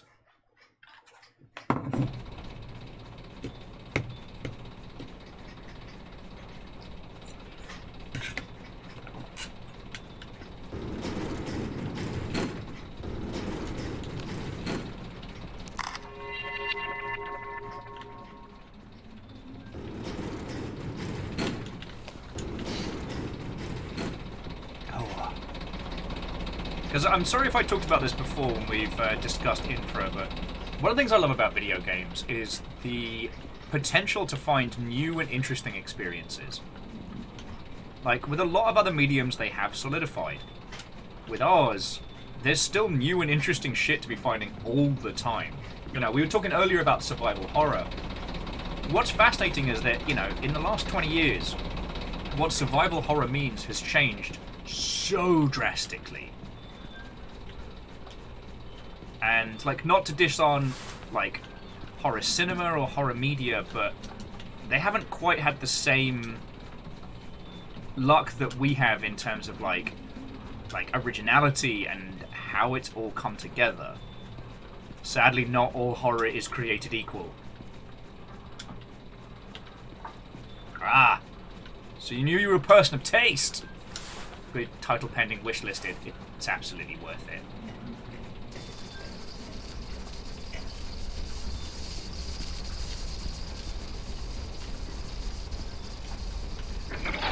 This is basically Valves of Hanoi right here.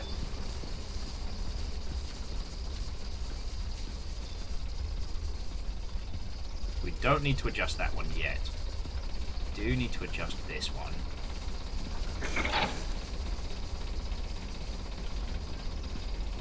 Then we go back through.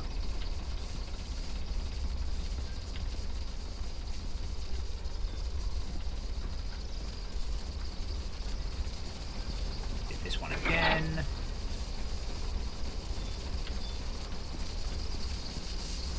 Ah, no, I did feck it up.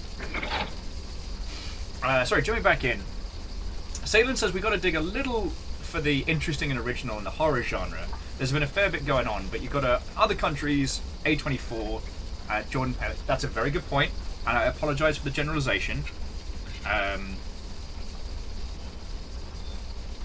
It's so fascinating how much horror in video games has changed over the years. Like, it's genuinely fascinating.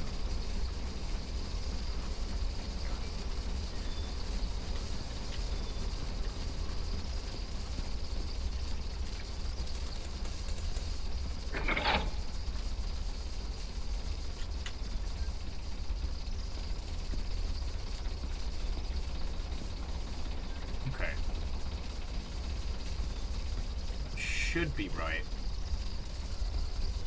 Confused myself on this one. JV's currently replaying Faith. Yes!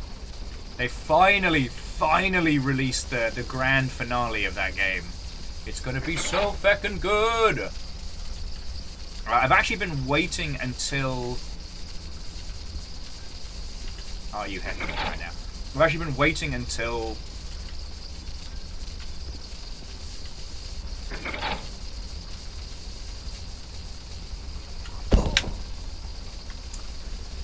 Alright, remind me to save it when we get up there, because apparently I am not batting for good brain power right now, but it does mean we get to talk about horror video games some more.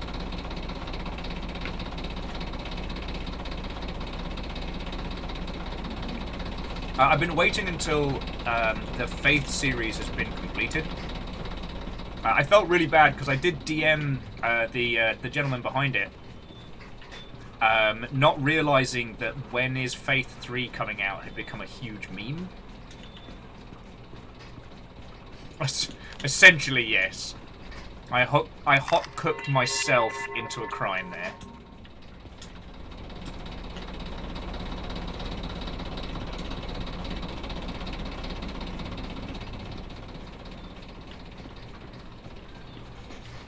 Yeah, and you know what? It's one of those things. It is unfair of me to talk with authority about cinema because I've not been watching a lot. Like, I haven't seen Nope yet, which I have no doubt, because of everybody involved, is an incredible film. But, you know, hours in a day, right?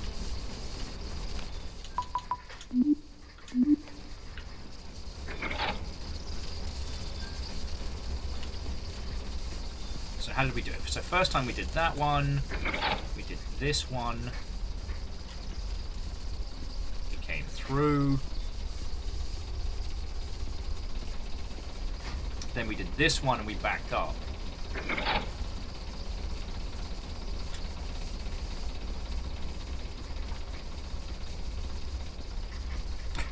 Yeah, in the end, despite my love of it, Valve's Steam would be what slayed me.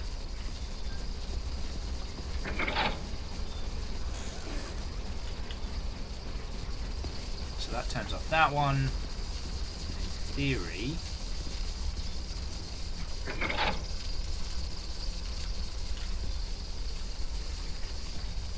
Haha.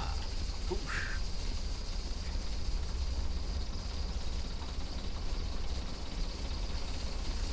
Yes, so Sadel and I haven't had a chance to see Nope, and I probably won't for a while. That makes 10 packs of camera batteries.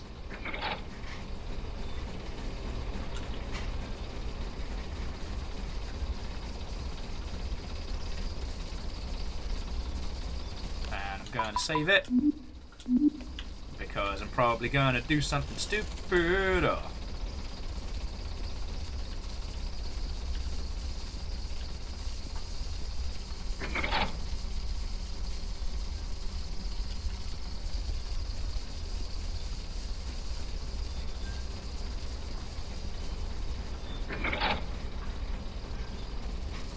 Boosh. Back of the net. All it took was a few carbs. Get the old brain power going.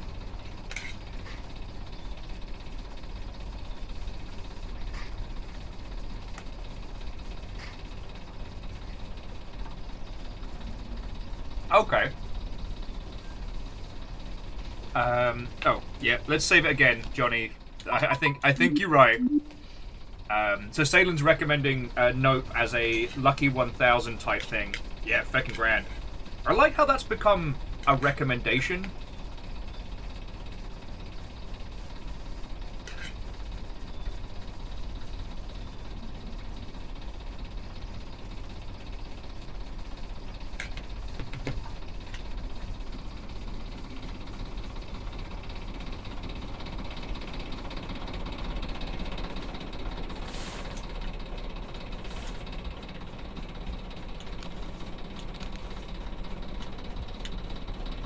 Well, there's no way any of this is dangerous and poorly thought out.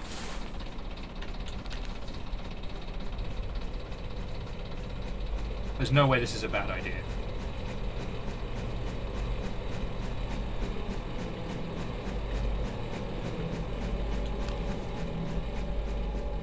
Do do do do do do. Eating pasta in the horror tunnel.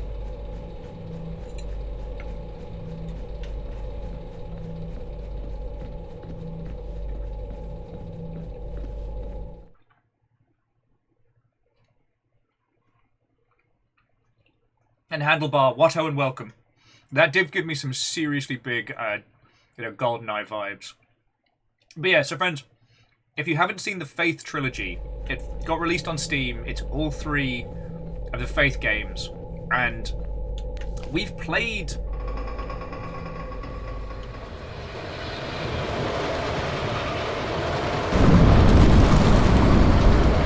What the fuck? Train traffic through that.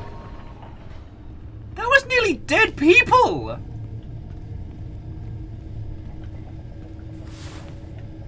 This is how we... Electrified rails. I was about to say, this is how we avoid getting killed by... Dies.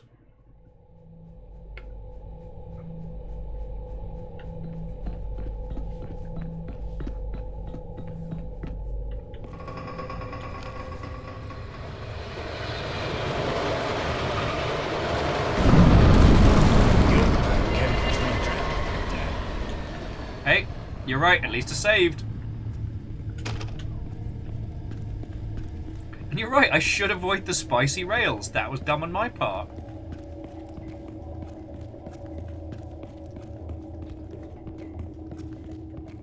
This is pretty. Strange to see this place deserted like this. What with all the fucking cave-ins?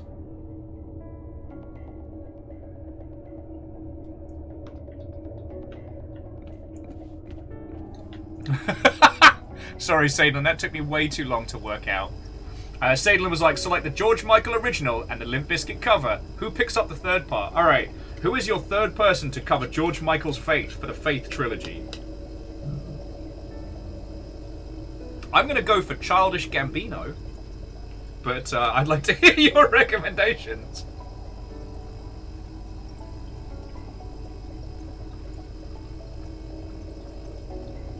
Oh, and just let me know if you want anything from the vending machine. A hook shot. I'll get you a bag of the... Wait, no. They don't have cheese and onion lies. Only the turnip crisps and the salt and air lies.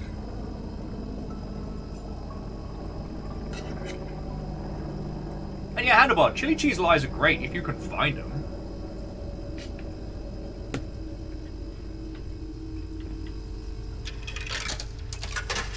Anyway, I'm gonna get a nice iced can of fail.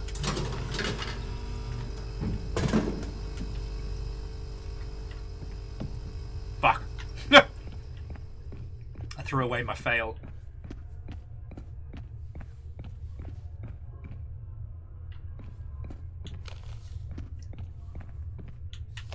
Why haven't we been taking selfies? Yeah, we can't cross the spicy lines. Flaming hot lies are overrated. I do agree with you there. Sorry, and Handlebar, like, I'm glad to hear you're having a better time with old C#. I know you've been grinding on a few of those problems for a while.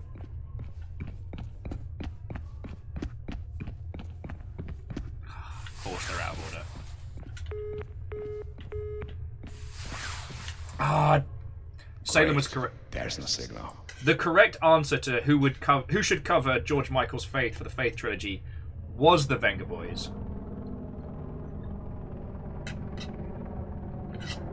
My mistake, friends. My mistake.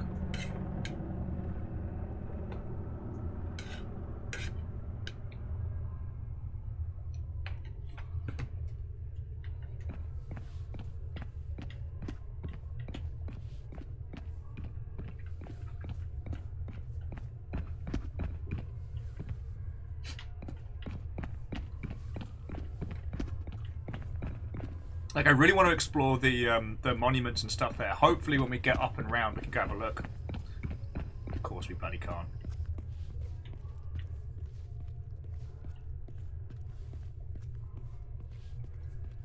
God. I mean, Valiant Steel... My biggest gripe with the new Call of Duty is that I have to hear about it. Like, we talked about the Amsterdam level and how it was incredibly accurate. My personal feeling is it's so sad to see such incredible, like, talent when it comes to, like, environmental art and things like that wasted on a game that's so bland. A lot of people have been talking about the de-escalation stage, and I'm just like... I know why Call of Duty makes so much money. But I don't like it. You know what I mean?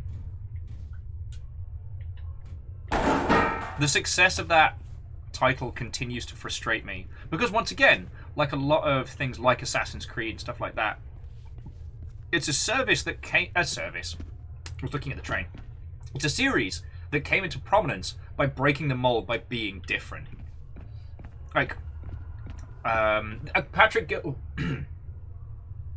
oh yeah, and Sean, I have that multitasking skill. I got you. Patrick Gill did a wonderful video about the circus of war and Call of Duty, but it goes really deeply into why Call of Duty first became such a successful series. What's up, Bear Buddy? Being that it did a depiction of Saving Private Ryan. Man, Jeff is not liked. And then this kind of became the norm as World War II games became more and more successful. Another year since the metro accident. People come here to protest every year, but nothing ever changes.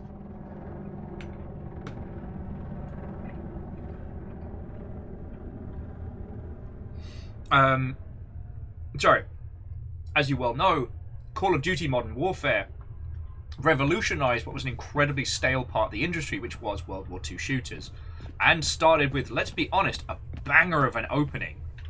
You know, you're playing as the hero, you're doing hero stuff, and it's like, I'm gonna do the superhero thing and save the day. No, you're not. You ain't saving shit. You know, you get nuked and slowly die of radiation quickly die of radiation poisoning. It's a bad time. But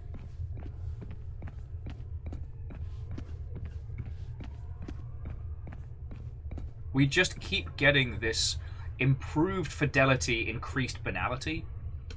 I had such high hopes for, I think it was Black Ops. You know, this kind of like 60s covert, low-tech, high-style. God, I really wanted to love that game. I was like, this is brilliant in terms of its thematics and where it's... No, it was the game that made me realize that the Call of Duty games don't like me. And I don't mean that I don't get on with them. It's that the entirety of the first act of Black Ops, you don't need to do anything. The game will pull you through. Your NPC characters will shoot every baddie. The fact that you're there is an inconvenience on the game. And that is where I really started to detest the series as a whole.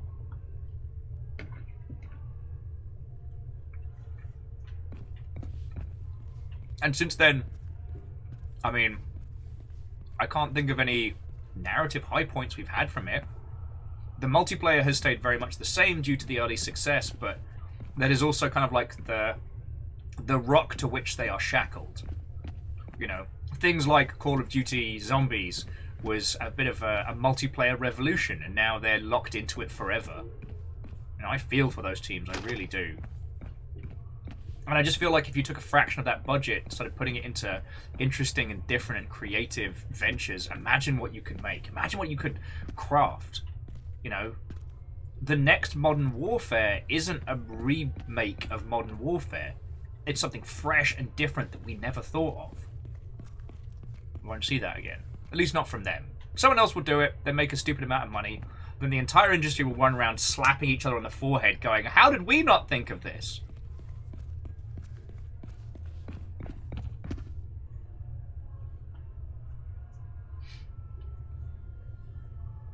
Let's make modern Viking fair. Sign me up. And Fearless, that would be feckin' great. Like a photography game that is actually set in a conflict zone. Like trying to balance risk with the great shot. Could be fascinating.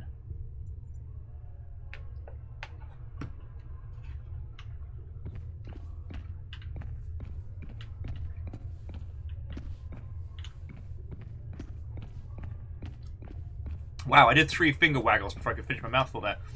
It is worth bearing in mind that creating and simulating cinematography in video games is great. Is not easy by any means. I mean, Umurangi Generation does a lot of clever things, but there aren't too many big moving pieces in that game. I have like a ton of these things already. Well, then have I still some have more. 9 packs of batteries left. Hopper-jaw! Hopper-jaw! I mean, I'll explore a little bit, but sneaky cheeky hopper-jaw!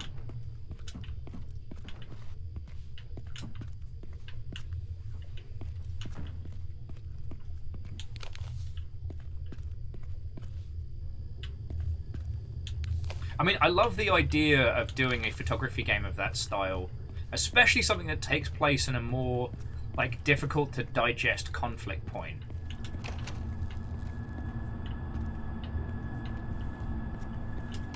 You know, the old one shot can change everything.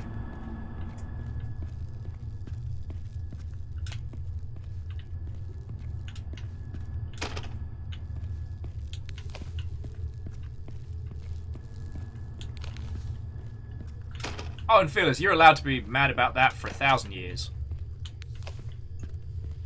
Let's explore this place. It looks like we kind of stumbled into the oldest house here, so I won't lie, I'm a little bit... Only 2 packs left. I'm intrigued, but I'm nervous. Oh. See if there's a fucking video player around here. Or maybe that's just a relic of that which has come before. Sorry, after playing that SCP game yesterday, and I've just had control on the brain. Like, honestly, friends, depending on how quickly we clear through this, need power knowledge and... That's not very secure. Industry to progress. Oh, so there's something hidden in the feckin' statue. Okay.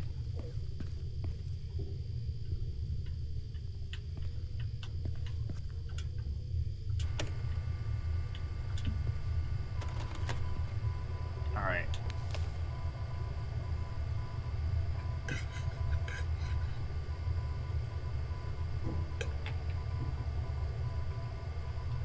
Reloading flashlight with a VHS, don't even worry about it. Don't even think about it, it's fine. It's all fine. It's great, it's fine.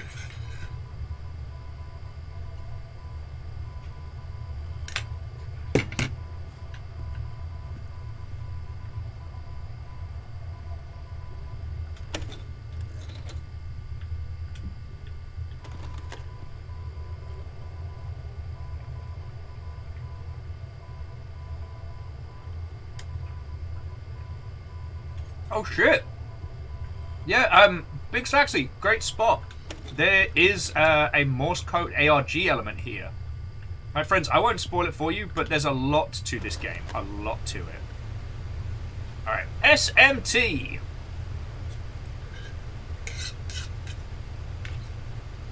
Smutta. Metro accident must be kept secret. Wait, why am I not? 8 trillion. Haha.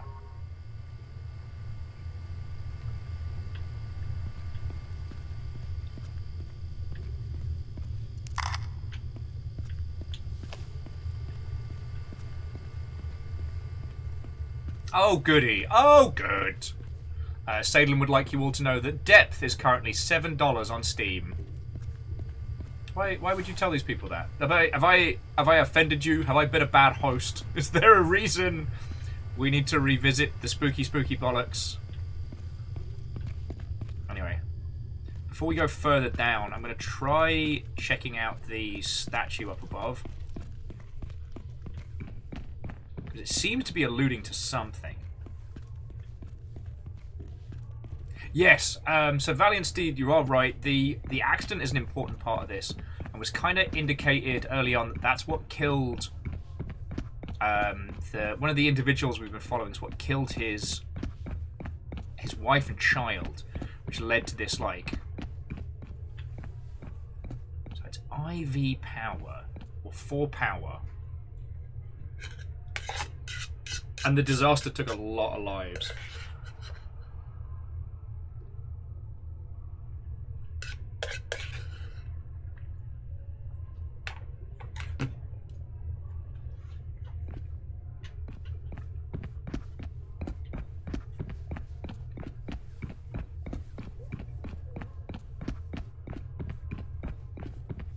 So IV is important, or 4. Death Stranding for £6? Fucking steal. Right, friends, if you haven't played Death Stranding for $6, that's a fucking steal. I said steal twice. I realise that was done with me now, but like, I know I've been wailing on quite a few named creators recently, but Can't carry any more of these. reload. I still have 9 packs of batteries left.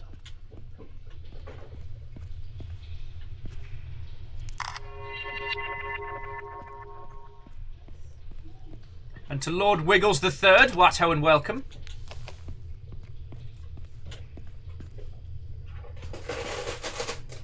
Oh, poor baby boy. He got sick. And he got sick in his cone. Oh, he vomited in his cone. No. He cleaned up his mess. Oh, that's somehow worse. Do not kiss the baby boy. Oh, sorry, if you're wondering what we're talking about, Amos has a cone of shame at the moment because he chewed one of his sores and it got real bad. So while it's healing, he's got to wear the cone of shame.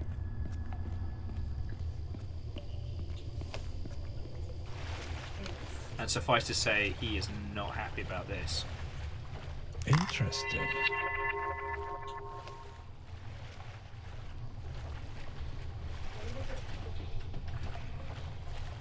Once again, we're ankle deep in human feces. Gotta love it. But honestly, after the day our character has had, I would absolutely choose an entirely new profession. Like, this is quickly getting to the, you know, y'all can't pay me enough for this.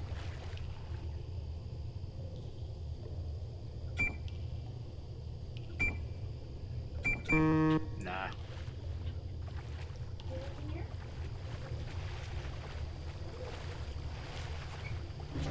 IV power definitely has something to do with all of this, but I don't know what. I don't think we've been given the solution to this one yet. So let's just tip-tappity through the shit before we go back up.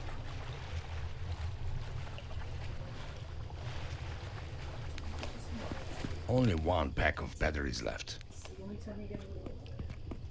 Like, how are we going through batteries like popcorn? Am I just not taking enough photos of things?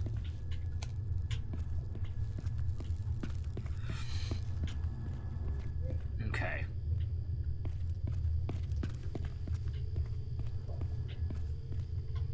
So it said, door code. We need power, knowledge, and industry to progress forwards.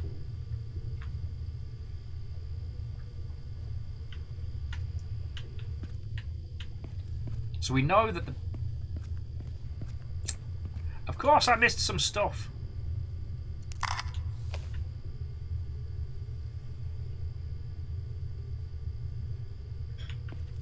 Okay, that wasn't an official note. That was just something very threatening.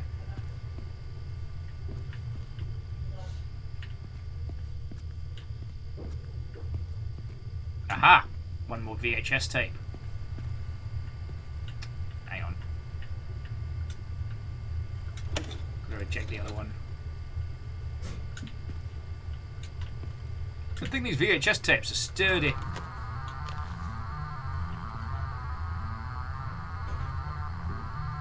Where?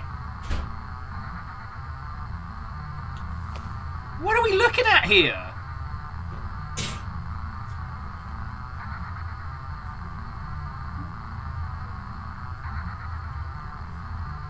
Where? Okay, you all see this as well, right? I'm not having some kind of like weird indie breakdown.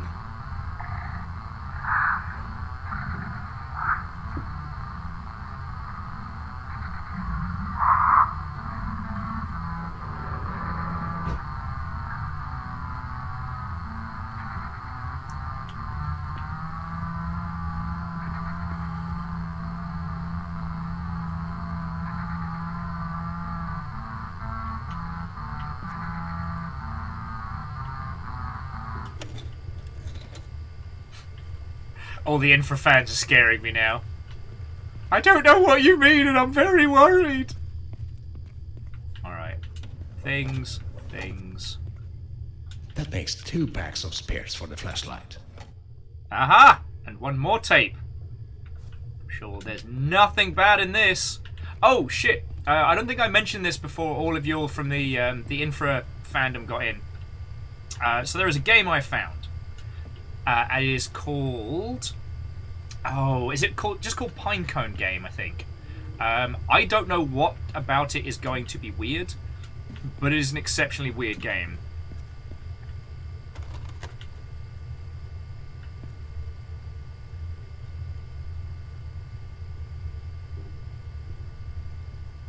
It's just giving me serious flashbacks to...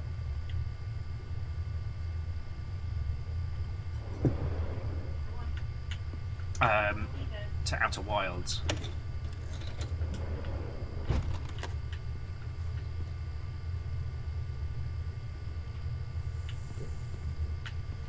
I don't like this. Clap, clap, clap, clap, clap. Okay, so that was a fictional game in the INFRA universe that translates to Goblin Flight. Interesting. I have much to learn about the ways of INFRA.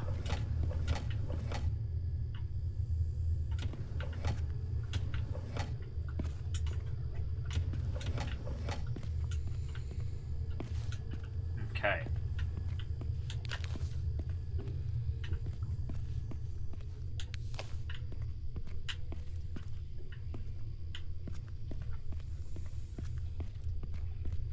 Okay. So that's the hook. Door code. We need power, knowledge, and industry to progress forwards. The only thing I saw on there was 4, so it's not going to be 4, 4, 4, 4, 4, 4, 4, is it? No, they wouldn't do that to us. Would they? Alright.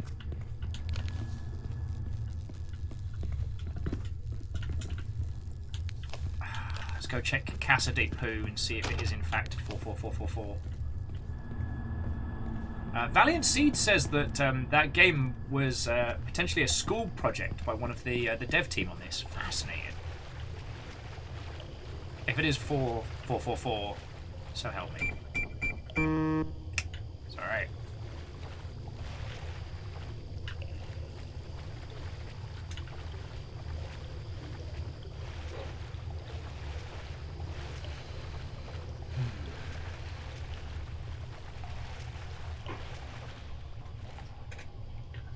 You're okay, baby boy.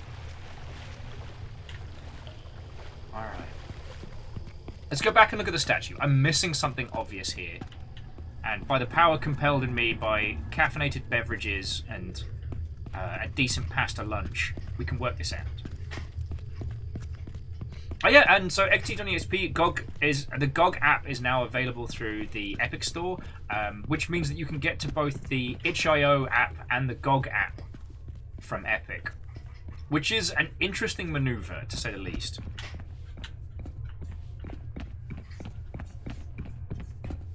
Oh, each of the different ones has a number. Okay. So knowledge is 1. Industry is 2. Progress is 3. And power is 4.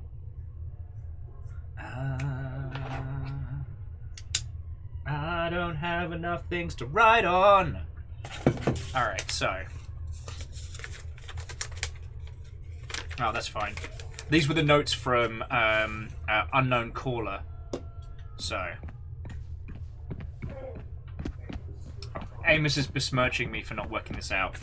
So, 1 is knowledge.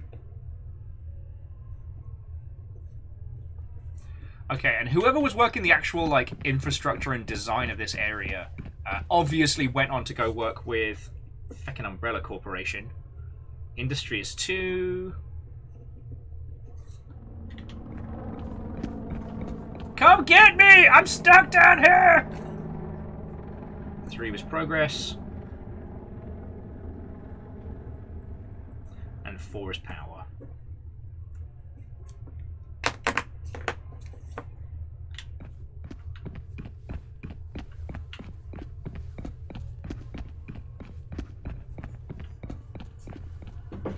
You're okay, baby boy, I know. It's hard being a teeny tiny little siege cone.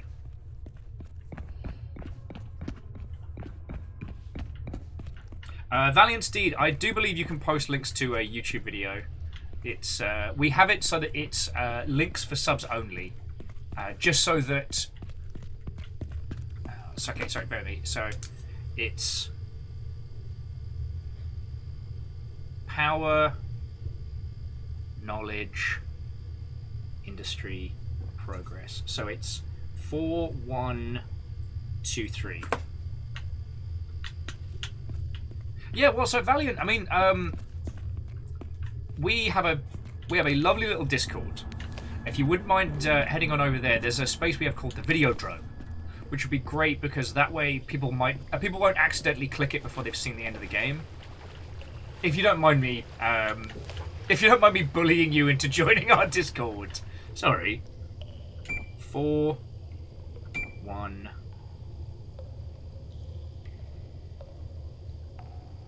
2, 3. Woohoo! I mean, we pretty much have the camera up for the rest of the ruddy game.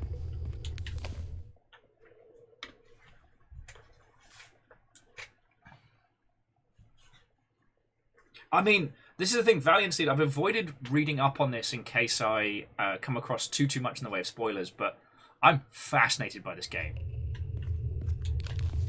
Chapter 7, working overtime. I should really get a break now.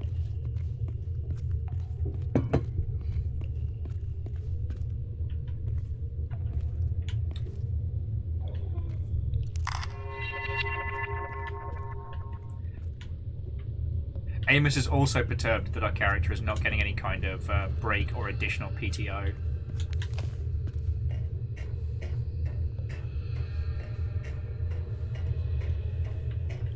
And the other thing that's so fascinating about this is that this feels like a legit functioning city.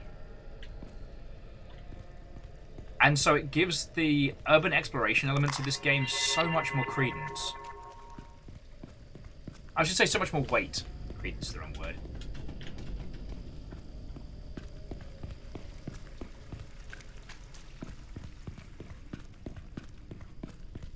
But honestly, like, in the protest stations, I think that's the point where I would have knocked on the windows on the other side.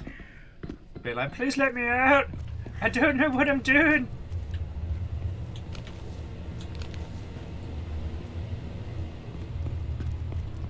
PTO, puppy's time off. Figured.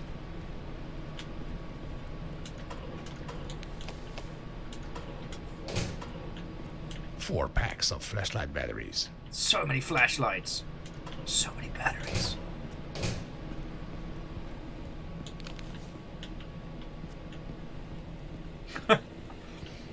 Phyllis is saying that their roommate is currently blaring Wake Me Up Inside, the speakers in the living room. Oh, that sounds like the outside world.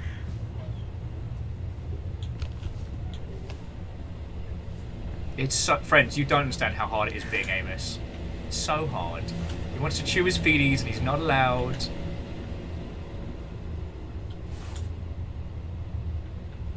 I know, we're terrible dog owners.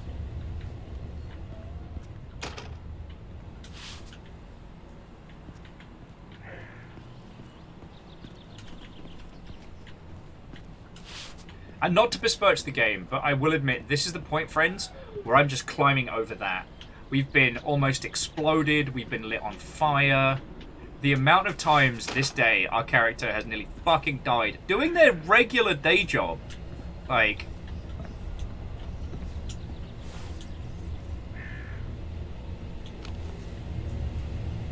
Oh, for a second there I thought that was actual cake.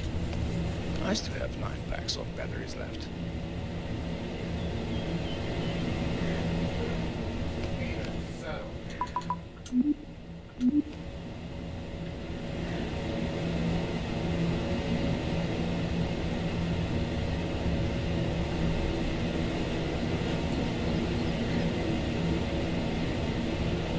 You're okay, baby boy.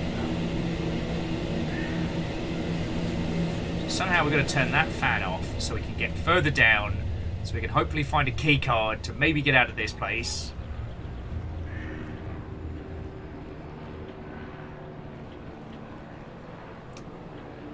Ah.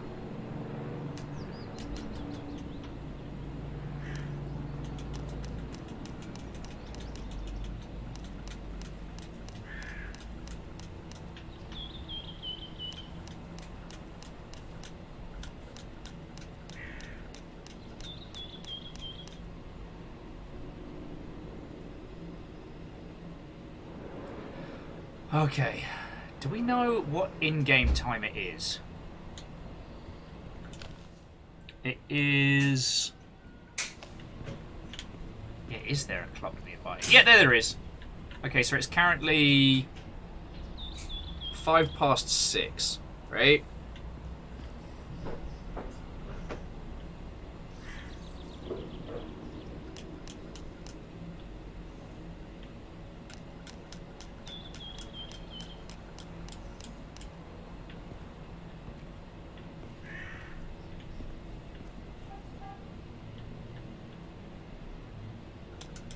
Oh no, we need the start timer at 6.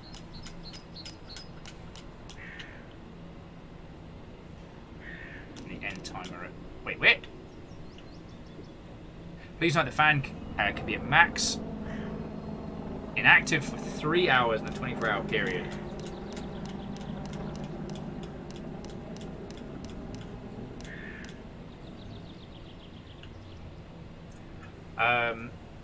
Well, so the timer is stopped at 6.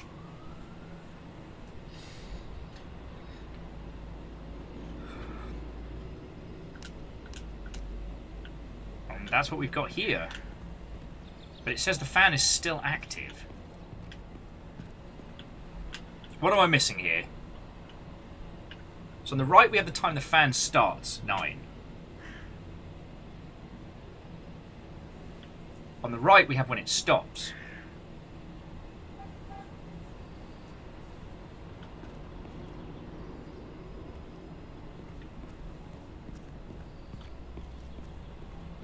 Oh shit, yeah, we're at 6 PM, so that'd be... What is it? 15 is 3, 18 is 5... No. Good at maths.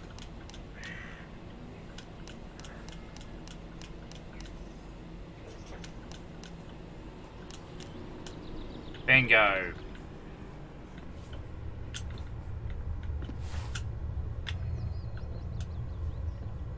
And there we go.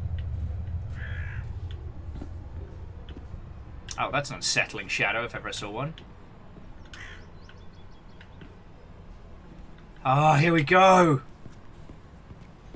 The outside world. The crows. Someone's bike. I'm borrowing this. Been through a lot of shit today.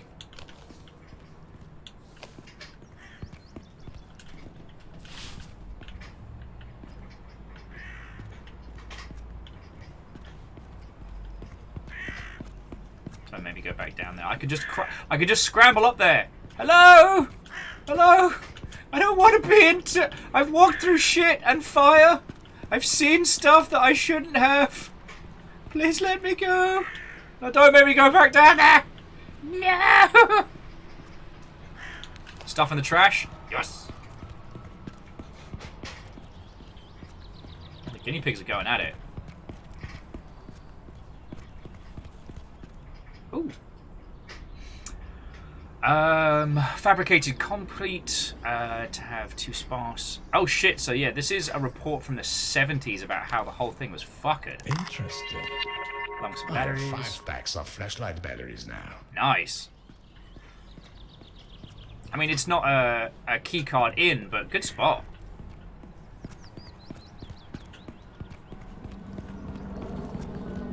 Yeah, honestly, J-Post, we should have just grabbed a chair out from the kebab place and just smashed our way out.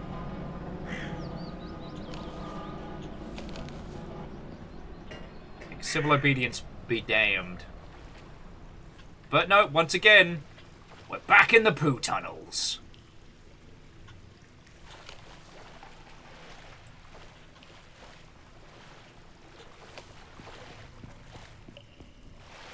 I want to splash cut to our character at the beginning of the workday again, just being like, oh boy, sure can't wait to go do that site inspection today. That's going to be great.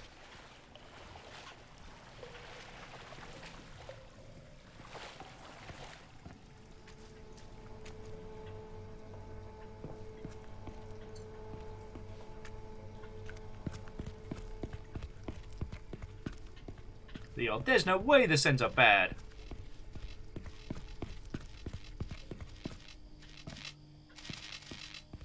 The familiar sound. I have 5 packs of flashlight Oh, batteries. bad now. lightning. Okay, first things first, save it in case we get crispy charbroiled as soon as we step in the water. Alright, we're okay for the moment. That'd kill me. And it did!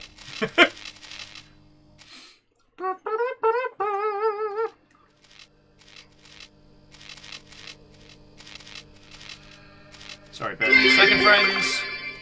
As a Russian cabbie once said, our lives aren't good enough that we are scared of death. A terrifying concept, but kind of rad as hell.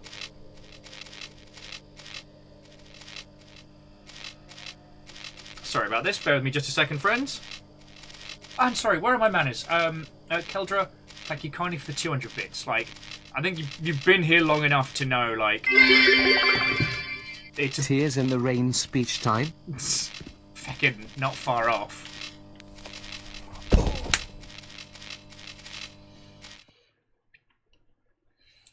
Like, electrocuted bad times. Alright, so we went this way. That was bad. So let's go this...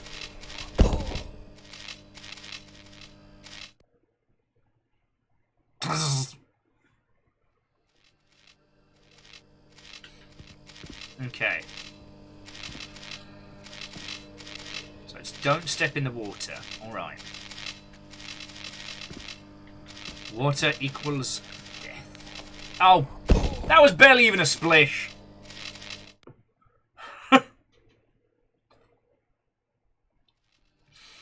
But again, Caldra, Favor 6, thank you for the bits, friend. All of these numpties. Like tears in rain.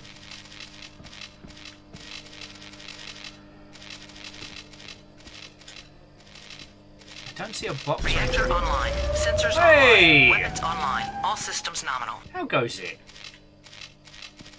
Boo.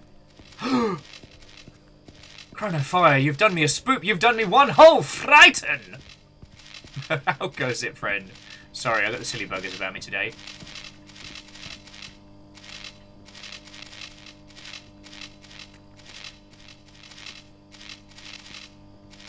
Oh, that's lovely to hear.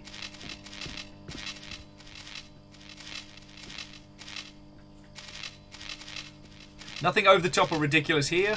We've been playing INFRA today. Still. That makes 10 packs of camera batteries. Still scheming to get the Great Bezos heist all locked in and ready to roll. Most of it's solid. There's just there's been a few things I'm still trying to sort, but it's coming together. It's coming together. Okay, so your switch does nothing. What does yours do?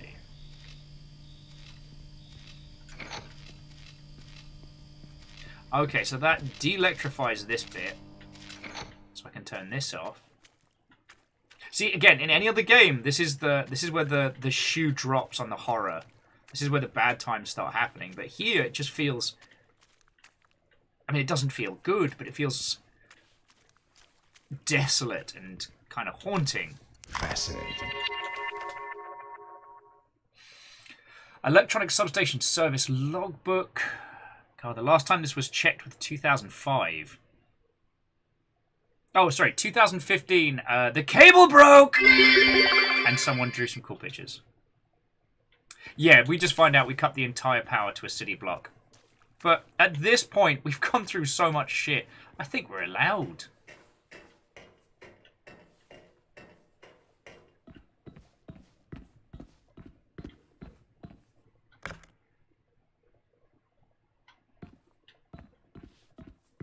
Oh shit! I guess we're doing a little train now. All right. Teeny tiny hype train. I know this isn't the most visually exciting Still place to 4 take packs left. Visually exciting place to take a break, but it's not dull. Wait, so we have to find a way to get here with the power on. That should be interesting. I've seen things you people wouldn't believe. Attack ships on fire off the shoulder of Orion. I watched sea beams glitter in the dark near the Tannhäuser Gate. All those moments will be lost in time, like tears in rain. Time to die.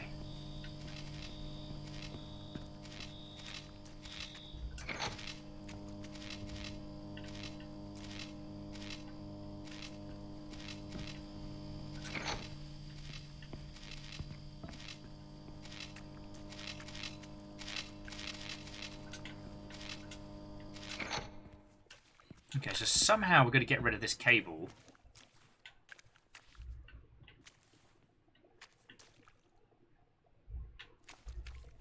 Sorry, again, Favor 6, thank you kindly. You know what? Hang on. Let me take a break from puzzle solving. Hello. Train time! You know what? We'll bring it over here. Nope, that's the wrong button.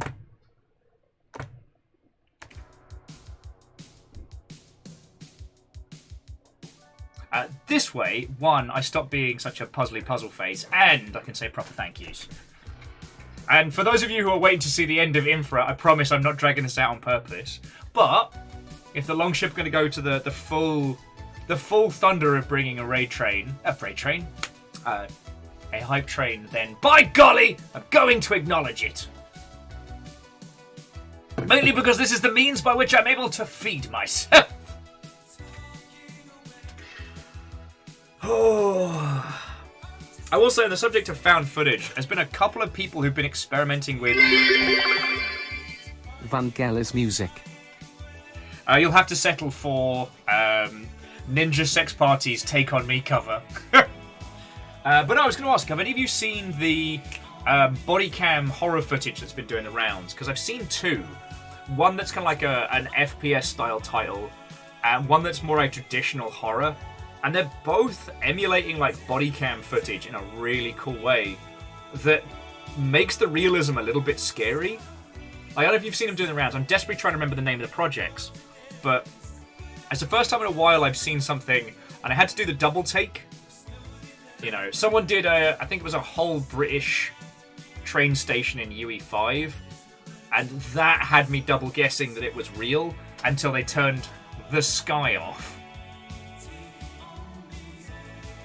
Now, this could be a case of, like the Uncanny Valley stuff, like, it looks hyper-realistic now because we haven't seen better, but, I don't know, it feels like we're getting closer. Feck knows what we're going to do when we can do affordable realism in games. Like, a combination of, like, photogrammetry and whatever other tools.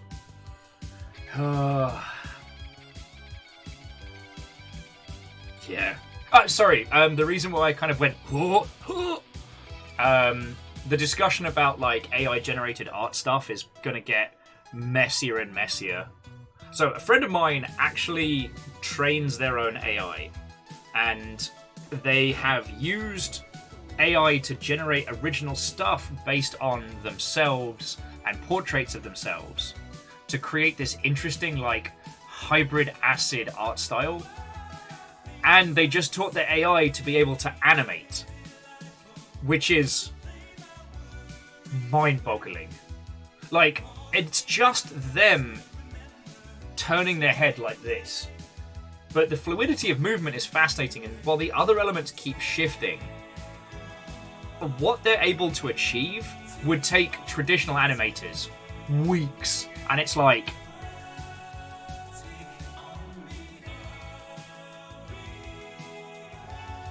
it's such an incredibly powerful tool. And a powerful tool doesn't mean good. Hey, friends, you tried for a train. You aimed hard. Thank you kindly for the bits. Sorry, Ninja Sex Party, we couldn't inspire the people to greatness. But we can attempt to electrocute our own feeties. Okay. So let me just recheck the logs for a second. Changed oils, which one? One of the cames seems to be totally loosed. Should be repaired. Alright, someone flagged that one of those should be repaired. In 2001. It is not 2001 anymore. Oh yes, Ed Dragon. Like all tools, it can be wielded for evil. Okay.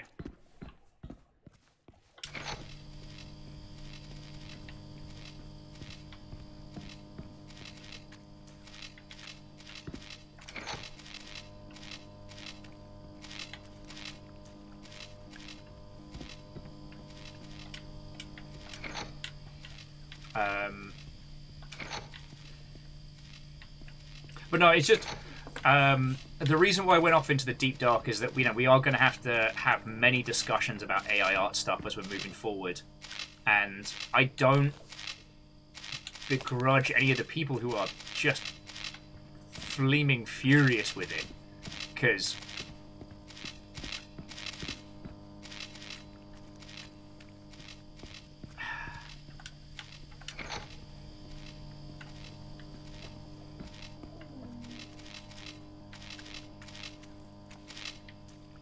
okay.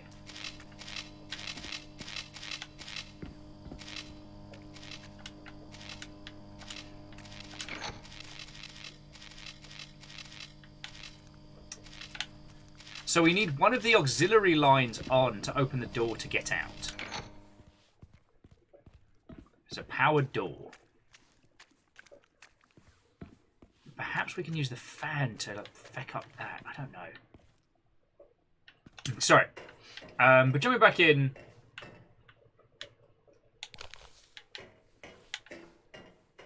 I don't have a lot to add on the discussion right now.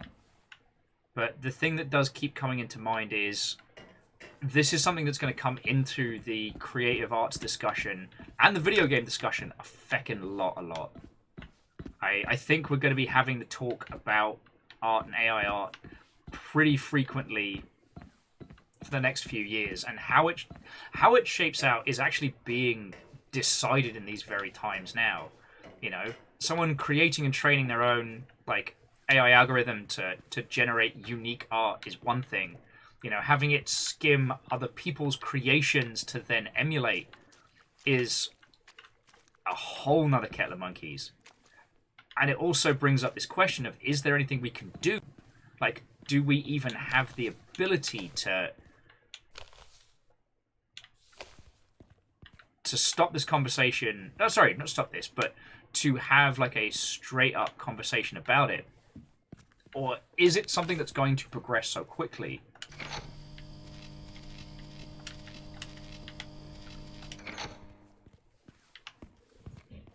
that we may not have time? Right, so there's the door. The door is open. How do I get past this fucking puddle? Fuck you, puddle!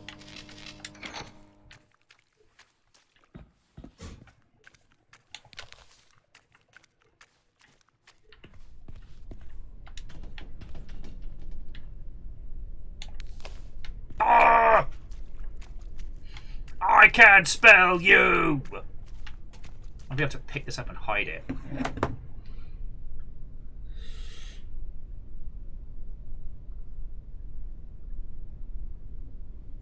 Yeah. See, Valiant Steed, this is why it's really hard talking about this stuff in the Longship, because we do talk about the realities of these things. Like, I wholeheartedly support all my illustrator friends and the rage and frustration they feel against this. Like, how it feels like it is devaluing their craft, and how essentially using large cloud compute solutions, you can just wholesale jack somebody's art style. But the flip side is, it is already being used and will be. The thing about my friends' work that blew my mind is that, like, they weren't sampling anyone else's work. It was their own face, which they taught I forget, it's an adversarial AI? The one where different parts of the algorithm argue with each other over what it should be. Create some interesting results. I've seen it in action. It's kind of fascinating.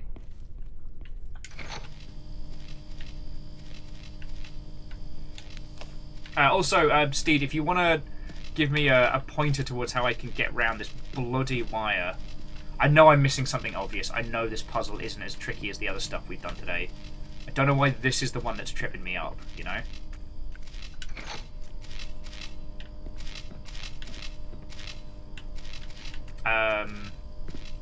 But yes, it's a thing that is already being put into works, and my friend's work allowed them to create an original animation in such breakneck speed as to be terrifying. I've seen a few things online which is AI animation, where it takes keyframes and tries to animate the stuff in between it. Like, again, I'm not arguing for or against. I think I've seen probably more. God, sorry, I sound like a.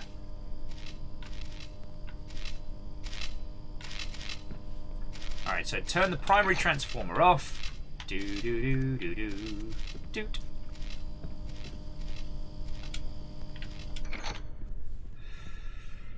Turn one of the secondary transformers off. Oh! Alright, I get you.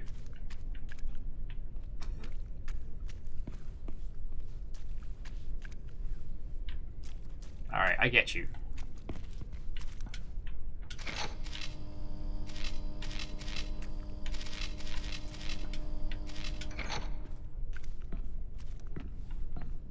Yeah, so what we do is we switch between the sides.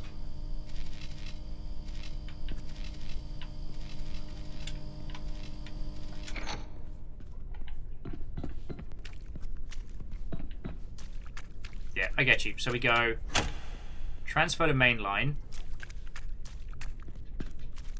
we go back here, turn on the right one.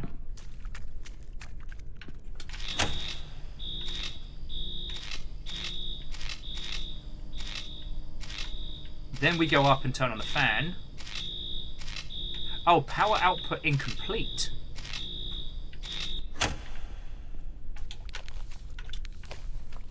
Three packs left.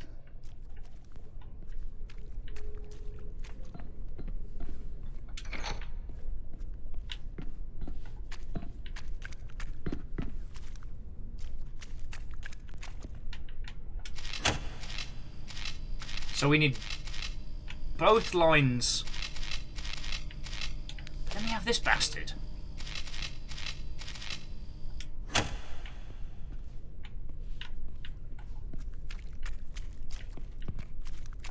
In the words of the Dalai Lama. Alright, okay, so with those two combined, then we turn on the fan, that moves the thing, that gets us out of here. Harvest of Cha! Thank you! Ed Dragon was saying, having worked in design adjacent production, this is a super similar process to press plates, Photoshop, etc. But the tool is so much faster and takes skill we do not traditionally have, and to give it to those who cannot normally use it to art like this. Yes. Well, I think it's... That should do it. The other thing that's worth discussing is that it can take, like, a lot of these algorithms learn from other people's art. So essentially, it gives you the ability to just emulate somebody else's work wholesale. You know, one of those things that it couldn't exist without the artists that program it, you know what I mean? But none of those individuals are acknowledged or credited. Too bad that the metro station was closed. I'd be halfway back to the office already. Okay, so again, I don't want to dismiss people's concerns with this conversation. It's just, like, today I saw something scarily powerful, and I mean, it must have been like, 4 or 5 seconds of animation, but 4 or 5 seconds of animation that was automatically generated.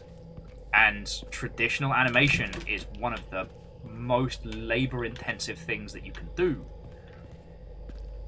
You know, I know Rubber Ross talked about this a lot, about how, like, traditional animation just isn't fiscally worth it. There are large animation houses that could put out big productions, but traditional 2D animation just doesn't make its money back. It's not a diss, it's not me being against it, that's just how it is right now. The amount of time it takes means that it's 4 completely packs of flashlight batteries. infeasible for platforms like... Oh, I guess we're going up there then. It's completely infeasible for platforms like YouTube and things like that, because, the speed at which one can produce, say, a Let's Play is much, much faster than you could produce, an original 2D animation. Oh. Why did I think I'd be able to go over there? Am I being a stupid? Maybe we'll end up down here. Hookshot says that we're doing frame-by-frame animation for Sacred Acorn, and it's damn time-consuming. Yes. And not everybody gets to have that Cuphead budget. So, yeah.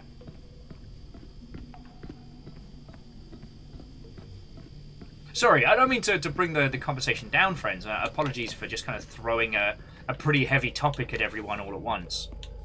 It's just... yeah. Like, frankly, I'm super impressed by it, and...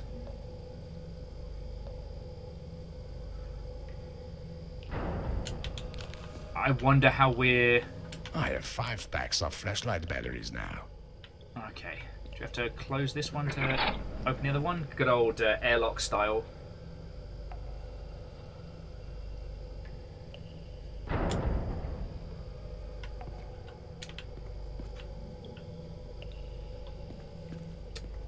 Nope. Okay.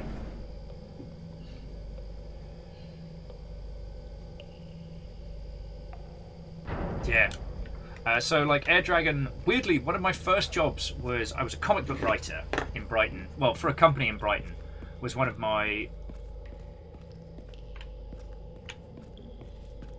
one of my very first jobs. And that was back as things like Photoshop and stuff were there, but heinously expensive before we worked out how to get around those. And when we found out that you could do toning sheets digitally, it blew us away. Now, I'm not saying I'm not that old that, you know, the digital revolution, but when we went from Still 4 packs left. When we went from having to do like toning sheets and stuff by hand to doing them digitally, just changed everything. Yeah, Brighton. What if Seattle, but not as good? Oh, I've got the box in the wrong place. Nerd.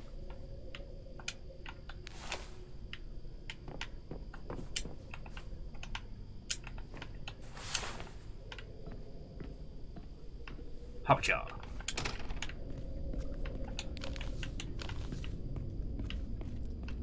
Walter. God. I understand because there's no combat system. What ho, Vikings? How's work at the inspection office? The fact this guy hasn't just wholesale quit yet is incredible. I mean, I'm hoping there isn't going to be some, like, meta-narrative thing where it's like, oh, this guy could have stopped any time, but you, the player, made him keep going because you're a jerk. Lyris, how's it going with you, friend? And obviously, thank you for the 200 bits.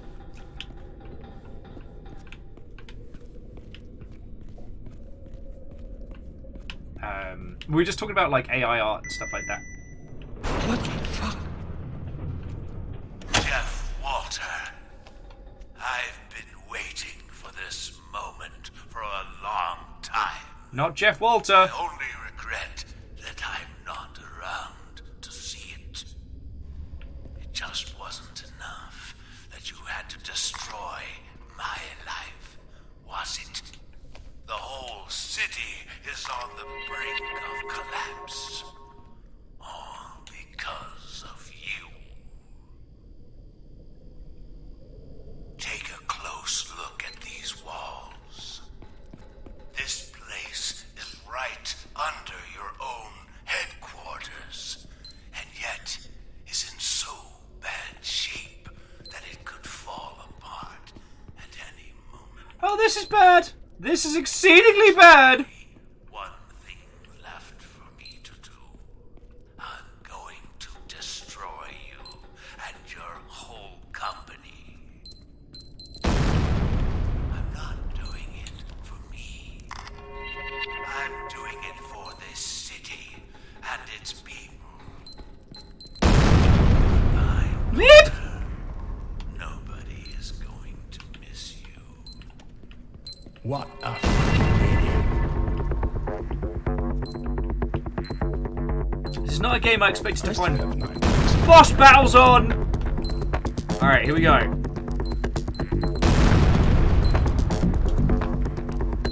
Put your bloody camera away and run! Alright, maybe get some good snaps. Run! Ah!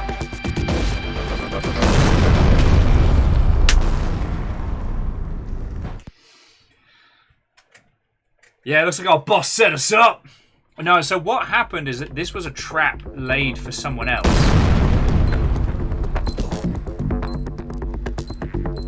And that person never came to proc it. So the person who caused the original disaster, who got... the person we've been following got their kid killed, and their wife. And they've been plotting their maniacal revenge ever since.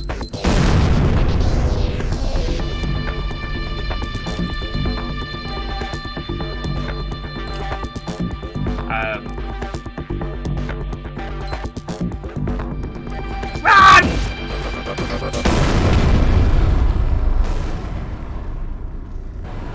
Do not stop running.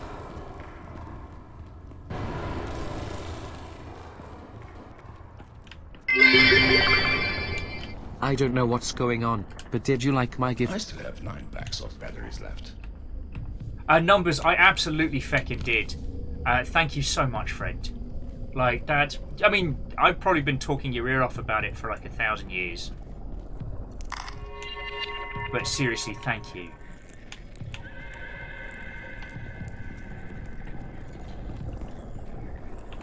So there's the exit, but let's explore a little. I want to see if we can find out what's going on. Because that was a trap that was laid for someone else. We just propped it.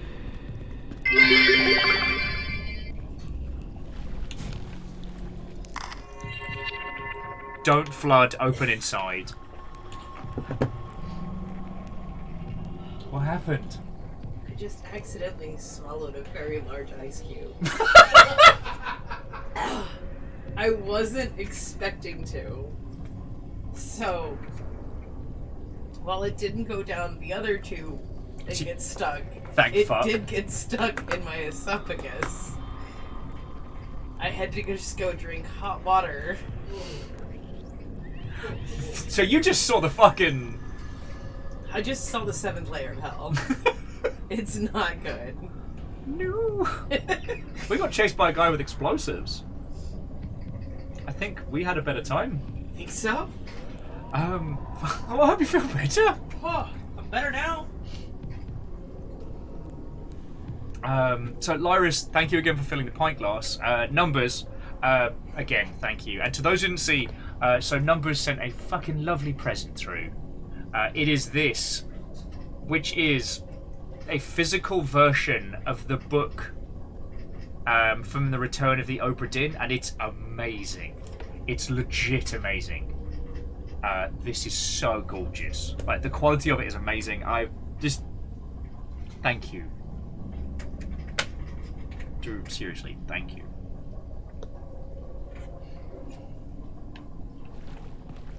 Jackie's like, did you get the bad dragon yet? Yo, if any of you have the kind of money to do a feckin' meme bad dragon order, please just donate. Please. That's a lot of money for a joke.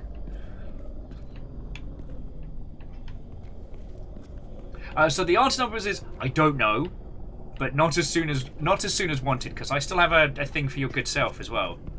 I've even got it up by the door just so it's ready to go.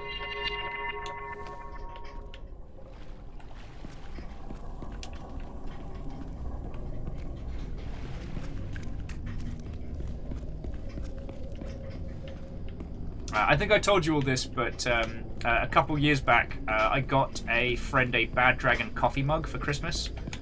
Because the thing about that is either you know or you don't. So if you drank that in the office, the only people who know would be...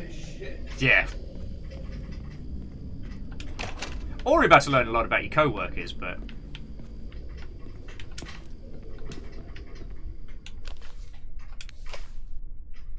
hid 5 beer bottles for you. If you find them, drink them. The Beer Master.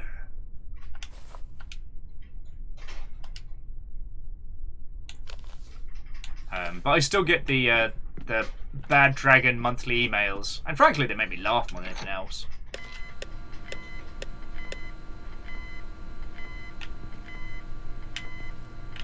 Alright. Some power on this place. Alright, there are 5 beers to find. Time to find the Beer Master. Don't mind if I do. 4 packs of flashlight batteries. Alright, we found 1 beer, and now we've unlocked the bottle opener. We can actually drink beers as we find them. That's 2. A little refreshment.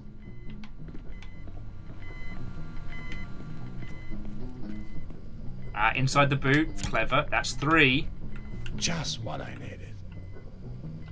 Alright, 2 more Beer Master. 2 more. Nice. That's 4. Refreshing. Starting to see some weird shit, not gonna lie. Alright, 1 more beer. No, you're here.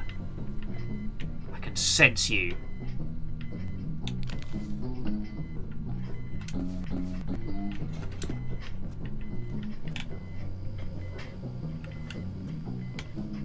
You wouldn't lie to me, would you, Beer Master? You wouldn't hide 4 beers. There we go! Could use a drink. It is I, Beer Master! Valiant Steed, how much longer have we got? Because I thought we'd have this finished by now. Also, our character is steaming drunk. Keep out. I'll wait till we're sober.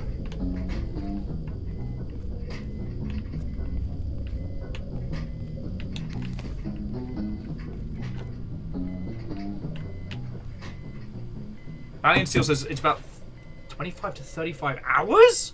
Where? This guy's having the worst day ever. Alright, well I better keep banting with you all then, friends. Well, so Fred, it does depend on the APV of the beers. Honestly, shotgunning 5 beers is probably going to be more Bloatsville than Drunktown. But that does also depend on your tolerance. Oh, crap. It's the introduction to Akira.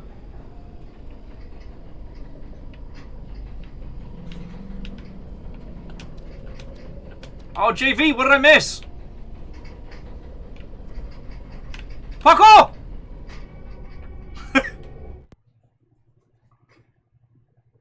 JV's like, you missed a very important plot point. And I just kind of went, yay!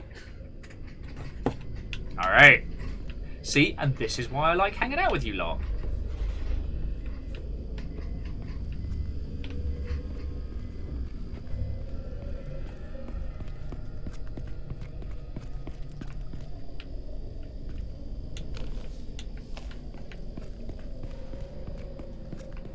But yeah, Fred, how are you doing, friend? Alright, so we head to the exit, right? Because that's the only other part of this warehouse I haven't explored.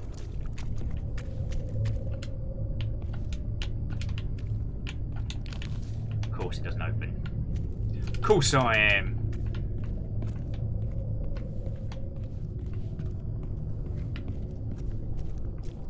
Well, there's a puzzle if ever I saw one.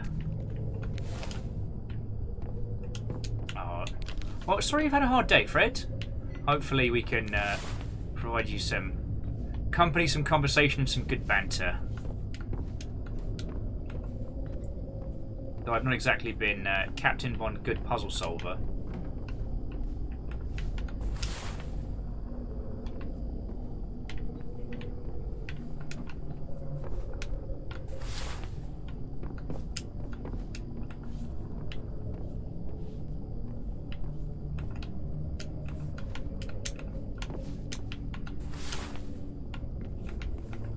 Okay.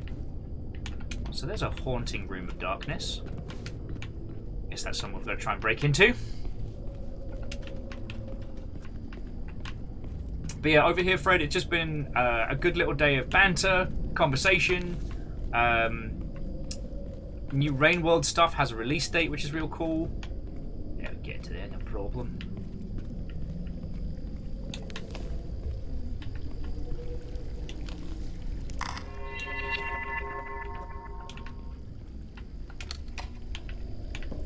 Emergency batteries. I have 5 packs of flashlight batteries now. Which is good because I've been going through these things like bloody popcorn.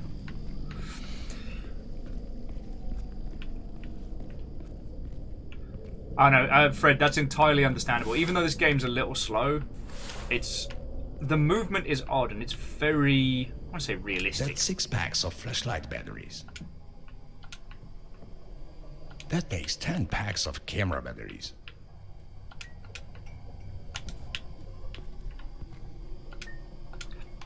I can no longer drink beers. Had my fill. Yeah, so it seems like the person that we've been essentially on the cold trail of has left a lot of traps and has had a lot of different hiding spots.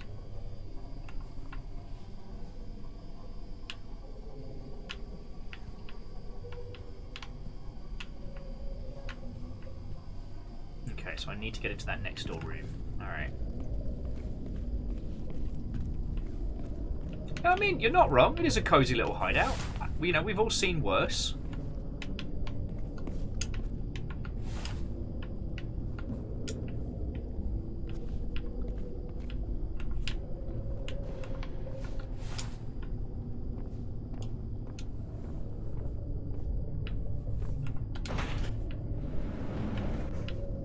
Right. Well, that's a fancy fucking elevator. And I'm sure it doesn't lead to anything shifty. Let's go!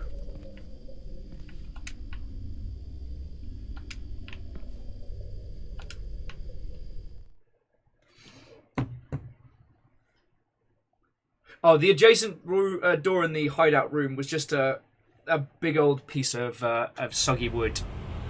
And yeah, you know what? Secret elevators and passages, those are cool.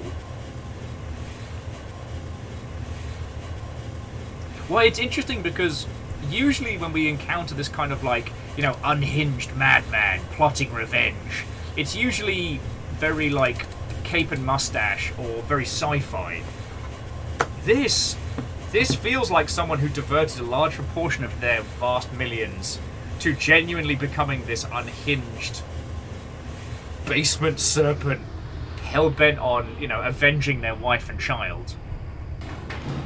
Secret elevator in the secret tunnel. Secret tunnel. This is not at all safe or healthy secret tunnel.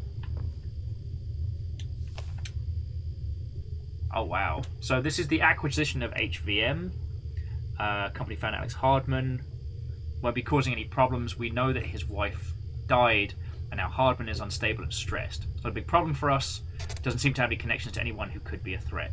Hammer Valley Hydro isn't doing so well. The only thing left to do is to get Hardman to sell the company to Walter. HVH has too many connections to the Bergman Group and several hydropower plants in Bergman tunnels. The dam could be a good alternative power source to the bunker, and the location is important for several strategic reasons. Shit. So who's SNW?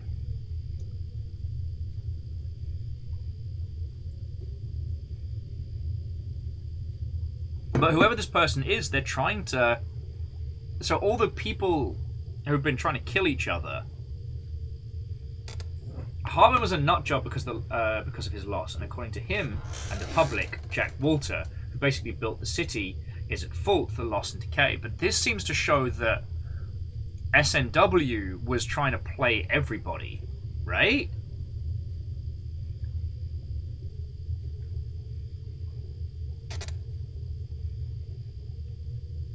So with Mikhail Rosenhall,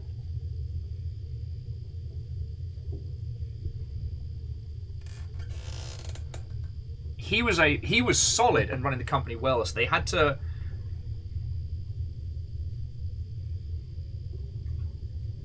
Okay. And then the Bergman Group is all the tunnels we've just been going through. Like, holy crud. So no joke, JV, thank you for pointing us back towards this. So Mikhail was the owner of the steel mill, Hardman was the owner of the dam, and Kenneman and Zanderberg were the owners of the Bergman Group, which ran the tunnels. So Kleinman's been unstable after the disappearance of Xander. And we think that Hartman killed Xander because he thought they were all in on it, right? Xander works at the SNW bunker. He doesn't know that Kaiman isn't getting his letters. And he started to question the duration of the SNW project, and we're trying to keep him happy as long as possible. We just aren't sure how long we can keep him in the dark. The Bergman Group has made several bad moves, and we've managed to make things even worse. Stolberg Bank froze Bergman Group's account, and there were problems with Bergman's clandestine construction project. Now that the shareholders want to sell the company, we can make the Walter Company acquire it. There are many benefits to buying it, blah blah blah. The company has most of Strasbourg's underground infrastructure, including several areas around the SNW bunker, which is high risk to our project. We buy the Bergman Group, we have more control over Stolzberg. Holy shit! Fascinating. I have like a ton of these things already. I still have 9 packs of batteries. Also, in the words of Value That Select, packs of make money! Make money! I don't think you should keep your safe open like that. I think you're right.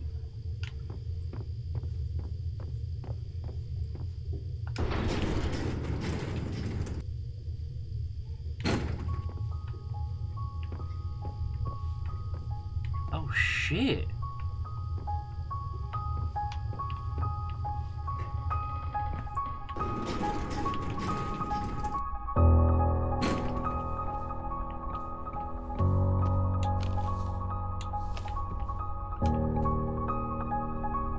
Yeah, it's a panic room. You're right. Someone either ransacked it or fled in a hurry.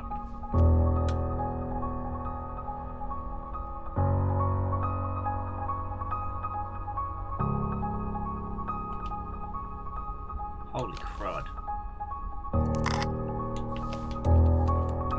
Oh, wow. Yeah, you're not kidding. That's a gorgeous view. And yo, they made Source Engine do this. That is no mean feat.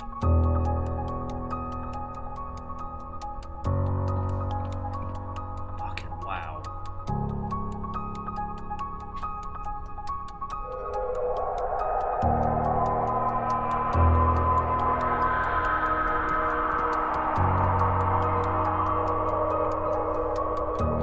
Oh shit, yeah, there's the cave-in.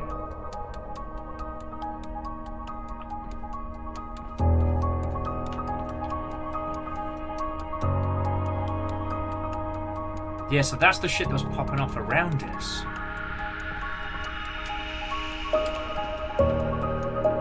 Fucking wow.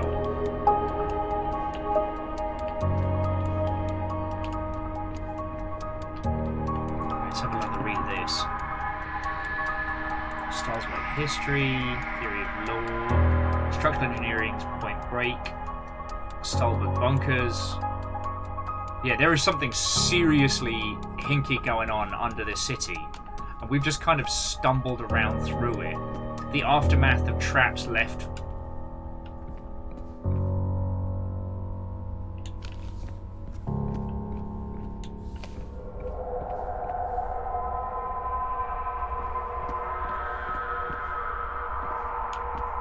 JV was just pointing out that they love how this game stays consistent with where you are in Strasbourg. Yeah, someone definitely came through and ransacked this stuff on the way out, you know? Let me guess. Landline no work? Landline no work. That would have been too easy. Hey boss! I'm at conspiracy levels and I need a new job.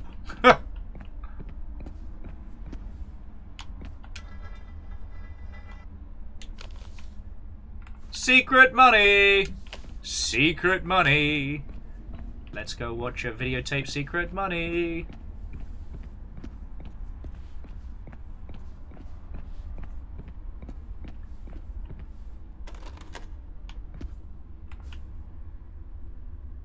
Citizens of Stolberg, let me ask you. Is a man not entitled to the sweat of his... Was it that rebuilt this city? Who was the one that protected this city and dedicated his whole life to its well-being? And yet, this is how you thank me. You believe those who betrayed us and labeled me a traitor. I know they've been up to something big, something that could be catastrophic for our future. But I won't let them destroy Stolberg, my life's work. The corrupt officials want to silence me, but I won't let them. They will never find me, and I won't rest until everyone knows the truth. They have exploited my financial imperium for their own benefit under the veil of protecting the city and its people. They must be stopped before it's too late, for the sake of our future and livelihood. They're building us. Mr. Walt, some men from the military just barged in looking for you. Well, Plot twist. That's me out! Fuck.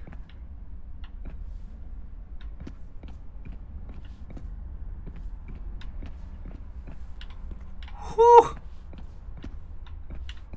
Yeah, so there is a military something happening beneath here.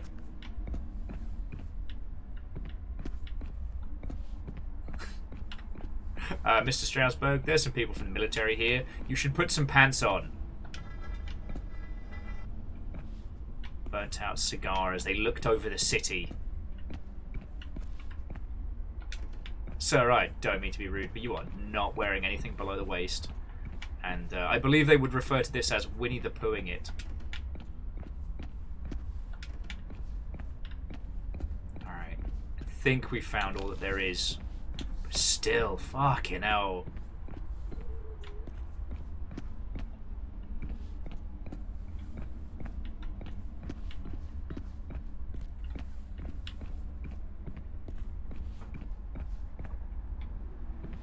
Alright, and whatever was written at the end here, that's the thing that intrigues me. S5, T3, T6, S8. Hang on, let me get another screening of that. S8, S10, T7. And then some additional stuff scribbled out. Like, there's a fucking lot to all of this. Why did I honestly think this was going to be the finale of this game? Why do I do this so many times?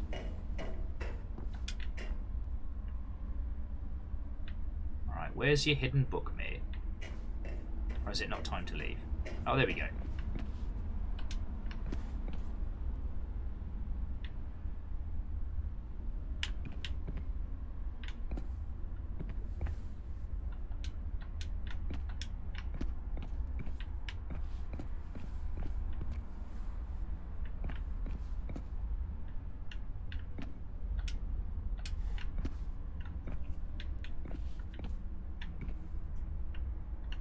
Stupid cool library.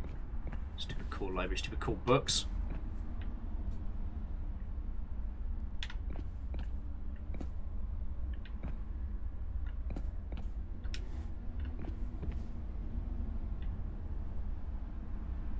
No, I wholeheartedly agree with you, Valiant. Like, there's no way you'd be able to do this whole game in one run, you know?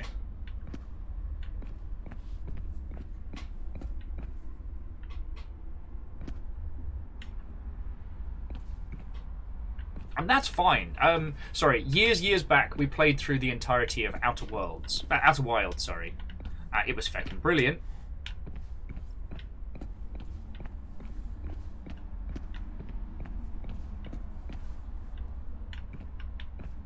But How Long to Beat had it down for like 4 or 5 hours tops. So I had it planned to be like one of our just indie games for the day, you know? What it ended up being was this huge undertaking, which I do not regret.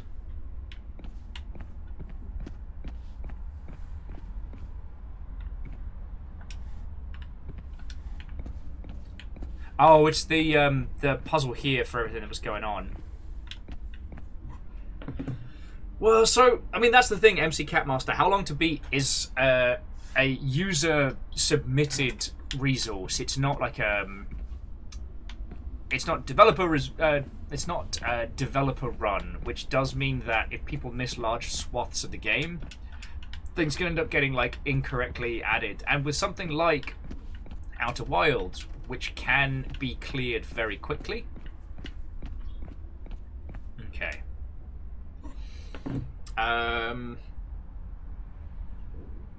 So this is a combination puzzle.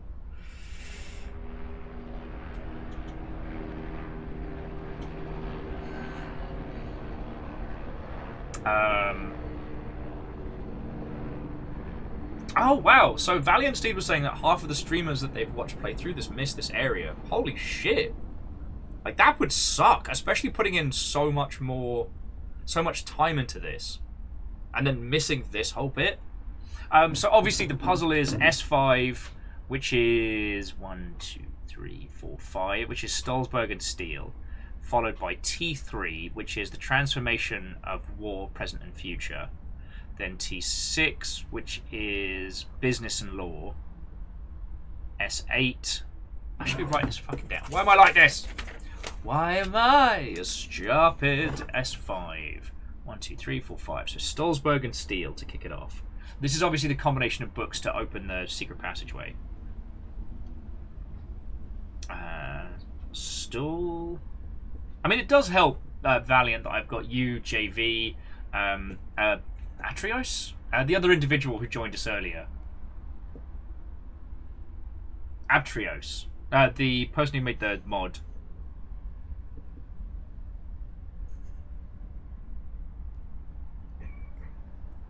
Okay, so Infra wasn't designed to be a single playthrough game. That's why we're finding a lot of these, which would probably be indicated later on. So Strasbourg and Steel. Then T3 is Transformation of War.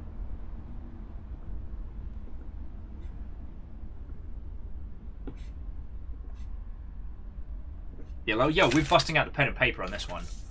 Old school. T6 is 1, 2, 3, 4, 5, 6 is Business Law.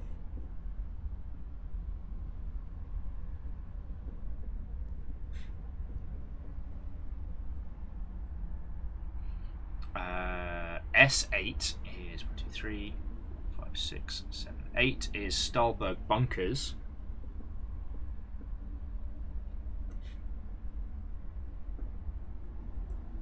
But this makes so much sense now. Like, all of these three business owners who were convinced that the others were conspiring against them, one of them even who snapped, like, they didn't realize that all along they were getting played by, like, some shadow government shit.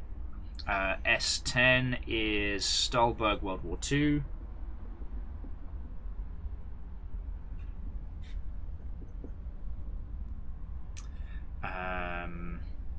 And then T7. 1, 2, 3, 4, 5, 6, 7 is just planning. Alright. Let's find them books. And I guess that's the thing, like, so Valiant Steed, like, we've done a myriad of different games. It's going to be a while before we go back to it, but one of the games that we've really enjoyed playing here is called, like, The Black Watchman, which is, for all intents and purposes, an ARG. That's just about Googling and, like, research. And it's very simplistic mechanically, but incredibly satisfying. You know, games like the Outer Wilds and stuff are feckin' grand. Okay, so first up, we need Stahlberg Steel.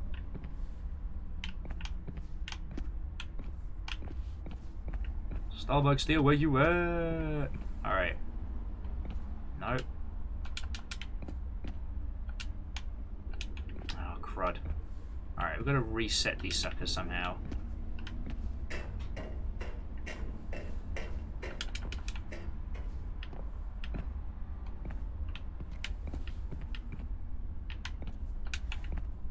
I guess we just have to jam them all in, just in the wrong order.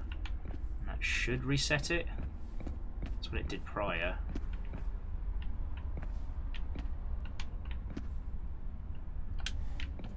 It's not efficient by any means, but it is what it is.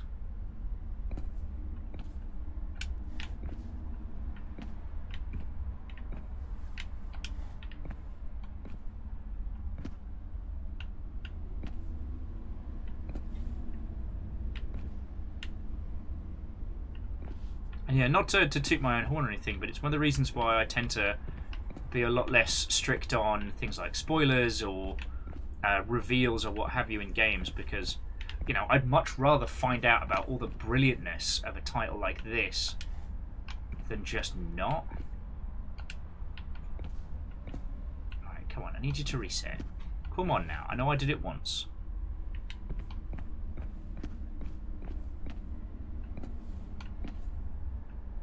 Okay.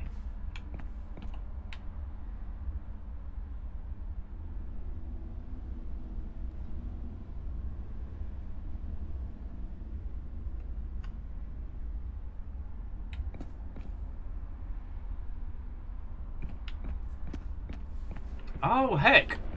So you managed to do it without the book. I mean, congrats to you. Alright, so...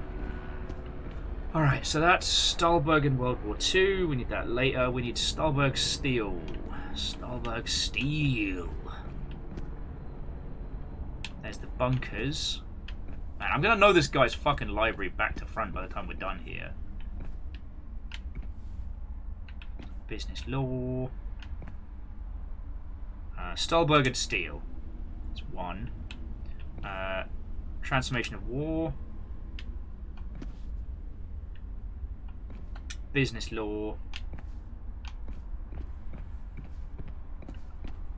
Stolberg in World War II. And planning.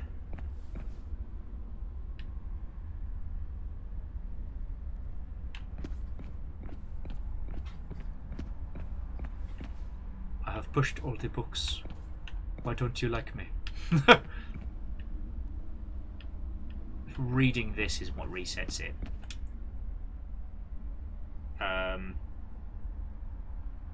Wait, Bunkers is the 4th book?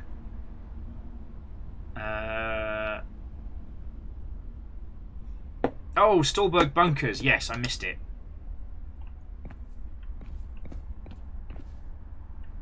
And the bloody hell was Bunkers. There's in Steel. God darn it, we looked at Bunkers so many times.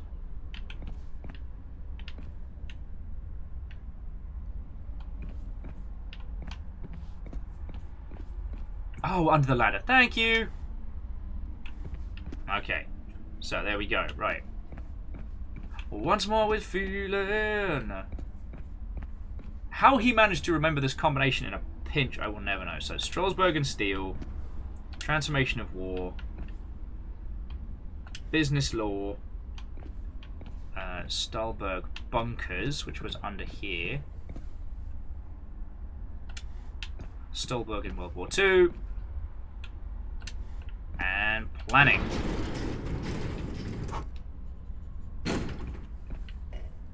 Makes you feel right smart when you get it done. Alright, so the government showed up. He went straight into the panic room, went into the secret elevator, grabbed gold. Just gold. Like, if this shit wasn't heavy as, I'd grab some. I personally think our character should be allowed to stuff his pockets with a few of these stacks of cash, but that's another story. But feckin' yo. Between, like, the view and the reveal. So now what we're looking for is more information about what this fecking bunker is. What does it do? What are we heading towards? My feck.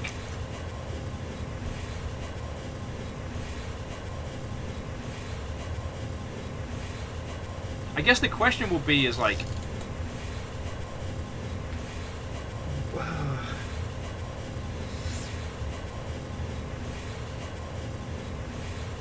You know what, friends? We can keep going with Infra, because I've been looking at our numbers today, and, like, you all seem to really enjoy watching this. Like, we might be able to keep going with this. Admittedly in shorter bursts during the Great Bezos heist, but... Okay, so Valiant, Steed, and everybody, if I didn't tell you already, the Bezos heist. Next month, I'm making a push for partner. So the goal is to get our average amount of friendos watching above 75. Which is only difficult for me because I like streaming for a very long time. And I enjoy hanging out with all of you lot. So it means that I kind of... Usually, what we do here is kind of against the system. Next month, we're going to try playing the system.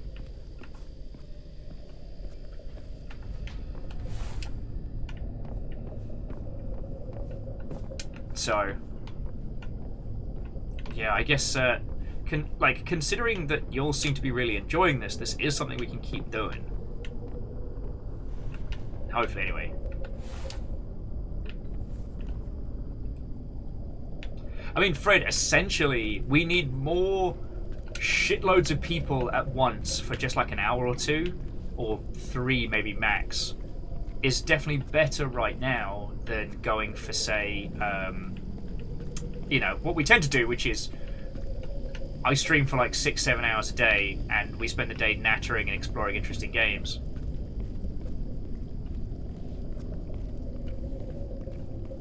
I just realised I don't know how to get down here without breaking my legs. Excuse me, I'm an OSHA investigator and I've made grave mistakes. Alright, now we can take the Akira lift. But yeah, no. Keldra... 5 packs of batteries left. This game absolutely encapsulates the feeling of horror space, but with no ooga booga. It's truly a thriller, if you will. You know, there's definitely schemes afoot. We don't know how it's going to play out, but touch wood, we're not going to have a bunch of undead monsters come and pull our brains out through our noses. Or if we do, we'll find them down in the spooky government bunker. And JV, Valiant, let it not be said that I did not listen when you all were like, to go check out the thing! Because I did. Like I was saying, I don't mean to say this to toot my own horn. I understand why others do it, but, you know, if your goal in life is to play a game in complete reverent silence with no hints or helps, why would you stream it on twitch.television? One of the best things about doing this is all the stuff I would have missed. So like JV, Valiant, all of the peeps who are huge fans of Infra, like you've all shown me so much more than I would have seen myself. Because I go hard on games, but sometimes it's whether or not you know if this is the game that you've got to bring the thunder on. Because there are loads of games out there that will say like, oh, ready to collapse. These are the great video games of our time, and then you play them and you're like, cool, it was exactly, Amos, mediocre AAA mediocrity. Just kind of mediocre twice, but you know what I'm saying. I don't think I can fit these in my pockets. I still have 9 packs of batteries left. It's a blast door, it's a kaleidoscope. Do we know the blast door code? I don't really know. This is gonna come right on fecking down on us.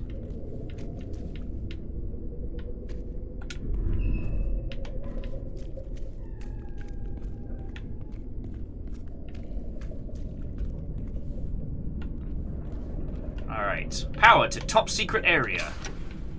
Connected.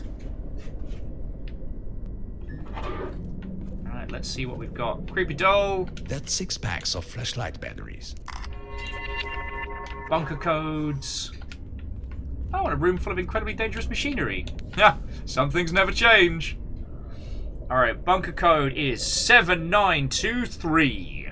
7923. Alright, the breaker is correct to Hammer Valley. Water Company bought the Hammer Valley power. The main hall of bunker is now connected to bunker 2. There was a blackout, which is probably cursed. You're okay. You're okay, baby boy. Baby boy. Amos occasionally does what I've heard referred to as reverse sneezing.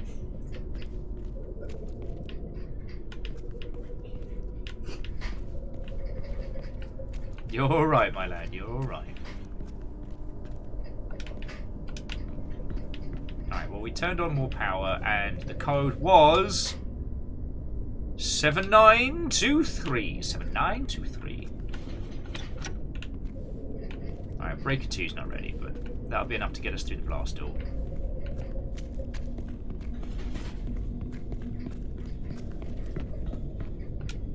No, not 3.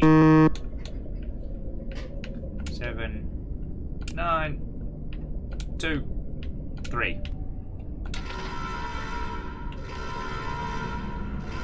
Do you remember the scene from Half-Life? Because I do. Are we breaking into the Lambda facility?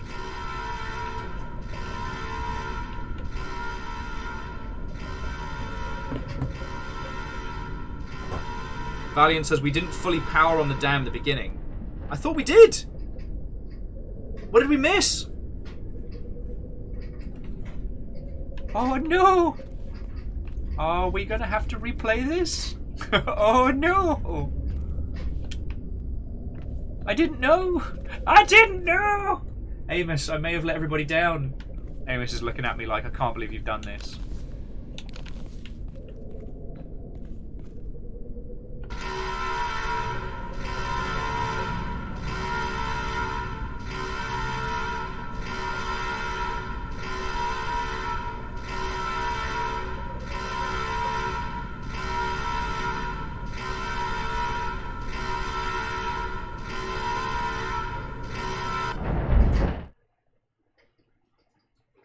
Okay. So, if I was able to jump back, turn the power on, can I continue from where we are? Or do I need to start...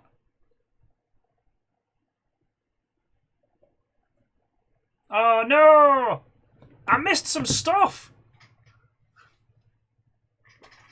Well, I mean, on the plus side, Valiant, it does mean that anybody who watches this still has stuff to unhook themselves.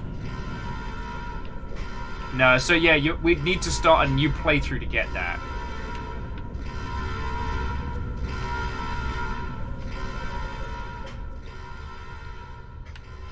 In which case, we'll get down towards the end here, and then maybe this is a good point to bring our adventure to a close for tonight. I know it's only a casual 6-hour stream.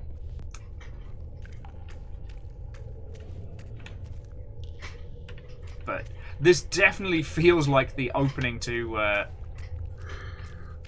well, this definitely feels like whole swaths of Half-Life. 7 packs of flashlight batteries now.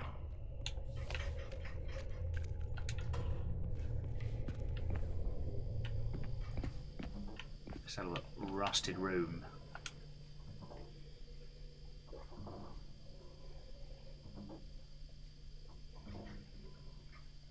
So this game remembers stuff. Oh, there's so much to this. Fascinating. So now we get into, today was the same as always, though there was some army general I haven't seen before. Looked like he'd had a bad morning. Someone must have pissed in his cereal. Anyway, seems like the cargo is going out. Then it seems like more cargo is going out than coming in. Mostly letters, files, other paper stuff.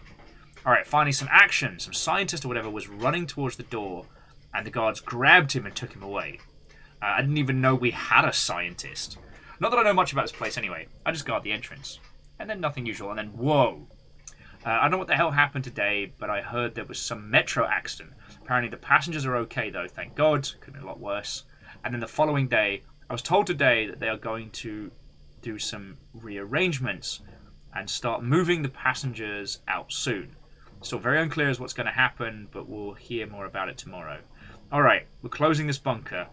They started moving stuff out. I tried asking about what's going on. The metro passengers, they refused to comment. Yo!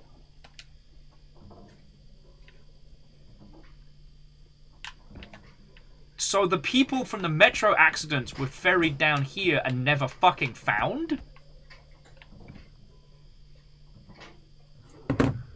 How am I supposed to keep sensible hours if this game keeps getting better? It's not fair!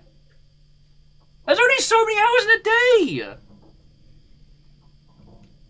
I'm only one man!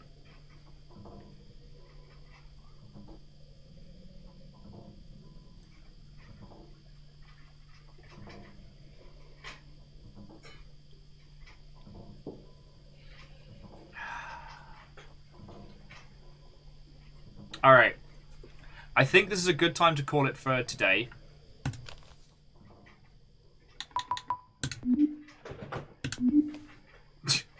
Okay, yes, medically I have been described as 3 corgis in a trench coat, but still. And also, friends, it does mean that we've missed a little bit of this. Even if we do a full playthrough, there is going to be some sections you won't see if you didn't properly collect up the power dam at the beginning of the game. So there is a very good reason for you to pick up a copy of this and play it for yourself. Alright, so let's bring it back to studio. Me and my dumb face. I thought we were going to clear it today. Yeah. Valiant Steed. I'm going to have to wait till playthrough 2 to see that. Oh. But that was a fecking... This game continues to get better and better. Like, what am I supposed to do with all this?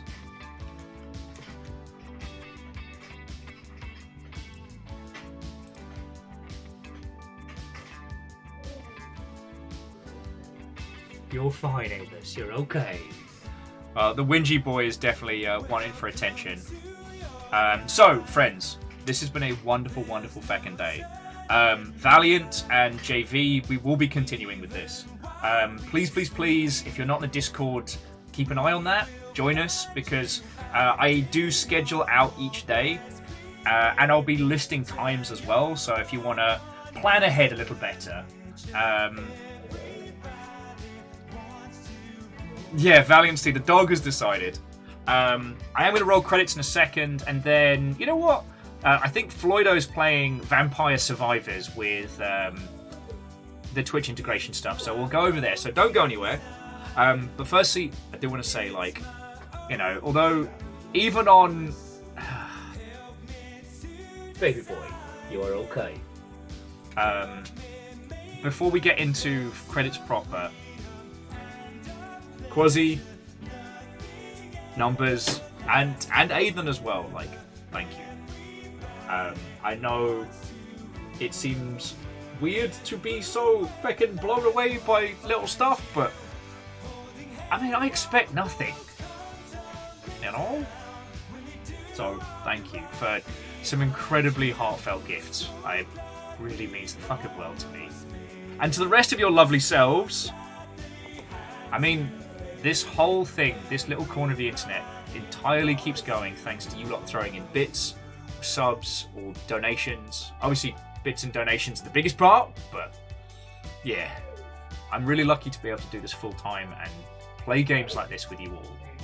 I'll say thank you for that. So to Jackie Foxbutt, thank you kindly for the donation, because that goes immediately on food. Very grateful. To Megaboss, to Favor6 and Valiant Beast? What's wrong with me? Vanderbeast. Lyra's Dragon, J-Post, Some Numbers, Bacon Avenger, Castros, Caldera. No! Crux, no! Fearless Sun, Mark Spectre, Crux. You had your chance, Crux. Why now? Thank you all for the bits. They are such a big help. I mean, not a big help. They are what keeps this afloat.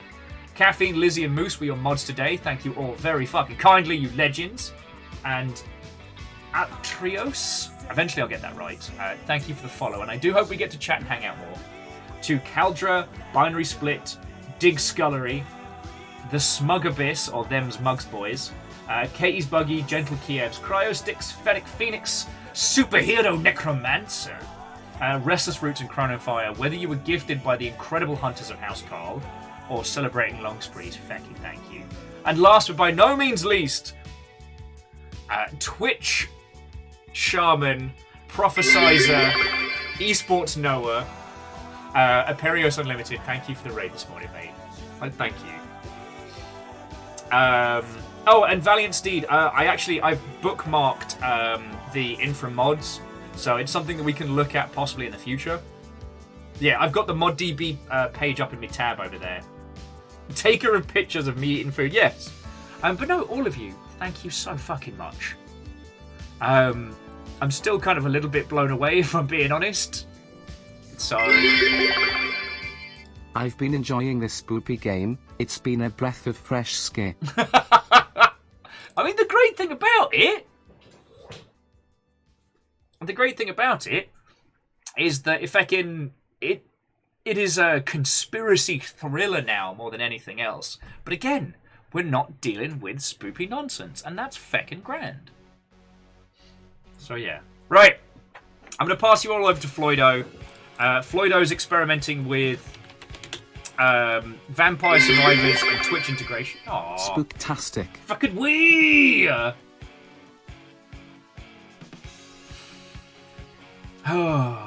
So yeah, friends, I hope you have a fucking excellent rest of your night, alright? Fucking wee. As for me, I mean, Steed, if you do, it cancels the raid. So y'all are in control. Stop that incessant clicking. Someone gifted a sub to Divloy.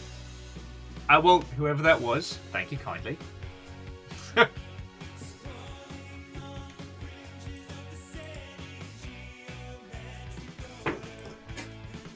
Oh wait, the train's going? Alright. I almost missed it. Fine. Right. You're stuck with me for 5 more minutes. What are you going to do?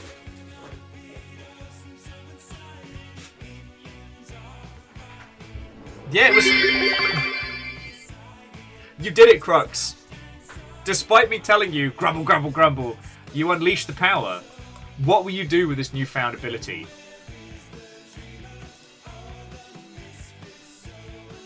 Hey, valiant steed, sleep well, have a lovely rest of your evening, alright?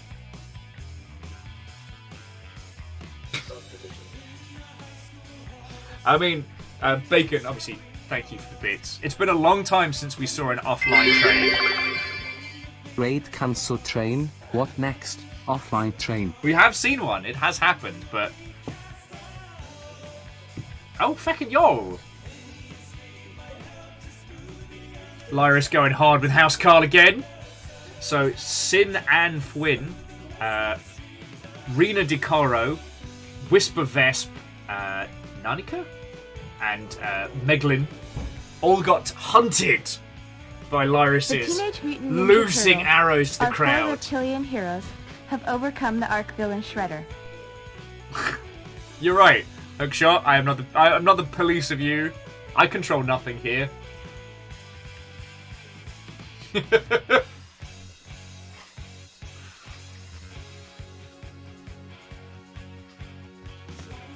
And we beasted. Oh, feckin' else. Okay, so level 1 got beat, which means things are still going.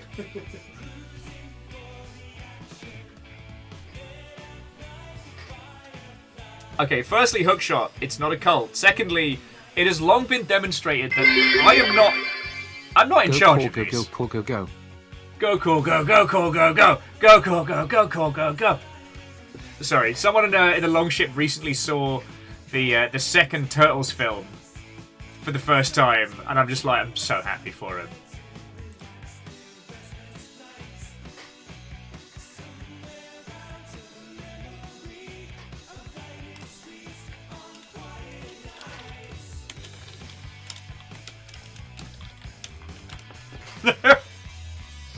Pun Spectre with it. Spoopy month, we have to fright for our right to party. Feckin' hell.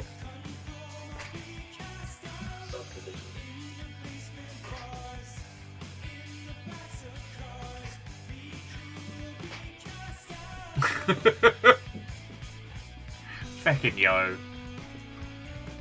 I don't have clever things to say. I don't have witty bits. I don't know what I'm doing.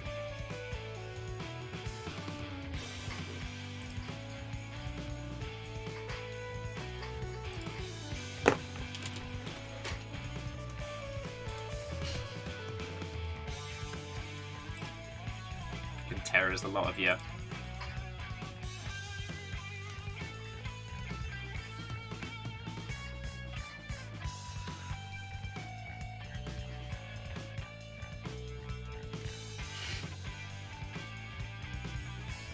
Lyris, thank you for filling the pie glass. I don't know, I'm still reeling from the fact that we basically...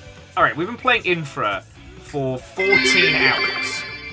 What kind of ghouls do zombies love to eat? Lady fingers. Hot. Grim. Grim! Great biscuits. Grim mental image. But no, we are 14 hours into Infra, and we've just found out that there's some shady shit going on. Like, when was the last time we came across a game that was confident enough to do this kind of glacial pacing? Feckin' yo. And Lyris, thank you for filling the pint glass. It's a tough job, but you're doing it. You're doing it. No, no, I don't have clever big words. I just want to say thank yous. Like, try not to be a big old mess of feels today has been very hard. Thankfully, the conversation has been excellent, but like, if you didn't see earlier, these are all the shark games that Quasi sent in that I'm allowed to destroy and decimate. Encouraged even, yes. As a means of recovering from Shark Day. Like, feckin' yo. And it includes the haunting visage of fish sonar Will Smith in a shark tail. Sadlin demands the largest of words. Anti-disestablishmentarianism! Ha-ha! It's out of context, but it counts! I found out 2 of my witch friends are living together. Oh my stars, they were broommates. They were broommates.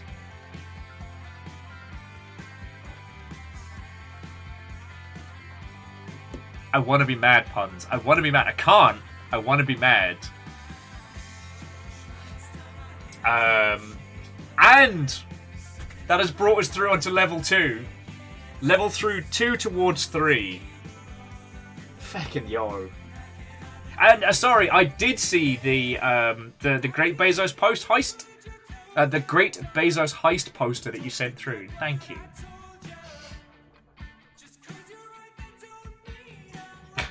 I don't know what to say. I'm amazed you lot put up with me talking about Resident Evil as much as I do. Like, we don't stream Resident Evil that much. Yet, I discuss it on the frequent.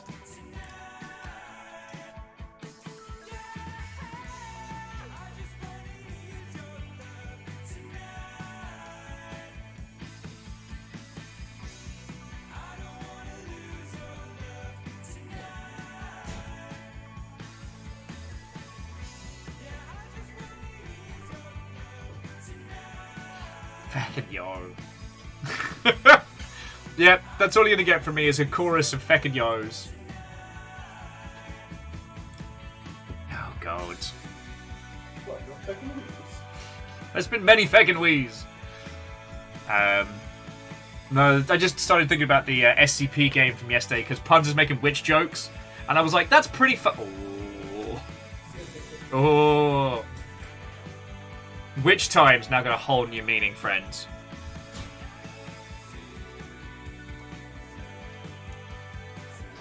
Oh, Lyris, the SCP game was exceptional.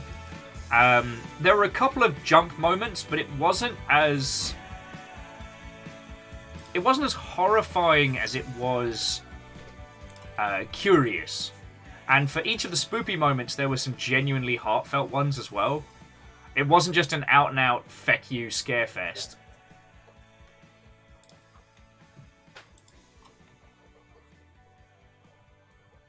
You have your water. You're okay, baby boy. I belong to King water.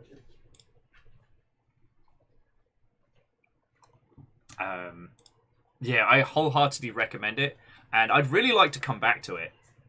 It's just that case of so little time, so many games to stream.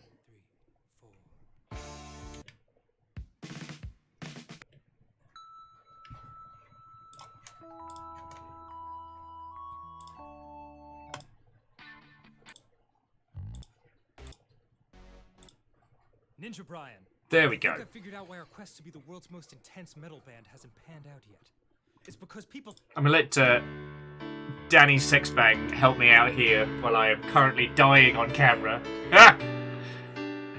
But I'm only here for 2 more minutes, and then I can throw you at Floydo.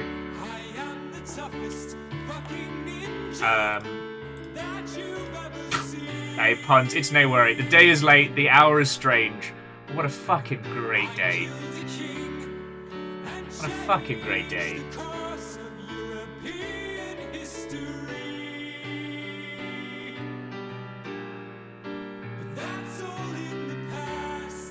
Lyris, we don't have a date yet for next Memnal, but basically, stay tuned on the Discord. That's Elvie.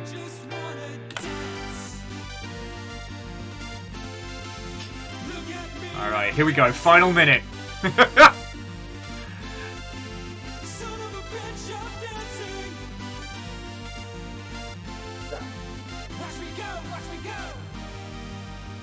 Oh no, and no worry, Lyris, I'll make sure it is announced well in advance, friend.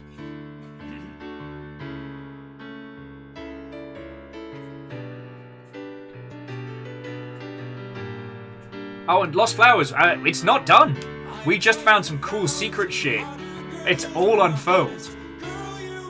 Like, INFRA's got so much more to it than we expected.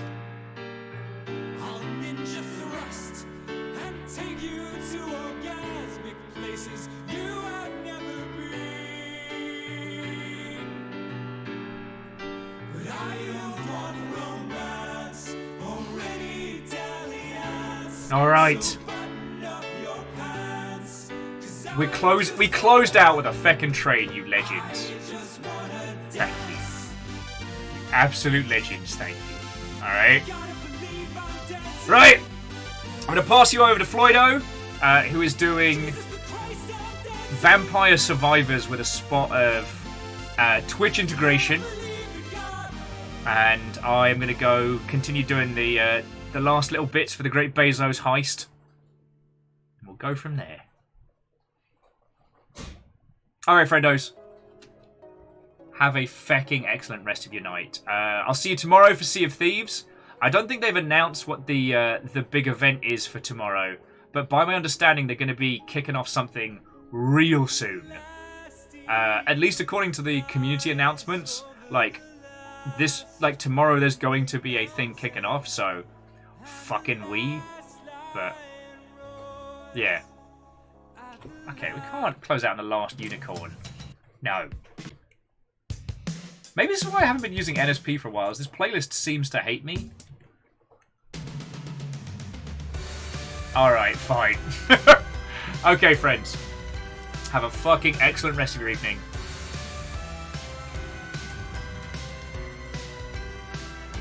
Because I know I'm going to. And if I'm on Discord, come say hi, howdy, alright? Alright. We good? We good? Okay. Good night.